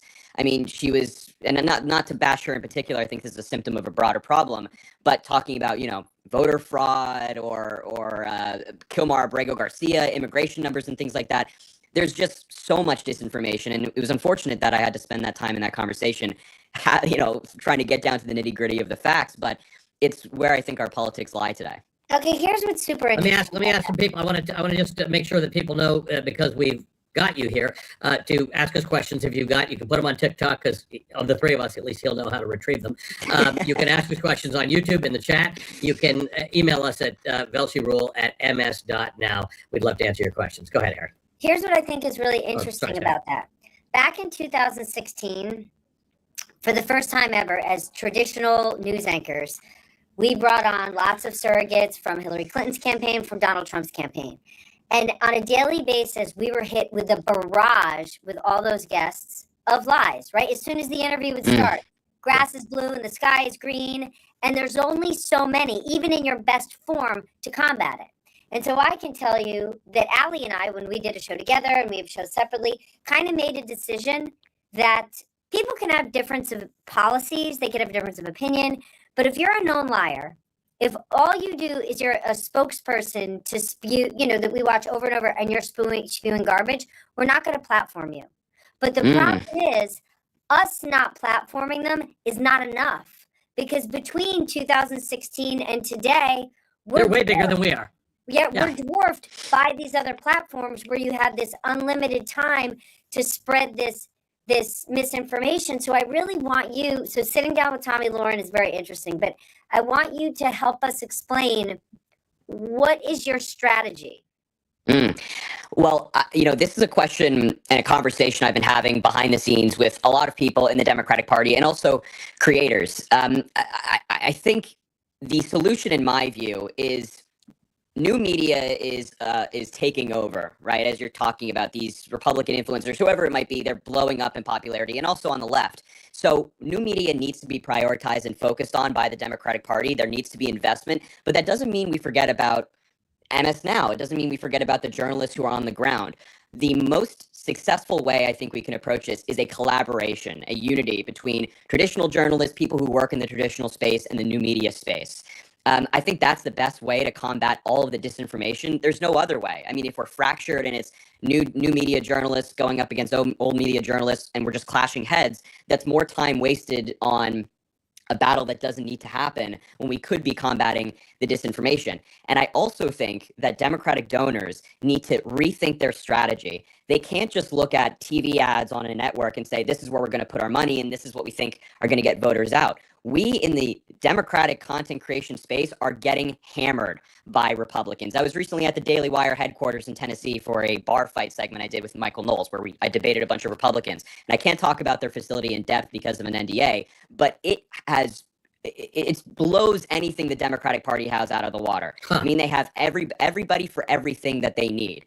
And I was talking to people behind the scenes, and I was like, my setup is my bedroom. I have a desk, a light, and my setup's my bedroom. And they were shocked to hear such a thing. So I think if we're going to invest in anything in the future, it needs to be new media, building that out, but also bring the folks who are on the ground along. Don't make it this or that. I don't know. It's a weird thing. Okay, to the point of collaboration, I want to get to the Epstein files, and this is kind of the bridge that I want to take us there. You totally went somewhere I wasn't going to go. I was totally going in a different direction. That's Do you know why you were? Because I'm a multitasker as a mother. So while I'm listening to Harry, I'm reading the notes from our producers that are saying, you're going to turn to the Epstein files next. Yeah, but you missed the part in the note about cars. I want to talk about cars. There you go. But I want to choose my words carefully. It's very exciting and enticing to jump on the craziest thing and go viral.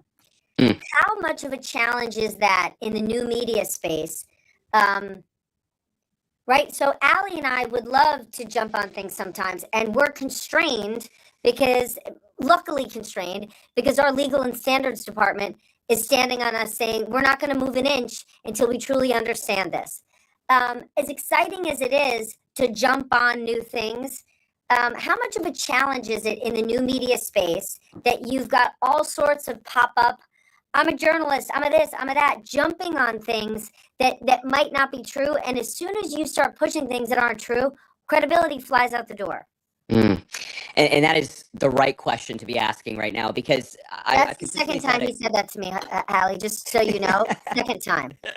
Well, it's a great question, because I frequently say that the new media explosion that we're witnessing right now is both a blessing and a curse. A blessing because it allows average people to have a voice and being more involved in the process than they ever could have dreamed of, 10 years ago. But also bad actors can take advantage of that. And they are not held to the same standards that you folks are, which are standards that I think anybody should be following.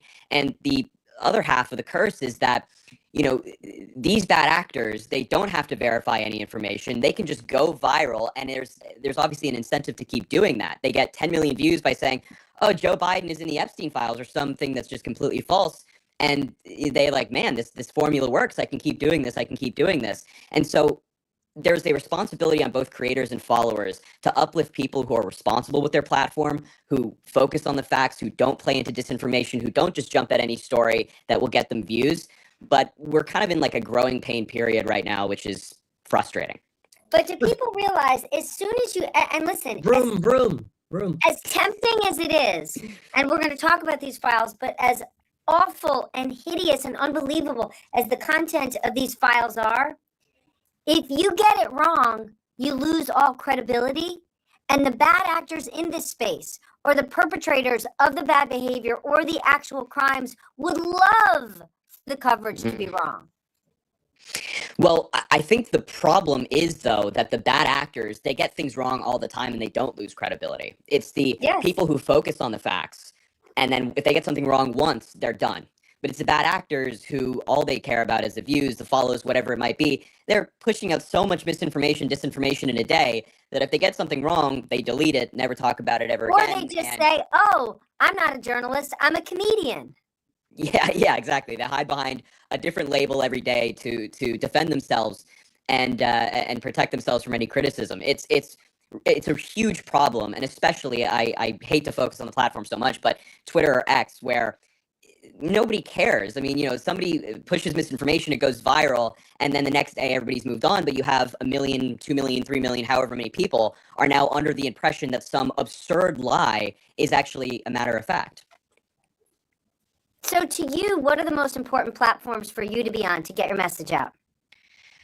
I mean, I'm an advocate for being on all of them. I don't love Twitter or X. It's very Republican. I'm there anyway.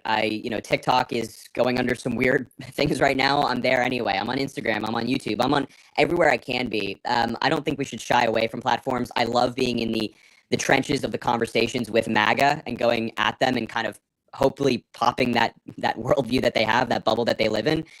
So I'm everywhere, and I advocate for anybody in this space to be everywhere. Are you popping it? Because these Epstein files, right? So we saw the president really do a bang-up job with the help of social media and young podcasters, male podcasters in the manosphere, really pulling white young male voters. We're seeing hints of that get punctured because affordability hasn't panned out. A lot of voters are not happy with the president. Is not even going America first, but he's going Trump first. But talk to us about how these Epstein files, which people across the political spectrum and across demographics are hell-bent angry, saying, hold on a minute, this is not about partisanship. This is about power and influence. And truly, the most influential circles are operating in a totally different set of rules than the rest of us. Yeah, I mean, this is a really interesting issue, given the political aspect of it, which is I think the Republicans right now are taking what we call an 80-20 issue.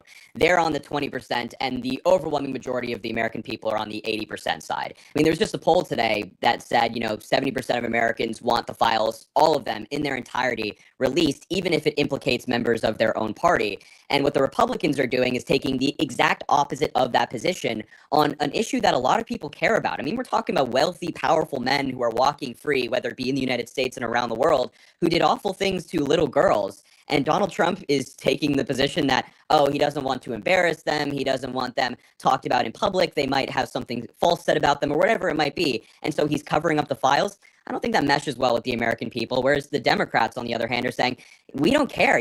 Bring in Bill Clinton, bring in Hillary Clinton, bring in whoever it might be. We want to talk to them, and we want all of these files released. And so I actually think, despite Trump trying to move on and Republicans pretending it's not a big deal, this will play a major role in the midterms. Stephanie, you got a question there. Would you like me to read it? Yeah, it's too small for me. Okay. This is from LeeSat7437 via YouTube. Do you believe keeping the pressure on Trump about Epstein will force them to release the unredacted files? This question is for you, Harry. Your argument. Oh, it's for me. Oh, at this point in time, I think probably not. I think we got to keep the pressure on. I think we have to keep talking about it simply for awareness reasons so voters know about it. But I think Trump and Pam Bondi, they are indicating that they are sick of it. They're sick of being embarrassed. And Pam Bondi, in the letter to Congress, said that there are no more files to release. They've completely complied with the law, which is obviously not true. We know that not to be true. But I don't think there's any more release to come. I don't think they want to do it anymore. And so I just think they won't. Harry, let me ask you about something that we saw in the last election, particularly in New York City with the election of Zohran Mamdani, but not necessarily the same. He got an overwhelming amount of support from Gen Z people, largely on the issue of affordability, largely on the issue of housing affordability, because people cannot afford to rent a place, certainly can't, in many cases, afford to buy.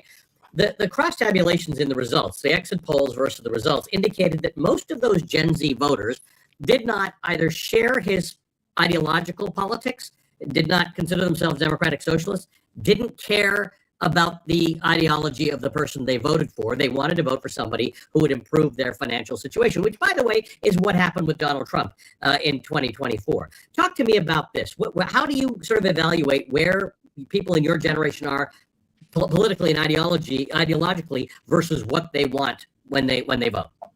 Yeah, I think Gen Z is a really interesting voting bloc because it allows for, or at least the sentiment among young people is that they could vote for Donald Trump, who is completely opposed to everything Mamdani stands for on one topic of affordability, and then go the next year and then vote for Mamdani. I think Gen Z is a fast-moving, nonpartisan generation. They're going to vote for whoever promises to make their lives easier.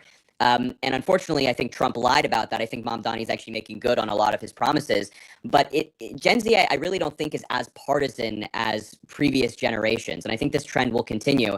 And coming 2028, I hope that the idea or the message that Democrats take into that election is that, don't play into the partisan politics so much. Speak to the average everyday American, speak to their anxieties, their fears, and what you're going to do about it. And I don't see a universe of which like a J.D. Vance or Marco Rubio beats a candidate that does that. And I think Gen Z will vote overwhelmingly for whichever candidate decides to do that. I'd like to play a soundbite. So Allie and I are both super focused on the idea that the White House is for sale and the president continuing to put his own personal wealth and family business interests ahead of the country. And I just want to share a bit of sound from his sons today talking at a crypto conference, talking about the president and the family profiting off the presidency. Let's watch this. Well, your brand is hot because your father's president. Since he's been in politics for the last decade, Eric and I have been doing these things and perpetuating the thing that he started. He's not involved. He hasn't been. Frankly, he has much bigger things to worry about, and he even acknowledges that. What we do on a daily basis is not even remotely exciting to him relative to the stuff that he gets to do. Tell me. Except he makes money off of it. How do your followers... So a ride or die Trump MAGA voter would say, all politicians, make money where they shouldn't. Nancy Pelosi trades stocks, and it's, you can't even say it's apples and oranges. I mean, it's watermelons and raisins. Tell us how that young voter, are they paying attention to the planes, trains, and automobiles being gifted to the president in return for tariff exemptions and many other perks? It's hard to say, I think, for, broadly across the entire country. So I kind of do my own little polls among friends I have that are not political. I think some of them voted for Trump. They'll never admit that to me, but I think some of them did. And so I'll ask them about this stuff and be like, where are you on the Epstein files? Where are you on the economy? Where are you on topics of corruption? And a lot of them are really annoyed with Donald Trump's Qatar jet or his crypto scheme where he's making all this money. And you just saw Don Jr. and Eric Trump there talking about that as well. It's completely contradictory to what everything Donald Trump said on the campaign trail. And it kind of is, in my view, a slap in the face of all these Americans who are struggling because of Donald Trump's tariffs, because of what he's doing on the economy. And so I don't think it's the number one thing that Gen Z is talking about, the corruption, but there's an undertone with everything. When you're looking at the economy failing while Donald Trump prospers, I not only think that's an effective message, but I think a lot of young people are kind of like, well, what about us? You promised us this and this and this, and you're making good for yourself, but not us. I think there's going to be some backlash there. I think we got a question on this. Christina, I'm going to ask you to put it up. Yeah, Lynn Buckman via email. Thank you, by the way. Our email is velshi@ms.now. I'm extremely concerned about the actions President Trump is taking. Is anything being done about the many conflicts of interest with Trump and family? That's the magic part of that question. There you go. Harry's got the answer. You don't even have to say words. For those of you who are listening to this and not watching, Harry's just nodding his head no. Do you mind if I say something? Yeah. Hey, Democrats. When Donald Trump left office the first time, one of Joe Biden's promises was, we're going to close all the loopholes. So not only will it not be Donald Trump, but never again can there be a president that can self-deal to this extent, that can profit off the presidency. We're going to do this. And you know what they didn't do? Anything regarding that. So it's a little bit like, you get what you get. Like, to me, it was the lowest hanging fruit to address this when President Biden was in office, like early on. And so it's why I think the president is so much happier in Trump 2.0 versus Trump 1.0, where he was surrounded. Right, just last Friday night when I did Bill Maher, I was on with H.R. McMaster, who only lasted in the first administration 13 months, like many other people, because it's not that Donald Trump dislikes people that don't do a good job. There's no signs that he's going to get rid of Kristi Noem or Howard Lutnick or others. He doesn't mind if you're not good at your job. He minds if you say no to him and you're disloyal. And so he's surrounded by people who are saying emoluments, what's that? Keep on rocking in the free world. So I don't see him stopping. What do you guys think? I don't see him stopping either. I don't think the Democrats are doing anything about this. I don't even think and maybe I'm wrong, you guys can correct me. I don't even think there's like a plan to do anything about this, or that they've talked about extensively in the scenario that we win the midterms.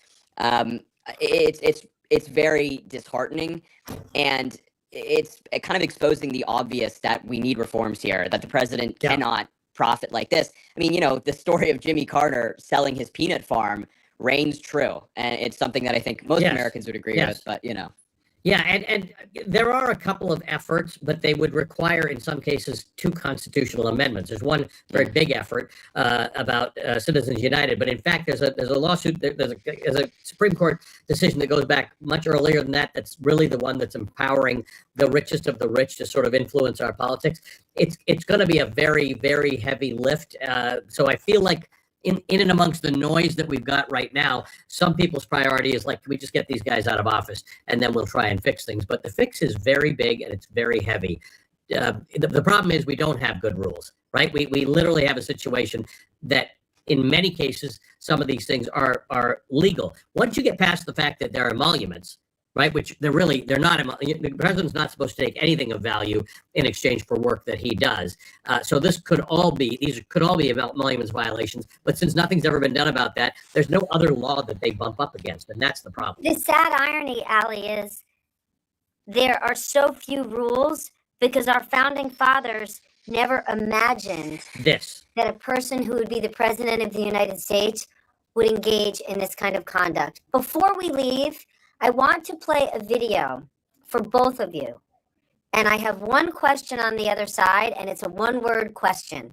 But I'm going to lead with playing this very special video with it's a cabinet secretary and a rock star. Watch this.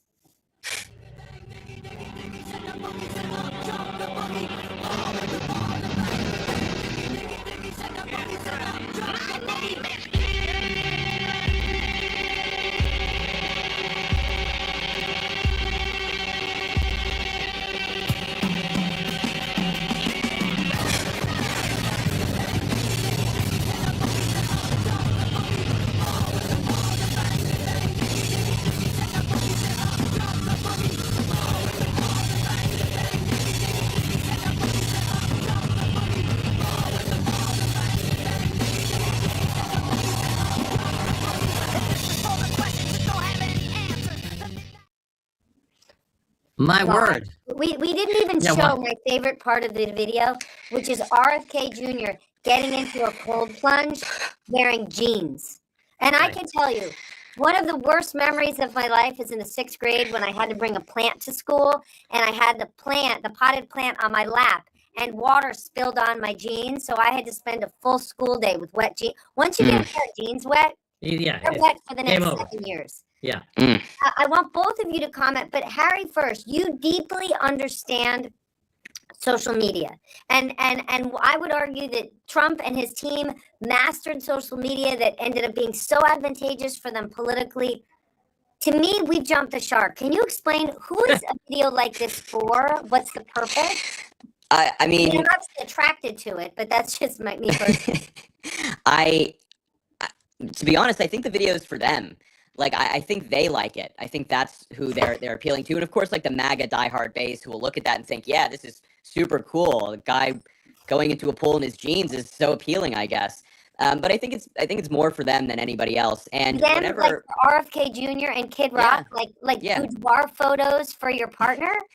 Yeah, I think they're having like a hangout together. They're enjoying themselves. I think it's for them more than it is for anybody else. And listen, I'll put it this way: if that's what they think works, They want RFK Jr. in the cold plunge in his jeans and being the weirdo that he is, and Kid Rock on the bike and whatever. Do it. Have at it. You guys go ahead. Go in the midterms. Post all the videos you want. I'm happy. We'll do our thing and they'll do theirs. Wow. Okay, Allie, Harry's take is you do you, boys. What do you think? Well, I mean, this is RFK had a video released from a podcast last week where he talked about how he's not scared of germs because he did cocaine off a toilet seat, which opened so many questions up. Two of which were asked by fellow panelists of mine this weekend. One said, "You're a Kennedy. You can do cocaine anywhere you want. Why are you doing it off a toilet seat?" And the other one, that's brilliant. And the other one was there no other space in the bathroom? Like there wasn't a sink or something like that? Like why are you doing so you know what I mean? Like I got sort of RFK brain, toilet seats and cocaine at the moment. Okay, so in defense of RFK, overload. I'm gonna guess that toilet seat must have been in a public bathroom stall at a bar. Right, so you can't do it on the sink. In another surface, but I digress. What a discussion, huh? What the things that they cause us to discuss. Oh man.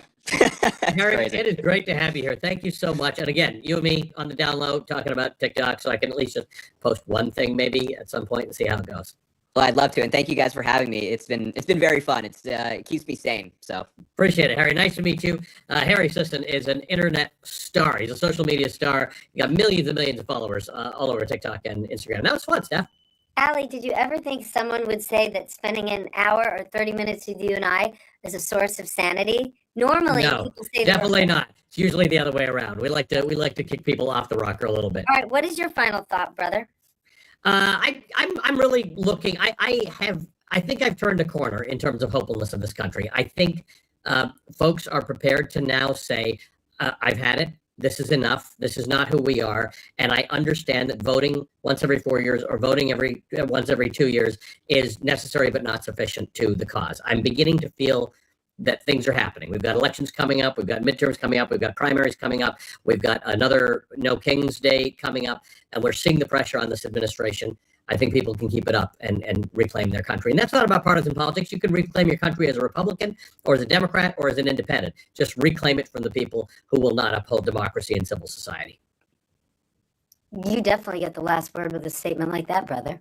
Thanks, my friend. Nice to see you as always. We'll see you. I'll see you around the office, but I'll see you next week right here. VelshiRule@ms.now. Please send us your questions. We love hearing from you. We want to answer them. You can give them to us live on TikTok or in the chat on TikTok and on YouTube, or send it to us by email, VelshiRule@ms.now. You don't have to wait until next Wednesday. You can send it all week long. If we get an onslaught sooner, we could always pop onto social and answer what we have. Thanks, friends. Have a good week. Thank you. See ya.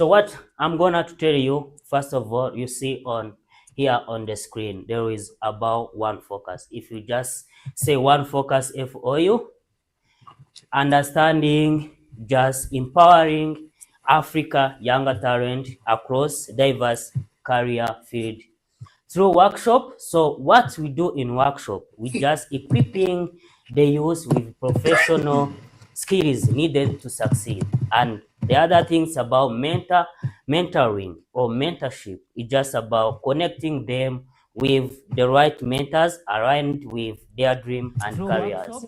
The other first or the last one, it's about Voice of Tomorrow podcast, our platform to share the inspiration, life lessons, and the challenges to keep others motivated and running. So our mission is simple. It's about to discovering, nurturing, empowering young African talent by providing platforms, mentorship, and opportunity that help them to their dream into real impact. And when we come to our vision, it's about creating a thriving African where every younger talent is recognized, nurtured, and empowered to achieve their dream, contributing meaningful to the society and become of positive change. So now what we gonna do right now, before I was even just putting some information about one focus FU you are seeing on here in the screen. So today I'm gonna talk about graphic design course. This is overview. This is what we are going to discuss in 20 minutes, 25 minutes accordingly. So ready even to enjoy this kind of conversation, ready to enjoy this kind of things I'm going to tell. If you are watching this video, you are business or you plan to just even start your business, this course is for you. And if you are really want to make more money, this course is for you, because all of us, the purpose is making papers. So now let's go deep and just even understanding the course, graphic design. So graphic design, it's a life. So this is the things we usually use in our daily activities. Whatever you see in the road, whatever you see in the business, the pictures and everything. So it's about graphic design. So who can do it? Everyone is allowed to do it. If you really want to join the course, this is your time to join our course. So let's come to here. So if you see graphic design, as you see one focus FU, and as Ale, CEO and founder of One Focus, I'm the one who just even teaching them, coaching about graphic design.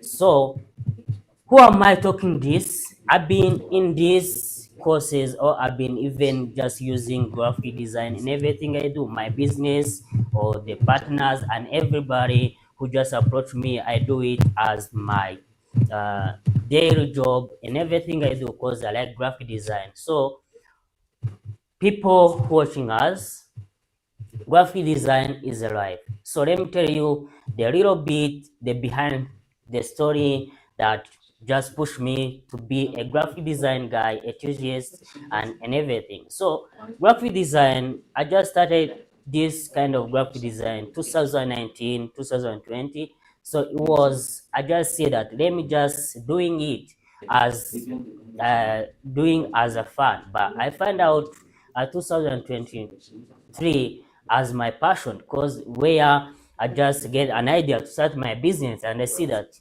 wherever I'm going to start a business, I will need a graphic design. I will need to put my brand on digital platforms. So what's the things will help me to do it? It's about graphic design. So wherever I know graphic design, so it just become easy for me to do it. So the graphic design, and I see that this is not only just using it on my business, but I see that it's my daily job. I just work with different companies, clients, just doing them the posters, the flyers, the brochures, and even printing the file, just even the those kind of things posting outside on the road, like even the the book and everything. So design everything you need to use it in a graphic design. So let's just start your journey of creative, just why this course matters. So design is no longer option. Every brand needs clear, attractive, and strategy visual to stand out in today's digital world. So what this kind of things means. So wherever you are a business, you are entrepreneur, everything you do, you need a design.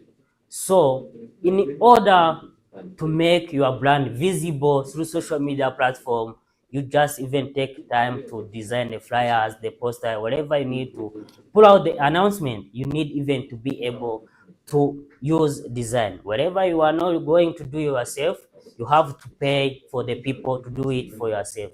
So let me just give an example. You always see on the YouTube social media stuff, just if you come